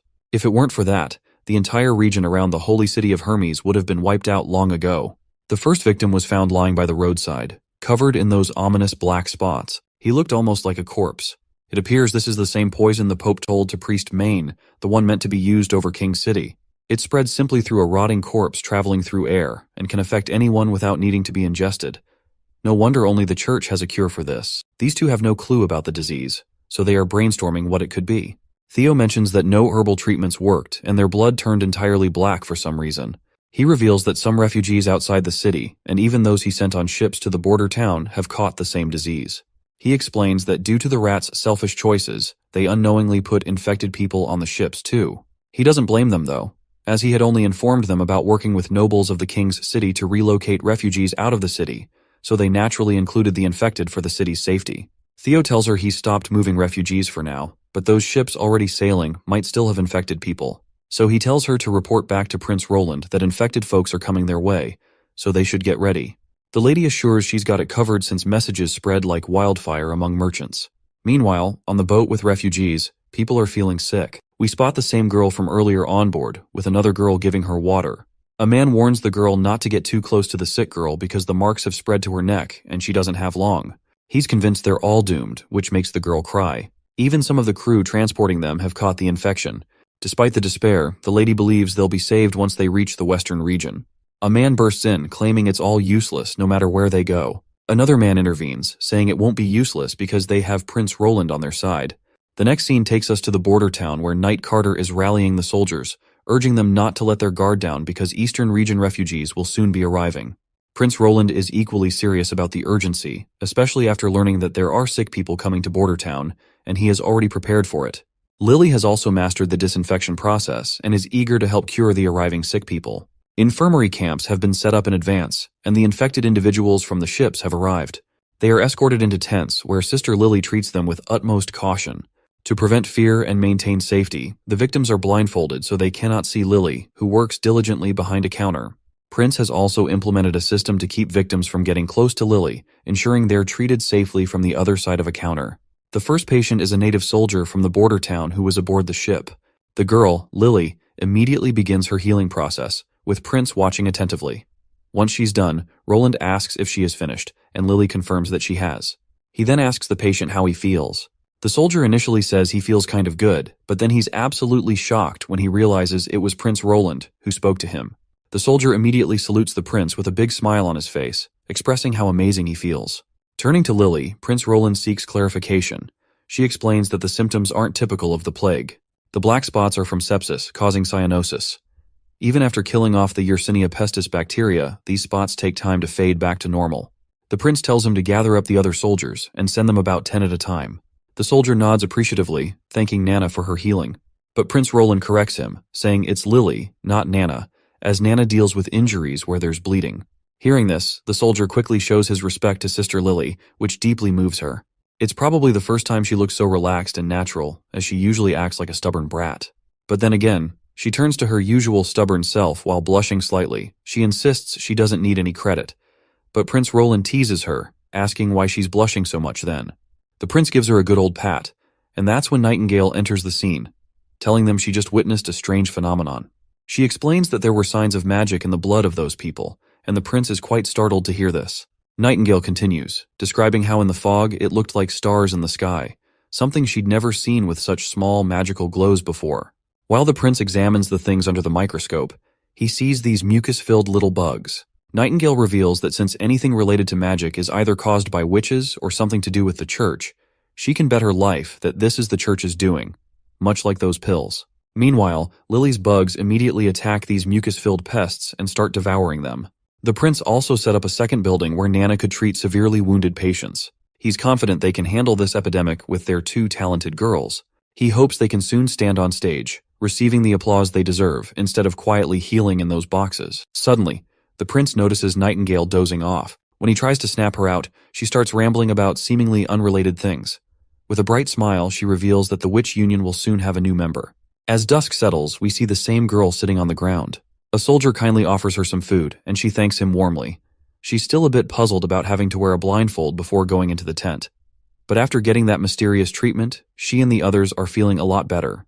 Tears of joy well up in her eyes as she's grateful that everything's going okay now. She just wants to keep living like this because their lives were so tough before, especially losing both her mom and dad. All she wants now is to stay alive with her sister. Well, it seems like one of the girls from these two is a witch, and that is precisely why Nightingale hinted about the new witch joining them soon. Right on cue, she appears behind the sisters. Nightingale introduces herself as a witch, which fascinates the girl, who reciprocates to the gesture and introduces herself as Lucia White, and she immediately expresses her desire to join the Witch Association. Nightingale agrees and offers to take her home, mentioning that Prince Roland wants to meet her as well. Later that night in the castle, we see Prince examining these materials before him, which seem related to Lucia's abilities. Although the specifics of her powers are unclear, she used a cup to demonstrate her abilities. She worries she may have damaged the cup, but the prince reassures her and asks if she can do the same with other objects. Before she can respond, her stomach grumbles loudly, causing her embarrassment. Nightingale smiles and decides to grab some food before diving back into the nerdy stuff. The prince decides to throw a feast for her, and later that night, all the witches gather around the table ready to enjoy the meal. Wendy officially welcomes Lucia into the union, and everyone gathers around her warmly, which melts the girl's heart right away. Wendy offers her some grilled meat, mentioning Anna's skill at grilling, encouraging Lucia to give it a try. Meanwhile, Lightning makes sure to serve her fine wine, insisting she enjoy as much as she wants. Wendy then pats her on the shoulder and tells her she can call on her if she needs anything. Lucia feels deeply touched to see everyone so lively here compared to the harsh outside world. She can't help but feel a sense of warmth, as if she has finally come home. Meanwhile, we're back with the other sister who has just woken up from her nap. Lucia immediately asks how she's feeling, to which the little one meekly replies that she's really hungry. The older sister assures her to wait there, as she'll be right back with the grilled fish Nightingale gave her. Suddenly, the girl realizes she's not on the ship anymore. Her sister explains they've arrived at their destination in the western region, the border town.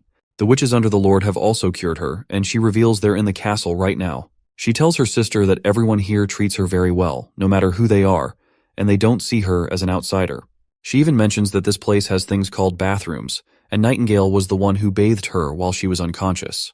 While her sister munches on those dried fishes, her sister gladly tells her how things are in the border town. The younger one teasingly asks if she'll be sleeping with the prince now that she's working for him. This gets the older sister angry, and she starts pinching the poor girl, demanding to know who taught her such things. The junior sister quickly spills out that it was their mother who told her, and this is precisely why she never let father take beautiful maids at home. Seems like their father had a reputation as a playboy back in his day. Speaking of parents, Lucia remembers them for a moment and feels sad that ever since they died, she never had anywhere to belong. Now that she can stay here, she worries that her abilities won't be useful to Prince Roland. Even though she can supposedly restore objects, whenever she uses her ability, it often ends up destroying other people's hard work. She even turned the prince's cup into a pile of different substances. It seems like her skill leans more towards reverse engineering rather than restoring objects, but they appears to be using restore term as restoring the stuff to its original form, not fixing the broken. Right now she's worried that if Prince Roland deems her abilities useless, he might just kick both of them out of the castle. The next day arrives, and there are various random objects laid out before Lucia. The prince asks her to try restoring the first one. She gladly complies and uses her magic power right away. Meanwhile, Nightingale can't help but notice Prince Roland's rather happy face today. To which Prince admits he's thrilled because with Lucia's abilities, they might actually make some tangible progress in the smelting and manufacturing industry. He starts delving into technical details that even Nightingale finds a bit snoozeworthy. Once Lucia is done with the first object, Roland tells her to try restoring grapes and steak, and he jokingly reminds her to restore some steam buns before Nightingale devours everything. The girl laughs at their banter and jumps right in to use her powers on them too. When she's done, she admits she's totally out of magical juice. Meanwhile, the prince checks out the steam buns she just fixed up. He explains that after steaming, the gluten proteins go through some irreversible changes in high heat. So even if you grind it back to powder, it won't be as smooth as it was. Despite this, she managed to turn the flour back to its original form. Then he looks at the iron ingot and realizes if her power was just about restoring, it should have turned into iron ore. Instead, it broke down into iron powder and some other gunk. And as for the steak and grapes, there's no change. Seems like she might struggle with organic stuff or composition of living beings. From these tests, he figures her power has two sides to it, and it all depends on what she knows. Nightingale also gives her props for her impressive powers, even though she's not even an adult yet and hasn't been through the whole coming-of-age thing. The prince immediately offers her a job contract, detailing everything it includes. Lucia doesn't pay much attention to the specifics. She's just thrilled to be staying here with her sister, even if she has no clue what her job actually entails. The prince reassures her that her role here isn't just about her ability. The witch union always supports its members, and everyone has unique talents. He's confident she'll find her place. A few days later, they're all in the council room hashing out plans for a battle against the king's city. He warns it's going to be different this time, since they will be fighting this war in an unfamiliar territory, so he tells everyone to be extremely cautious. He lays out the map, pointing to the red square in the middle representing the king's city, and the blue lines representing the canals. He assigns two main tasks.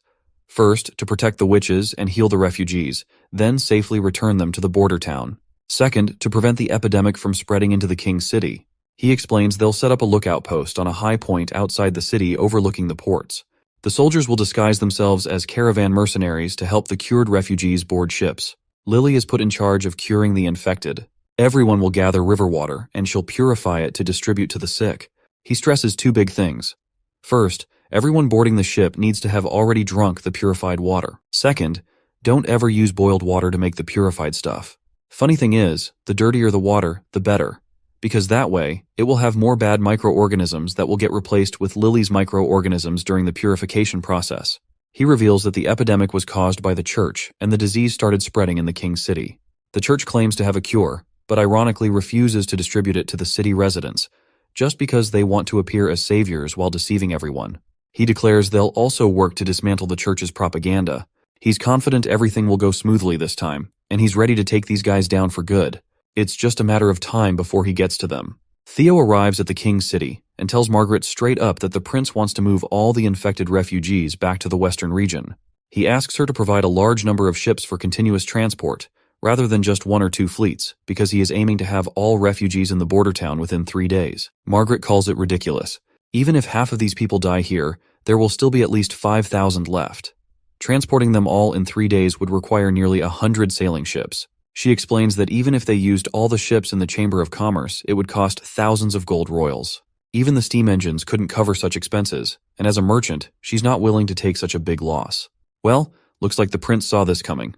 So, Theo hands her a letter from our hero, laying out all the details about the cost. Theo also explains that if they can't get everyone out in 3 days, the church might swoop in and things could get messy. After Margaret reads the letter, she jumps straight to the point, asking about the timeline. Theo looks puzzled for a moment, wondering what she means. With a little smile, Margaret politely asks when they need to have all the ships ready to go. Not sure what was in that letter, but it must have been something good to make this greedy fox accept the terms so quickly. The scene shifts to the fjords, where the church's outposts are under attack by the witches. Leading the charge is Lady Ash and her squad of sweet little ladies. After spotting the arrows being shot, Ash informs her crew they're anti-demon arrows, so they need to clean up fast. With that in mind, she leaps into the air without warning, soaring high enough to reach the soldiers on the wall. With a single swing of her sword, she wipes them out like it's nobody's business. She continues slashing left and right, cutting down everyone in her path without a care in the world. One of the knights tries to track her with a specially made arrow, but he gets his eye ripped out by a fat black crow who suspiciously resembles Maggie.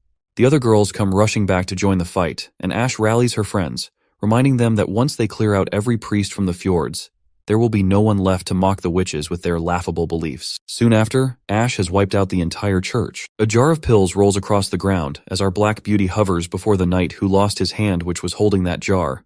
He calls her a demon, a term she certainly doesn't appreciate given the church's persecution of witches. In response, she swings her sword and cuts him down without hesitation. With the area now confirmed clear of enemies, the other witches ask if she's cleared out the entire area too. She smiles and confirms that it's over. She declares that even though the outposts around the fjords didn't house thousands of soldiers or a judgment army, but by eliminating them all, they've carved out a place for their existence and won the battle. Everyone bursts into happiness, celebrating their hard-earned victory. Back at Sleeping Island, Princess Tilly is absolutely thrilled to hear the good news about the successful annihilation of the church, and she reveals to her friend that this news had already been delivered to her by Maggie. Ash nods, noting that Maggie can actually fly faster than ships can sail. She then asks where Maggie is now, to which Princess Tilly reveals that she's already left for the western region without even waiting. Tilly explains that Maggie has made a friend over there, and if it weren't for the battle against the church, she would have already reached Border Town by now. Tilly admits that after hearing so much about them, she's genuinely curious and wants to meet them at any cost. Ash wonders if she made a mistake letting Maggie stay there, but Princess Tilly reassures her, saying she actually did a great job. The only reason they're able to communicate with the other side is because of Maggie. She also mentions that she has sent her response letter to Roland Wimbledon, and she asks Ash how she thinks she responded. Her friend confidently states that she surely denied giving any witches to him, since sailing the sea itself is dangerous. To her surprise, Princess Tilly says that's wrong, causing Ash to choke on her tea. Tilly explains that she agreed to his request and even briefly introduced the abilities of support-type witches in the letter, and she is willing to send a few witches to Border Town. Tilly happily states that it's for the sake of exploration and knowledge, and they should strengthen their friendship and move forward together. But still, her friend expresses her disagreement, to which the princess further reminds her that since they both hate the church, forming a friendship with Roland's group is an added strength. She insists that if they are friends, they should be kind to each other. Additionally, according to Maggie's report, a witch can further evolve her abilities through the acquisition of knowledge. By sending witches to study would really help Sleeping Island out. Ash still insists going there would be risky, but Tilly quickly reassures her she won't go until she confirms everything. She also brings up Sister Sylvie's knack for seeing through disguises, whether it's makeup or magical illusions, which means they can easily uncover Roland's true identity. Most importantly, Tilly trusts Ash, and she is sure that her friend will always be by her side no matter the danger. Ash stays quiet, not sure how to convince her, while the princess decides to postpone further discussion until Maggie arrives with her reports. Right now, she's got other important stuff to focus on. Lady Ash then curiously asks what she's talking about, and Princess spills the beans that outside the mainland lies Shadow Island within Fjord's boundaries, a place where most of the magic stones they've acquired come from. Now that the church is out of the picture, Tilly wants to personally check out these ruins and see what they're all about. Upon hearing the mention of Shadow Island, her friend then asks if she is talking about the ruins known as the legendary Ghost Red River. If yes, she explains how these ruins vanish and reappear in the sea, with dangerous currents and sea monsters all around, making it super tricky for anyone to get near. She mentions plenty of explorers have bitten the dust on Shadow Island just chasing after this wild phenomenon, so she's not sure how they'll tackle exploring those ruins. Princess Tilly then spills that there's an outsider explorer chilling right here on Sleeping Island. He's the one who first stumbled upon those ruins, so he is definitely going to lead the path for them.